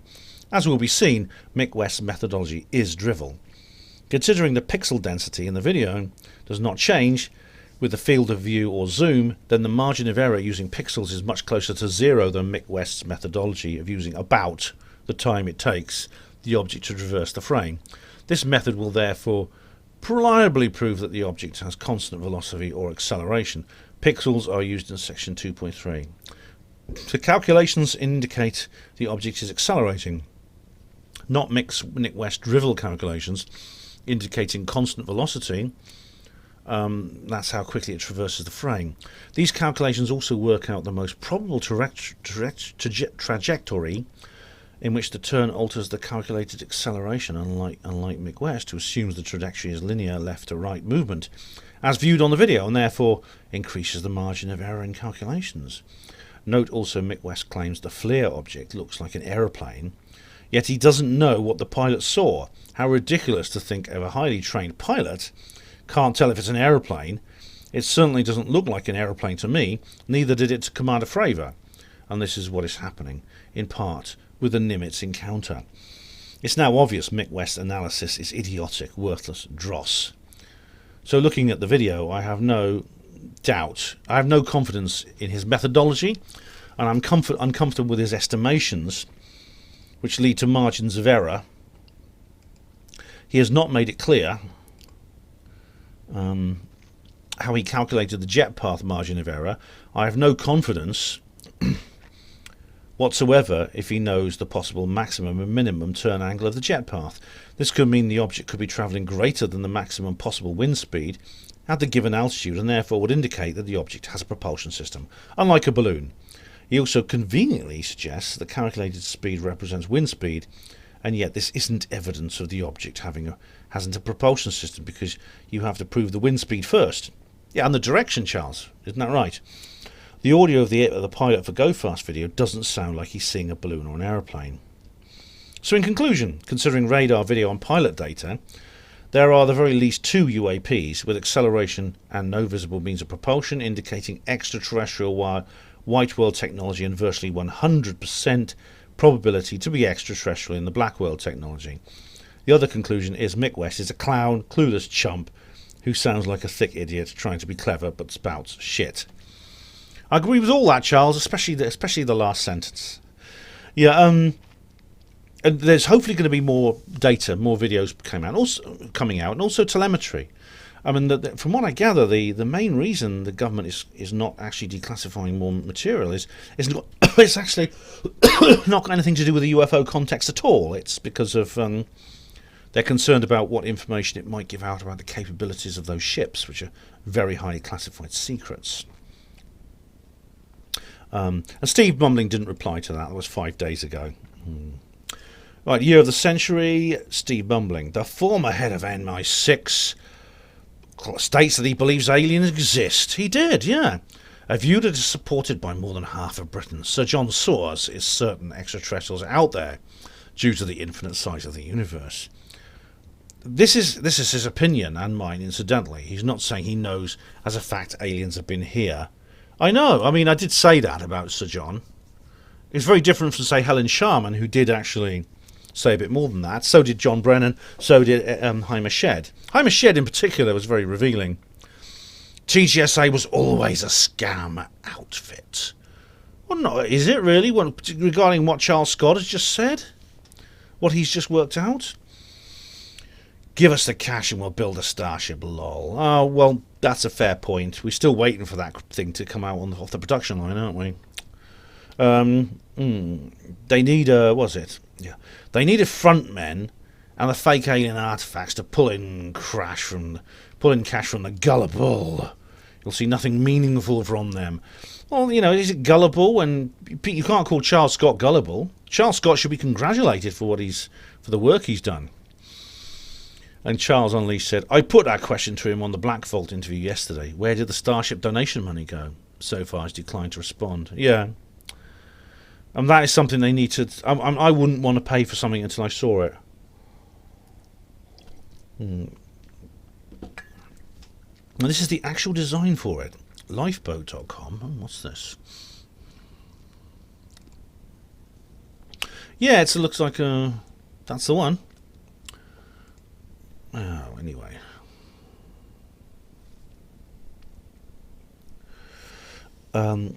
Charles Unleashed says, bear in mind, these are the same guys who scammed Linda Moulton Howe out of $20,000 for a chunk of industrial waste. That's yet to be seen. I know Bob Bigelow is working on that, and there's more to come out of that. So we don't know that yet, Charles. Steve Mumbling says, that's hilarious, and she refused to tell her viewers the material was all tested and found to be terrestrial. Has it actually been tested now? Because maybe we're talking about different things here, but I mean, check out what Dr. Irina Scott said about this. Perhaps she's hoping to sell it on. She puts out all the misleading rubbish and hides anything that shows that what she's doing. The UFO ET business make no mistake. That's what it is. So it's full of scammers, liars, and frauds. All the paranoid, delusional half-wits that follow them and spend their hard-earned cash on their books and products. Charles says to Steve, haven't taken notice of her for ages. After such a monumental goof, I thought she'd come clean and save face. She did a U-turn on the human mutilation case, saying it's nothing to do with aliens a few years ago, but I guess she wants to make her money back. Oh, that was when she was on the phone to Richard D. Hall. That was wrong from the start, yeah. The industrial waste, has that been proven to be industrial waste now, Charles? That thing. It was even traced back to a slag heap in Mexico. She used the date Bob Bigelow, so maybe he talked her into it. She used to date Bob Bigelow. All right. Better her money than his, I guess, he figured. Steve Mumbling says, well, she used to be a looker before the war. Bob Bigelow made his money through real estate, 100% bullshit-based business. Well, so did Donald Trump. So I wouldn't give him any credibility whatsoever, Charles says. Back when she was worth listening to, at least, getting involved with George Knapp was a mistake because she saw there was money in it and wanted to peddle any old rubbish. I can't comment on that bit. I mean, Linda... I think you're both being unfair to Linda. Really, you are. I mean, she's not the sharpest tool in the shed, but I think she's sincere, and some of the things she says are real and true. Now a new thread now. Year of the century. Steve Mumbling says Voyager is travelling at 48,000 kilometres per hour. It would take 73,000 years for it to get to Proxima Centauri, our closest stellar neighbour, 4.2 light years away at that speed. People have no idea of the distances involved in interstellar travel. I do. That's why the ET answer to any of these sightings and landings, etc., is the least likely. Forget all the free anti-gravity, anti-free energy science fiction technology. Any problem in science fiction can easily be overcome with one line of text. Roddenberry did it with warp drive, Lucas with hyperdrive. Old Gaffer says underneath, ESP is how they travel. I think if it's aliens. Charles says the ESP isn't much good if they can't figure out how to stop crashing. As with Roswell, you mean? Old Gaffer says, all part of the mystery, Charles. It's driven me mad over the years, mate. Steve Mumbling, I'm perfectly aware of interstellar distances, but I don't think this rules out the possibility of interstellar travel. I mean, if humans are we are already designing starships, ones which work and we could build right now. So why is it so improbable that someone else has done that as well, especially if they're way ahead of us in the technological race? Year of the century. Former CIA boss. Oh, this is Brennan, yeah, and he gives us that quote that I mentioned in the video. This is hardly Brennan saying there's evidence of alien-human interaction, is it? If anything, he's suggesting the glowing objects reported by pilots may be some kind of weird terrestrial life. Not really, Steve, because he's actually... he doesn't actually specify where it comes from, that's true. But the long, garbled nervousness with which it's a very long sentence. Lots of commas and things like that. the length of the sentence and the way it's sort of put together, I think, indicates, especially when you put into what he said about other things and how it came out. This is just 2 weeks after Heimer's shed. So, Charles Unleashed recently discovered a phenomena like this. What's this? UFO Chronicles.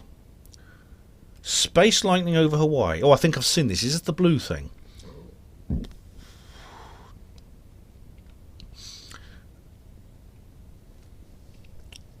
Oh no, these are the sprites, yeah. It's a lovely thing, actually. It's got these amazing bolts, and they go up into the sky, yeah, that's amazing. Looks like a flower in the sky, beautiful.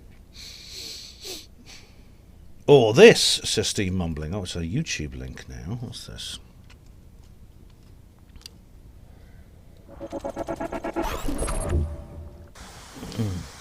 Super rare ball lightning moving across the Siberian field. Oh, I've seen this, yeah. This is amazing. It is very rare, that sort of thing.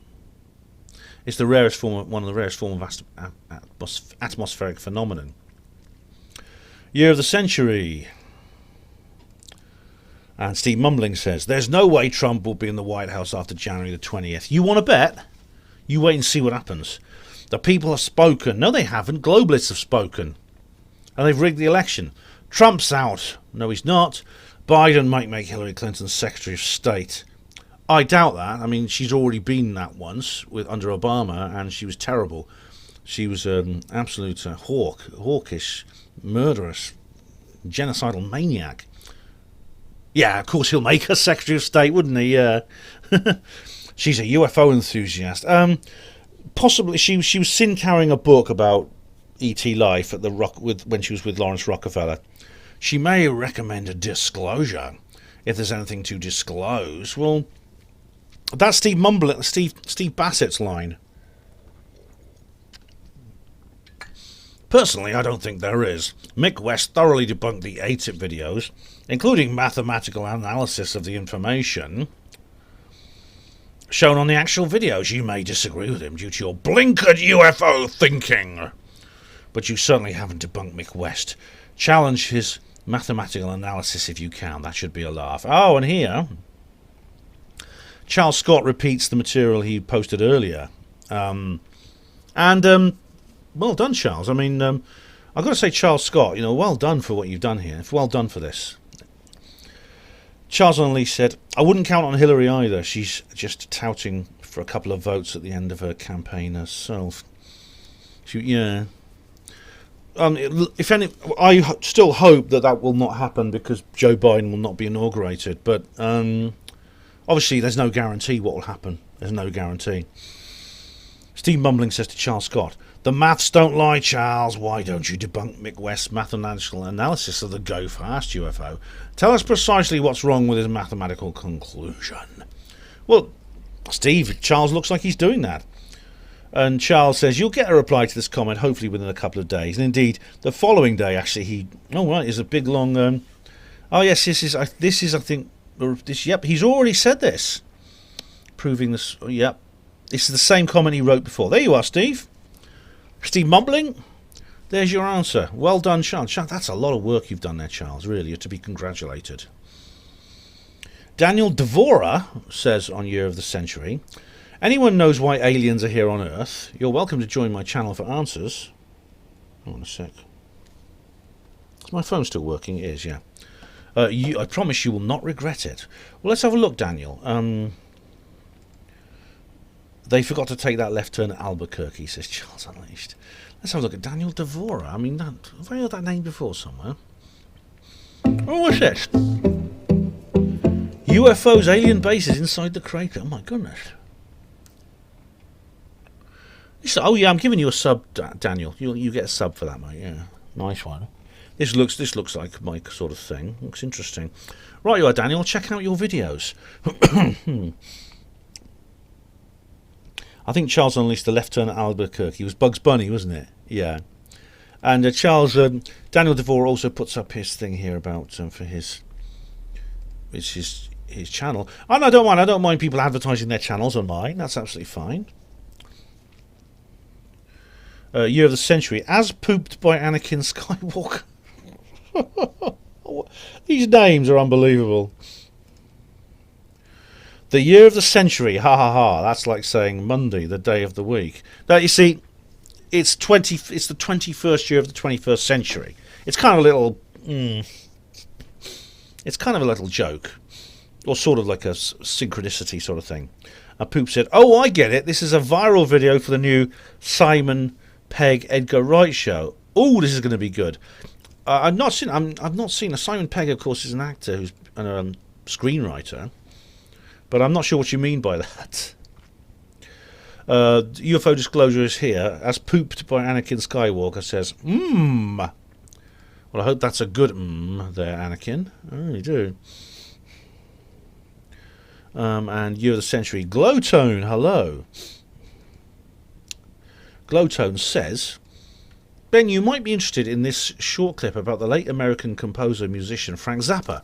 His youngest son talks about how Zappa was involved with the anti-gravity project with his father-in-law and other UFO-related items. Frank Zappa spoke in interviews about his own UFO sightings and even wrote a song about them called Inca Roads." All right, I didn't know about the song, Glowtone, but I do know that Frank Zappa was really into weird stuff. With MailChimp's creative smarts, he was bloody ads. He was very open-minded. Actually, he was like a bit of a Bill Hicks. Actually, what's this?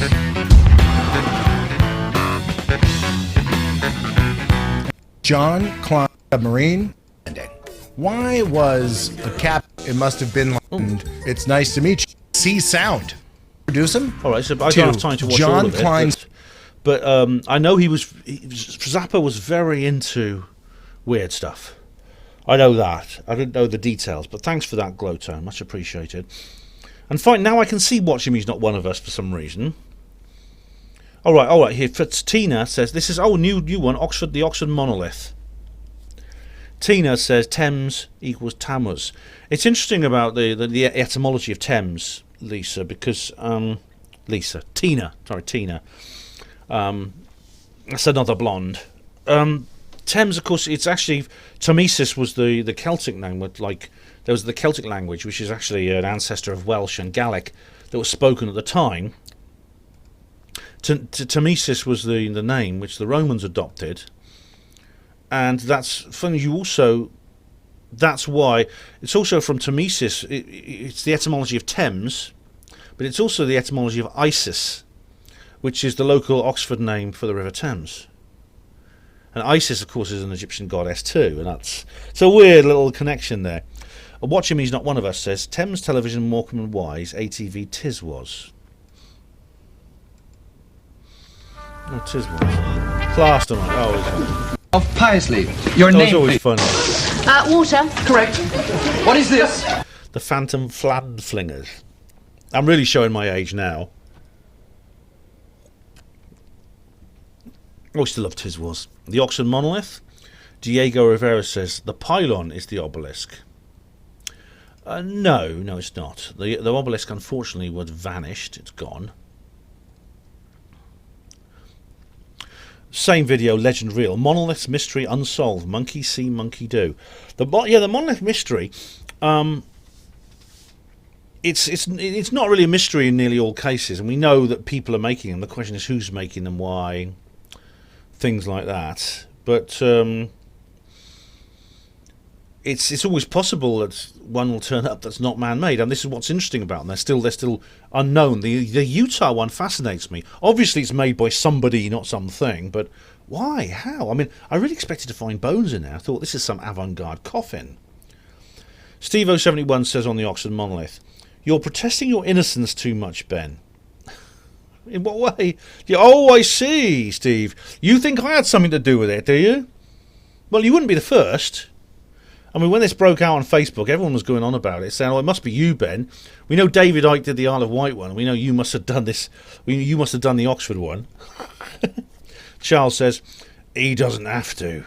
Charles says who's innocent or not." Oh, yes, Charles, that's right. Same video, Charles says, Charles Unleashed, "Have you tried getting a globe and sticking pins and then lining them up? It might join the dots composite for Coca-Cola. I wouldn't put it past them." Oh, well, we can check that out. Pins we don't need. There's the monolith database, which has all of them on a map. They already put the pins on there. Monolith database. Oh, hang on, what's it? Utah. Oh, I've got to put the Utah monolith. There's an actual page you go to, and it's got them all on a list. I can't find it now. I can't find it now. No. Same video. Red Cap Goblin says this is bullshit. Oh really? What bit? Any part in particular? Anything I said? Anything I didn't do? Say? Do enlighten me. I didn't think possibly the aliens actually might have come down and swooped it up. That's a far shot. It is remotely possible actually, but what's more likely actually, I think, is that the police may well have taken it, because they didn't want people wading out there and things like that, maybe getting into trouble in the water, and also they didn't want the crowds. They didn't want lots of crowds clustering in there because we're on tier 4. They may have removed it just to stop that. I mean, the same way the Utah monolith was removed by environmentalists to protect the ecology, the police might have removed the Oxford monolith to protect people within tier 4. Same video, watch him, he's not one of us, said, Mr. Ben is looking very Dame Judi Dench during the close-ups. I love it when he puts his flippers on and goes for a waddle. I didn't actually. Maybe I should have got some waders. So what's this then? What's this? Oh, is this like a sitcom or something?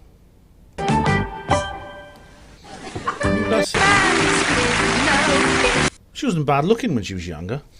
Charles Unleashed said, strange enough, my VPN service is called DuckDuckGo. Yeah, DuckDuckGo is a good one actually. Yeah, it's a browser, isn't it? Is it a VPN as well?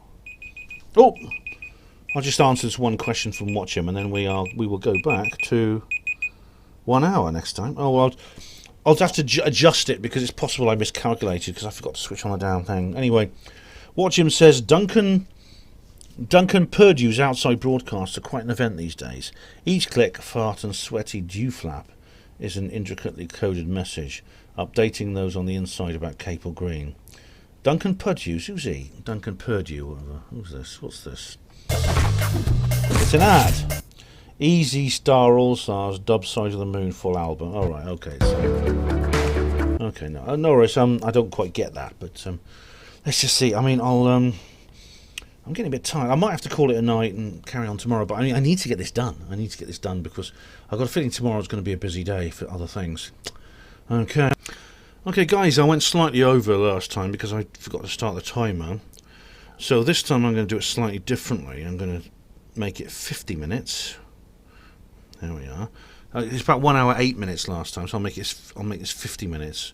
It's not exact, but some of the last one might be a little bit out. I'm now on the 5th hour, and if this isn't the last one, I'm going to call it a night. Because now it's nearly 1:30 in the morning, and I need to call it a night if I can't get this one. If I can't finish it this time, I've got a feeling I will. I mean, it's now what's the time? It's I say here channel comments. I'll just scroll down. See, I'm getting closer and closer to the sort of the end. Just how many are left? Let's have a look. Come on then. Yeah, I think I can do it. I feel I need to actually, because there we go. Right, yeah, I'm gonna go for it. Snar's Ashtree says on Oxford Monolith, great video, Ben. You're definitely not alone in the podgy takes. Thanks, Nara. Thank you. Yeah, I think putting on weight is inevitable for many people in this particular scenario with less work and feel like you need to eat something. The Oxford Monolith Mental RS4 said, excellent, you made me chuckle tonight. First off, I love your alien and UFO type of video, especially the Rendlesham Forest ones, so keep them coming. So back to now, it was so funny to see you walking along saying how fit you are, yet you're red-faced, puffing and panting, coughing your lungs up and clearing your throat while gasping for breath. So funny, lol, no offence, meant to make me smile. Now, I think I may have overdone it, yeah. I basically had to rush because I had to get to work. I had to do this and get to work. Alex Ritchie says on the same video, pronounce Helena. I know this from the indigenous. Helena. Is that Saint Helena? Saint Helena. No, that's how they pronounce it in the. No, I've heard saints pronouncing it Saint Helena. David says, brilliant news. Keep an eye on it 24/7. Well, I'll keep a lookout for another monolith. I mean, this one's gone now. I mean, all night. The Isle of Wight monolith had the police arrive, and then it mysteriously had moved overnight and changed from metal and self-standing as the national newspapers reported to MDF glass and timber, which had to be supported, witnesses told me. It had moved overnight. But it did attract a UFO the next day. I got pictures. That's interesting, Dave, about the pictures. I mean, do email them to me. I'd be interested to see them. I think we've communicated by email before. As for the monolith, it's possible someone might have replaced it with one that was a bit more impressive in nature, simply because of the news people are coming. That's always a possibility. Alex Ritchie says on the Oxford monolith, why are you consistently giving this non-topic airtime?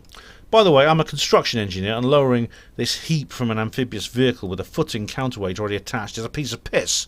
In all, 30-minute turnaround. Get back to reality, for fuck's sake. What are you talking about? I'll explain why I think this is interesting. I've done several other videos about this subject as well. I don't know what your problem is, I really don't. I think it's interesting, and therefore I decide to cover it for reasons I've explained. I'm not saying they're all aliens. I'm not saying you're wrong about how to set up the monolith. It's with the counterweight already attached. Okay, well, fair enough. Maybe you don't need proper foundations. Gary says, see if you can get a boat, Ben. Go and check it out. It would be really interesting to see how it's been put in the ground. For example, is it standing because it's heavy, or does it have foundations? Very interesting. Well, Alex Ritchie was saying about that, telling me to get back to reality. But you don't have to get so angry. You could explain these things, Alex, without getting angry. I think, I don't know if it's worth doing that now, Gary. I don't know if it's worth doing. I wouldn't get a boat for that, I don't think. Maybe a pair of waders. Same video, Gary Robinson says, Boris, one day, at the rate the UK is going, it will soon be one allocated exercise outing per day, as well as one meal, one drink, and one shit, all enforced by an army of Marshal Karens who will be short on legal facts and long on BS.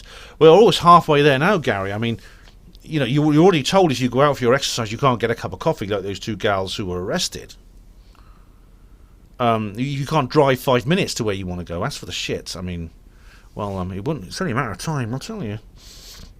Gary Robinson said on the Oxford monolith, Ben, mate, you should get a drone for doing recon in situations like this. It would allow you to see if the monolith was still there in the water, or if it had been moved and dumped nearby.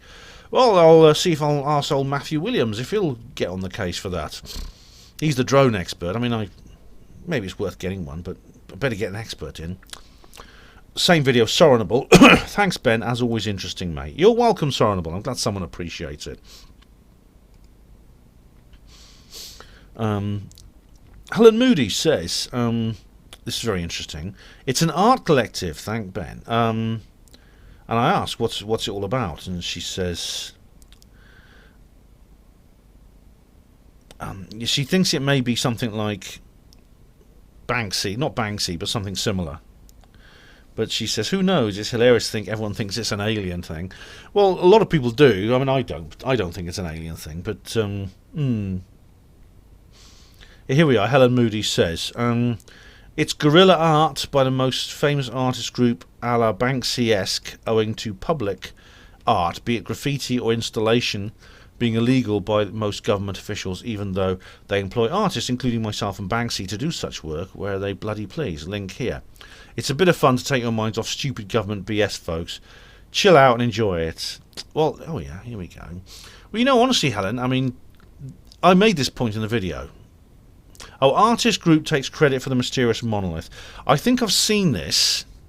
Yes, I've seen this. Now, unfortunately, this has never been confirmed,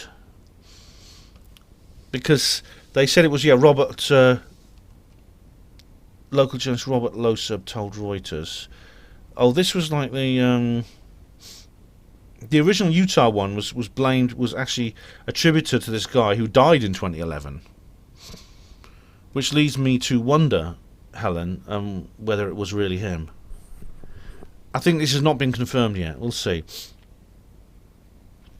Helen said on the same video, punting, is it, Oxford darling? I do miss punting on the ISIS. I do too. It's a great fun thing to do in the summer, when the lockdown's over. It's really not hard to do this. Reflections would be better with the floodplains, which most English Oxfordshire or Oxford folks would know. The Isle of Wight monolith was a separate artist imitating the most famous art collective. Got you all hooked, eh? Better than focusing on BS politics and faked BS pandemonium. It's chess and Agenda 21, not what the press says. You know, Helen, I do think one of the nice things about the monolith was it did give people a break. It did give people a moment of wonder. I mean, whatever it was. I mean, for a while, it could have been alien. Of course, it very quickly turned out not to be. But just for a little while, we had something to make us go, wow. And we need that. We do need that. Helen has also said on the same video here, this is the most famous artist on YouTube. The most famous artist. More inspiring than the ability. Does this person create monoliths? Oh, right. Which is, and here's the YouTube channel that's been up, posting for some years now. It wasn't environmentalists that removed the Utah monolith. It was the park rangers, because it caused untold and serious long-term damage by the installation and the vast amounts of bloody-minded, lazy idiots who think that the world is their rubbish dump in the area is a desert which does not self-repair. Less arid, more green foliaged areas would, thus creating an acute long-term cycle of damage to preserved areas of special interest. All right, Helen, I knew very well that the reason the people who removed the monolith did it was for that reason, because the desert ecology is very delicate, and people, you know, already several hundred people had come to visit this thing, thousands more would have, and yes, some of them would have dropped litter, and that's inevitable. So they removed the monolith. But the people who did it came from Moab, which is a nearby town. Now, were they park rangers? In which case, maybe that's it. But I know someone, whoever they were, that's what they wanted to do. Right, UFO disclosure. Mr. Cashier says, the Earth is flat, Bob Lazar's legit. Well, Bob Lazar is legit, the Earth is not flat. So you're half right. Nothing as it seems says, there must be somebody out there for me to keep me from drowning into this frozen sea. That's the year of the century. Into this frozen sea. I don't know what you drowning in a frozen sea has anything to do with somebody being out there. Nothing. Do you live in the North Pole or something? Year of the century. Steve Mumbling says, Perth now. Here we go. What's this? My goodness. This is his local paper. Bizarre UFO bomber alien conspiracy link. A federal investigation into the bombing in Nashville on Christmas Day has uncovered evidence the suspect believe in aliens and lizard people. Oh, yes, that's right. This is Anthony Warner. Yeah, you're right. Steve, I covered this on Third Rail Radio with Trevor. And yes, it's he sounds like he was one of us, so to speak, which is very sad. It's very sad that he took his own life like that. It's a very bizarre suicide, and obviously he wanted to make an impression, and you know. And Charles says, "Oh, that's bad. Oh, bloody hell! It's hilarious," says Steve Mum. It's not hilarious when a bloke goes and blows himself up. I mean, he's lucky he didn't kill anyone. I mean, the bomb was probably bigger than he intended it to be. At least he tried to warn people away. And Charles says, even Ike wasn't that mad. This is Heaven's Gate level of crazy. Yeah, it is similar. It is somewhat, yeah. Charles said, sorry, Steve says, I don't know. I thought his beliefs sounded pretty familiar, lol. Oh, whatever can you mean, Steve? Charles says, within reason, he hasn't taken to blowing himself up over them yet. You mean me? No, I mean, I've got no intention of blowing myself up. I mean, it's sad when people do this. And it's, you know, we had a member of, when I was on CMR, one of the listeners committed suicide. There are damaged people in this movement. And we don't know much about this guy. He didn't leave a note or anything. We just don't know. Right, Oxford Monolith. A cubic metre of water weighs about a ton. It weighs a ton. All they would have to do is have a couple of holes below the waterline. The weight of the water that filled the bottom section would hold it in place. The ET explanation is impossible. That's why it's the first to be eliminated. Steve, you're surely not going to accuse me of saying that monolith was put there by aliens, are you? You're not going to say that, are you? MJ says, have to love Ben. He's such a likeable chap, in my opinion. Oh, thank you, M. I'm glad you enjoyed that. Now we come on to a new video, which is notice of upcoming Alltech exclusives. And let's have a look. There's I don't think I need to respond to the comments on there because I've already responded to them in the actual video I talk about. So we can skip that.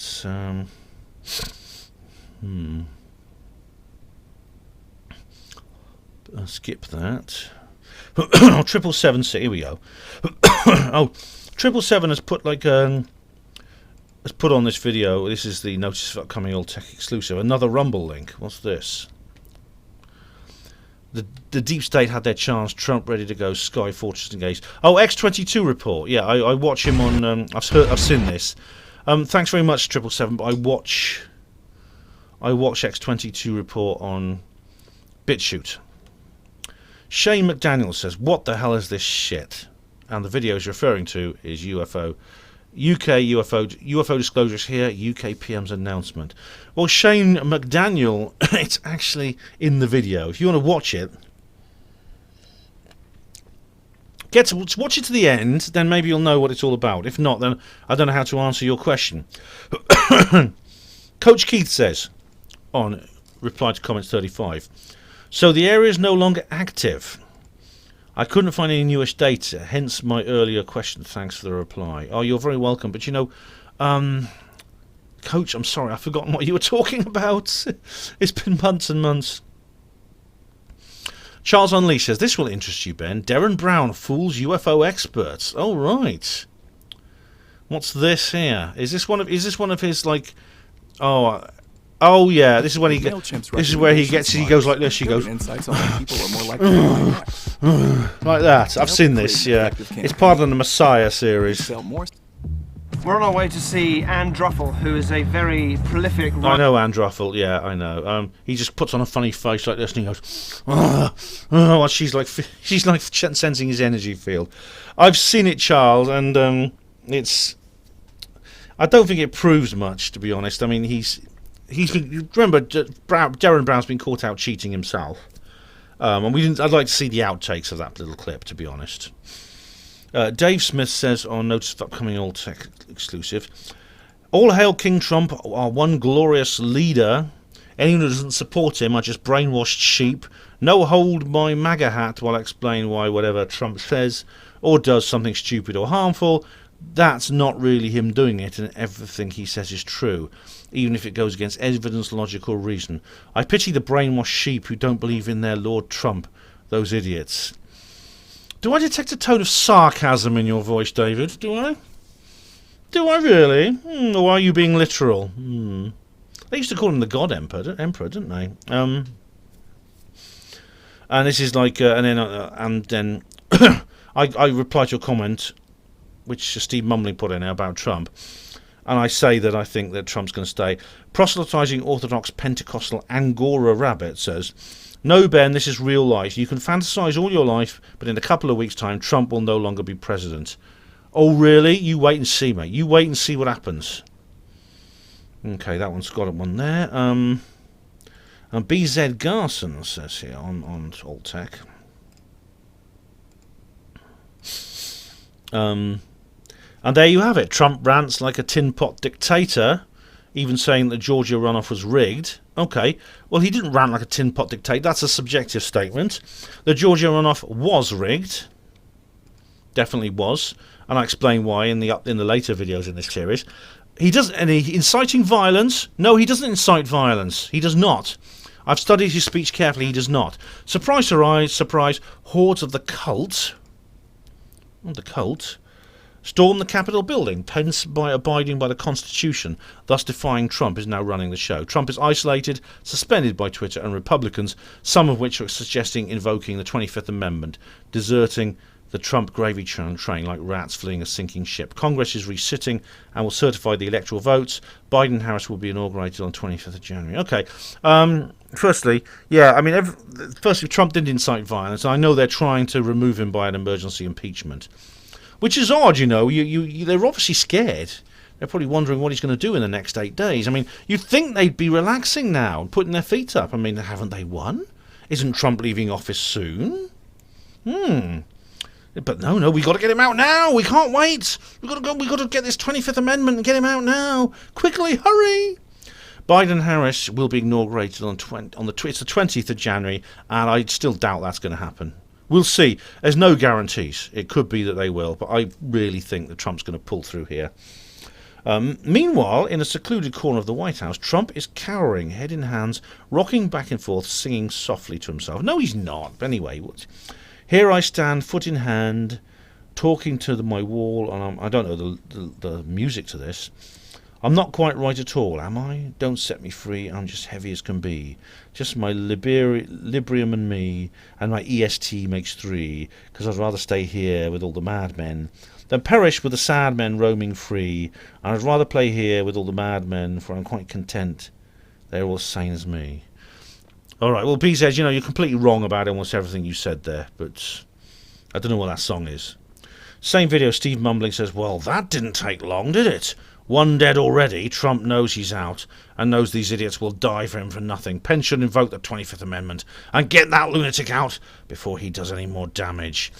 Well, Steve, you know, obviously the deaths are tragic, as I say in the follow-up video to this particular one, or the particular 2, because this is basically just telling you about videos I put on Alt Tech. It's tragic, the people who died. 5 of them now actually died. But Trump didn't incite it. It's not Trump's fault. Only, you know, there was a huge crowd there. I mean, there's an enormous protest. There was easily 1.5 million people milling around outside the building. Only about 100 actually went in. As for the 25th Amendment, well, we'll see what happens. I think tomorrow is going to be a day to watch, quite frankly, the way things are building up. Steve Mumbling says, how are you going to defend this narcissistic fuckwit now? Well, why don't you watch the follow-up video, Steve? Because I did a video firstly, I did 2 videos on Alt Tech, and then I did another one on I did the live stream on YouTube, didn't I? Reply to comments 36. Brotus says, arsehole. Right. Which of course, you're going to say to me online and not say to my face, of course, aren't you? Steve071 on Walmart and Hunter Avalon with Rin Michaelis. I agree on ethical shopping, Ben. It's nice to do, but the cost means you have to choose the items selectively. And the fact that a large corporate store sells some food so cheap makes farmers and producers of the food much more likely to give up growing, thus allowing more and more GMO crops into the superstore shelves. And unfortunately, Steve, yeah, I mean, I understand this. I think I said this to Rin. You know, I'm not rich. I understand exactly why sometimes you need to do this. And it's economic forces drive us. That's another way the government control us. When there's lots of people who are poor and dependent, I'm not dependent. I'm not ultra poor either. I'm reasonably well off. I mean, I can earn a living. I can earn my own living. But some people are dependent on state benefits. You've got large families and things. What are you supposed to do, isn't it? Rabbit says on the Alt Tech in reply to me, lol. All right.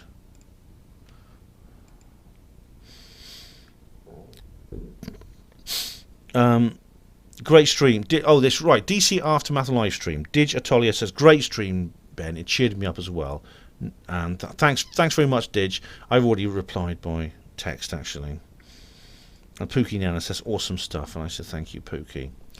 DC Aftermath livestream, John Burns says, John from Liverpool, hello. Hi, John. How are you? Barbara Whittall says on DC Aftermath livestream, the death knell of our country. Not yet, Barbara. Not yet. Give President Trump a chance. I think he's got something up his sleeve. I don't know. I don't know if it's going to work, but there's no guarantees. But we'll see. Charles Scott says on DC Aftermath, very interesting. Infowars.com, and it's Michael Flynn praises Alex Jones. Flynn comes across as sane and not a fantasist liar. Exactly. He's a very good guy. That's why Trump pardoned him. He estimates 350 to 400 electoral votes for Trump. Flynn also states electoral interference from several foreign countries. Therefore, Trump can legally call on the military. Time will tell what happens next. That's right. The Flynn interview with Alex Jones I saw, where he actually says this is essentially an invasion. Trump can call martial law to protect it. And as I explained in the video, there's different kinds of invasion. This is a form of illegal occupation. And yeah, he could use force to put it down.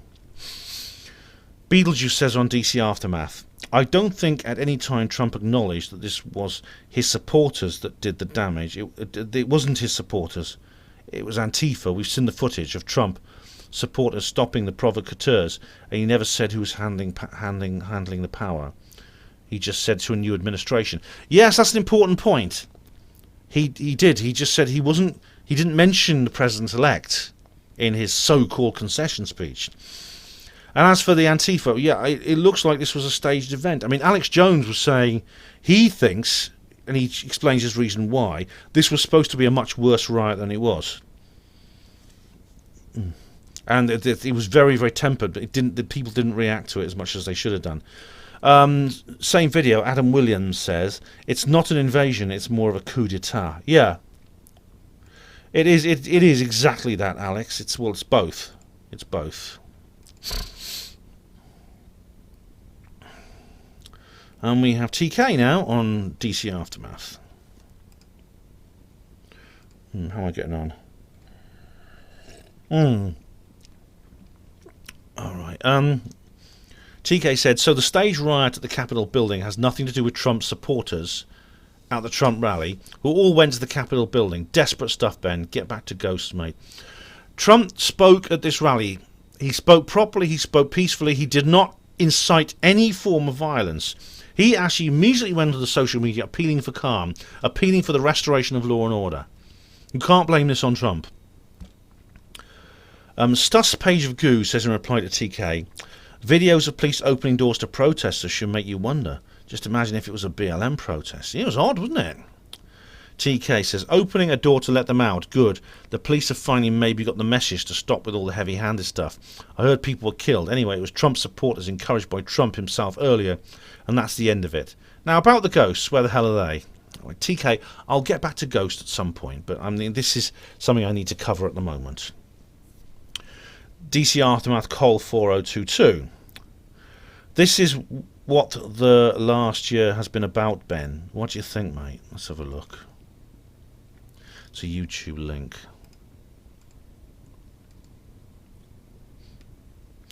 This video has been removed for violating YouTube's terms of service. All right, that was only 2 days ago. And as a Stuss Page of Goo says, the vid has been Orwell, yeah. And Cole says, brilliant. Orwell, so true. This one hasn't yet. Well, let's have a look, shall we? Oh, Catherine Austin Fitz. Yeah, full interview. Yeah, that's very interesting. I can't go into the details now, Stuss, but it was a very interesting... Cole. It was a very interesting interview. Okay, yes, DC Aftermath. The one that Steve couldn't be bothered to get up to be a part in the live stream. A few minutes of this tells me all I need to know. Absolute rubbish. I won't waste my time with the rest. What's this? The Who won't get fooled again. Oh, right, I see. Okay. Charles Unleashed. Fool me once, shame on me. Fool me, can't get fooled again. George W. Bush. He did. He was really blundered over that, didn't he? I mean, he was like he was almost as bad as Joe Biden. Steve Bumling says, hilarious at the time I thought that most gormless US president I'll ever see. I was wrong. I know. Look at... Well, Biden's not US president and hopefully never will be. Charles Unleashed says, I think we all know Dick Cheney was the president at the time. Yeah. As Kamala Harris plans to be. Steve says, at that time the US government was a wholly owned subsidiary of the Halliburton Corporation. Well, for once I agree with you, Steve. Yeah, the neocons completely took over during the Bush years, didn't they? So, Obama as well. Charles Unleashed says to Steve, those damn alien fish people, a pox on them. The alien fish people, is that the Nomo?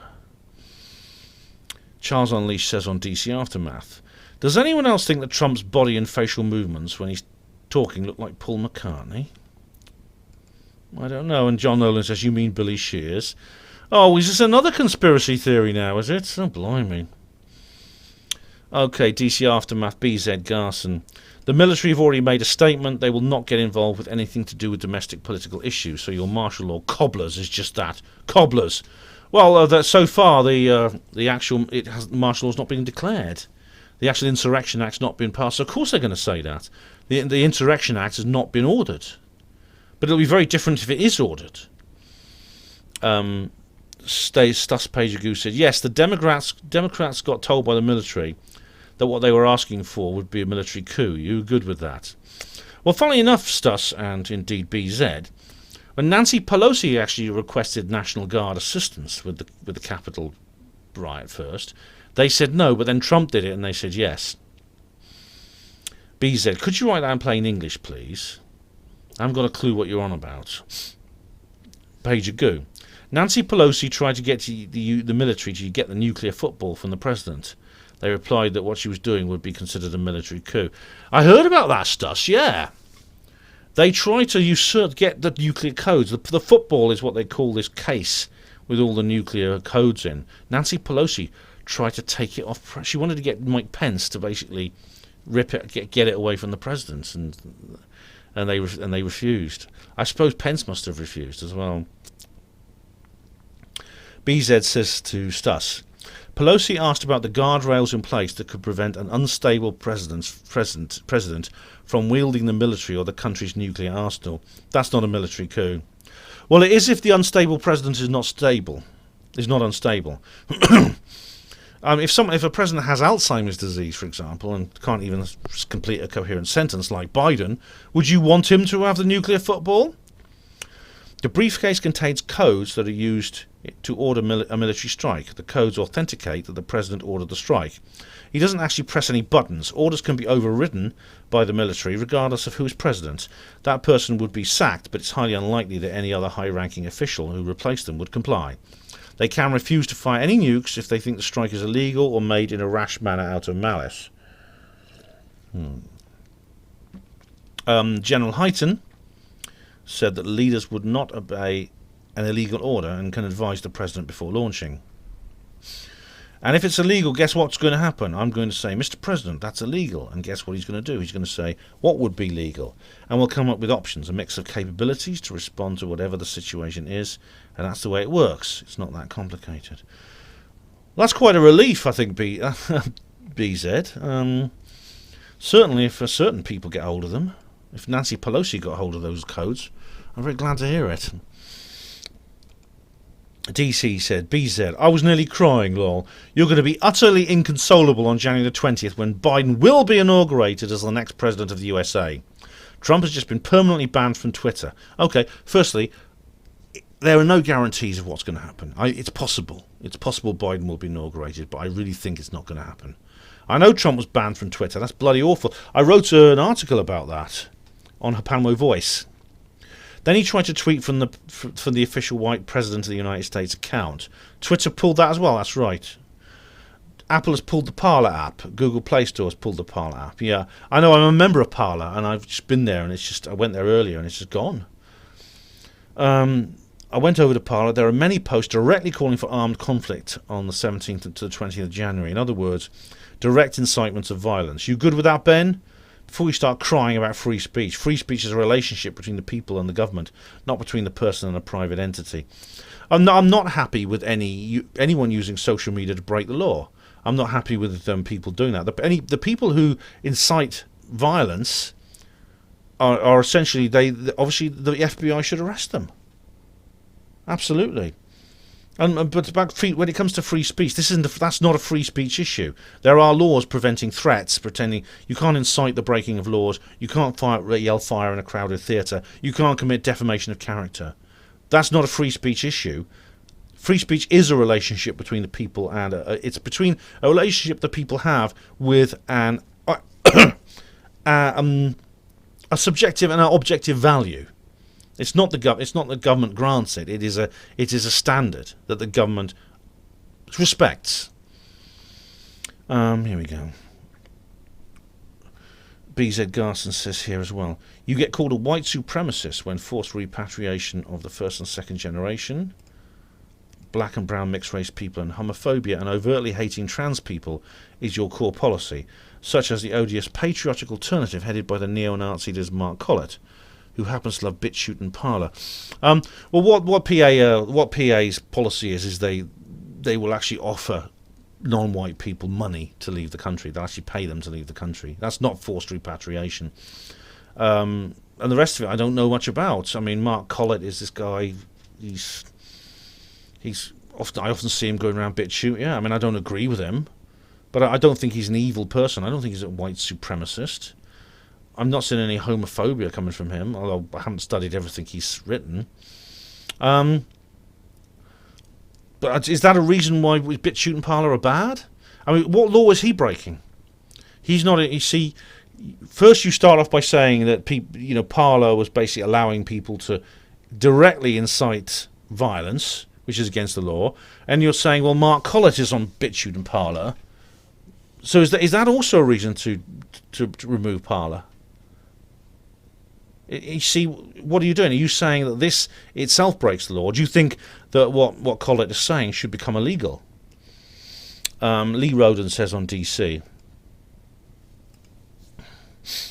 It's a link here.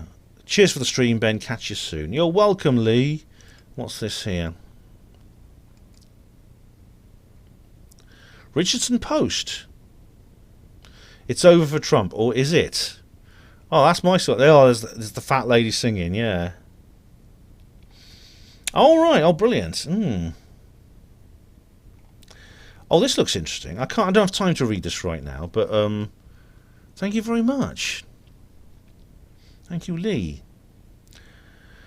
David Smith said, asked me on DC Aftermath, Ben, did you delete your other video announcing the live stream? And I answered, yes, I always do. After the live stream was recorded, I answered all those comments people left me on it during the live stream. David Smith said, okay, thanks for the reply. I'll have a listen to the stream later. Oh, you're welcome, David.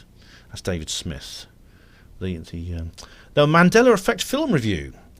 Gaffer Gadget says, I definitely remember it being Toons. Oh, welcome to the Looney Tunes Club then, Gaffer. I'm in it as well. Monoliths Galore. Rabbit says, there's even a Monolith Tracker website that has up-to-date news on the latest monoliths. Yeah, that's it, Monolith Tracker. Oh, that's the one I've got to look at. And someone, I think was it Hugo Roon suggesting I put ribbons between the different pins to see if it makes up a pattern like Coca-Cola. DC Aftermath, the big Scottish midgie, says, been many of the people who've pushed the Q and Trump been following many of the people who've pushed the Q and Trump narrative in the hope that it will be true. But always deep down I knew it to be another psychological operation. Many people such as Charlie Ward, Charlie Freak, Simon Parkes, Mr. Wilcock and many other who push this narrative now do or say all credibility they had at the time of writing has surely been flushed down the pan. Can't wait for their excuses they will come up with so they can continue their income streams. I don't think that's fair, Bidgie. I've been following Simon Parkes in particular. I've been following on this, and I've met him. I've got to know the guy a bit, and I don't think that's characterises him at all. It makes me mad and sad that I've followed this, albeit at a distance. My gut feeling has always been that the above people are simply bullshitters on a nice wee gravy train. Simon used to be a driving instructor. He used to be a councillor. He was a politician. He could have gone a long way in politics.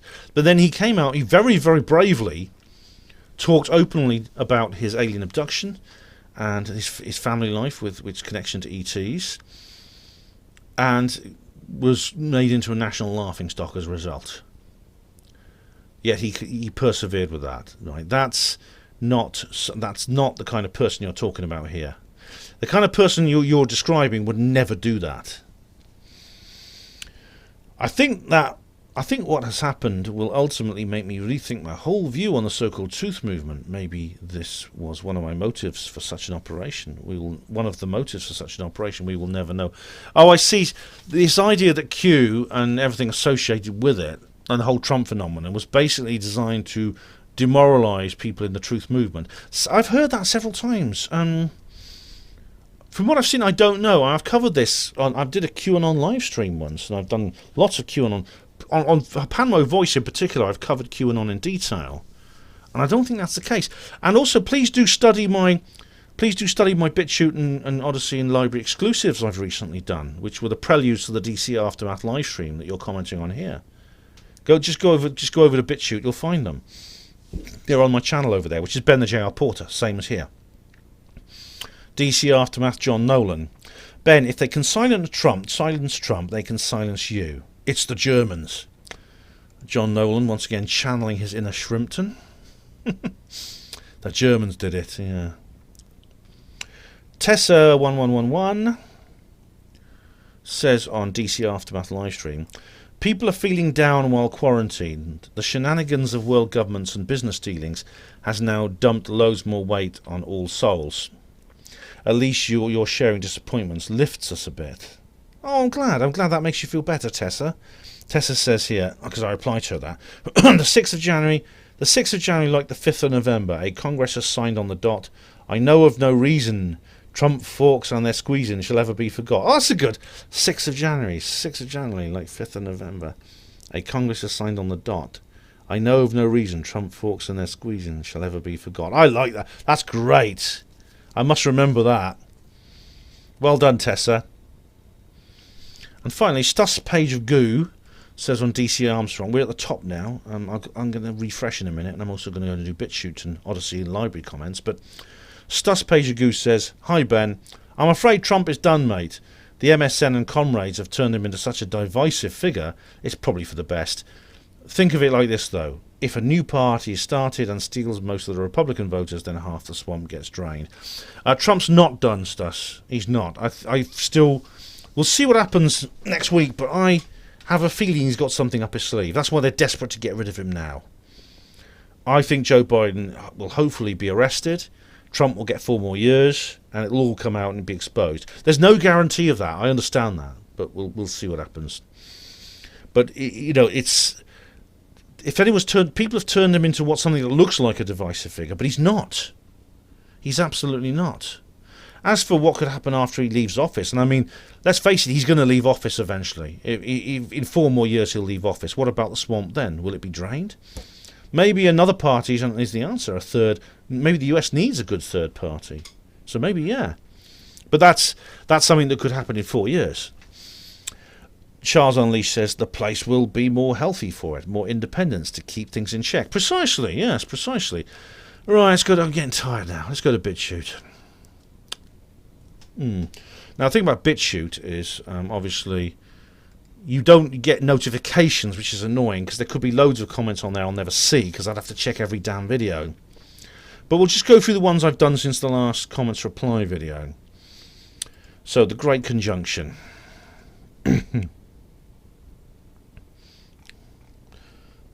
Any comments? Oh, BitChute is actually lagging pretty badly at the moment, actually. It's no comments. Everything's running slow on BitChute. I think that's because they've had millions of new members since Trump got banned from Twitter. I think it's really been a wake-up call, actually, for people. Any comments? Just wait for it to warm up.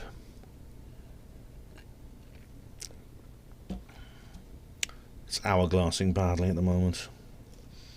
I'll open Library and Odyssey while I'm waiting.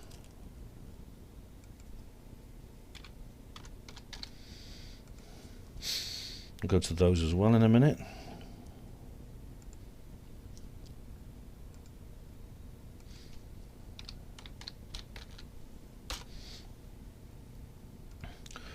Okay, no comments.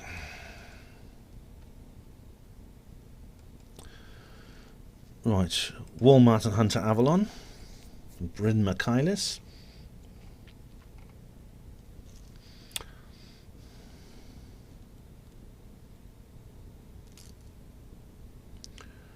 Oh, it doesn't want to.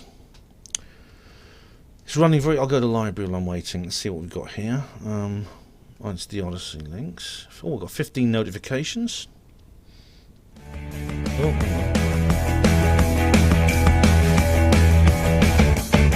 No comments. UFO disclosures here. PM announcement.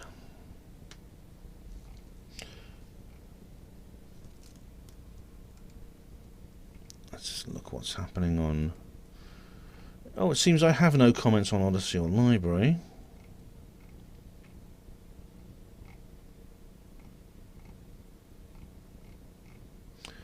Oh, Dave Cullen's been banned from YouTube. I don't know if you heard. He's gone as well. Oh, sorry. Jan Love says. Oh, this is on. What video is this? I'm getting tired. Sorry, I'm getting a bit sleepy here. Oh, this is just on my. Oh, this is on just my channel here. Great channel. Love your stuff, by the way. I have a good UFO videos and documentaries on my channel. If you want to watch, they're really good. If you want to believe, all the evidence is there. I guess you're already a believer. And I did sub to Jan Love about that. I gave them a. Oh, I got a. Oh, I was following now. Oh, I did. I'm sure I pressed follow on there. Now it's gone. Oh, hang on. Anyway, no comments on UFO disclosure. Brexit deal. What else did Jan Love do? I don't know. This is on Odyssey. I get the notifications on Odyssey for both Library and Odyssey because they're both really connected. I'm nearly done. I'm glad, actually. I'm tired. It's gone 2 a.m.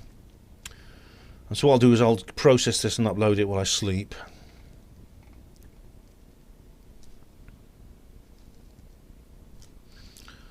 Okay, so nothing on. That's Library and Odyssey sorted, I think. Brexit deal. No. It's not. It's just hourglassing. Oh, in Rio. Okay, it's not. Nothing's happening. What I might have to do with BitChute actually is just come back and reply by text when it's working more quickly because it's just hourglassing continuously. I can't sit here all night. I've been here long enough already. Okay, so what I'll do now is I'll just refresh and answer any comments that have emerged while I've been making this video. Come on. And then I'll call it a night. That's it. Pedal hard. It's just taking ages to upload. There we go. Jam Noise 72 says lol bro, where I give her my comments reply thing. Bless her. I'll just refresh my channel comments page, and then there's nothing on there. I think we'll say good night and God bless to everyone. Ooh. Oh yeah. Nothing there. Hell for review. It's the spam box. Nope, that's it. Alright, well, ladies and gents, that is the 37th comments reply video done. I'll hopefully upload it overnight so you'll see it in the morning, which will be the Tuesday. So you're probably watching it sometime on Tuesday. But thank you, all of you, for your comments, because without those, well, there would be no video, would there? So all the comments, all friends and enemies alike, thank you for your contribution. Even some of the rude comments were quite amusing. And I always appreciate this. It's always good fun to make these videos. I know you guys like them. I like making them. And yeah, that's it for until the next one. But there'll be another video coming soon, obviously, before the next comments reply video. Thank you all for watching HPANWO TV. Hospital Porters, Pride and Dignity. Stop the New World Order.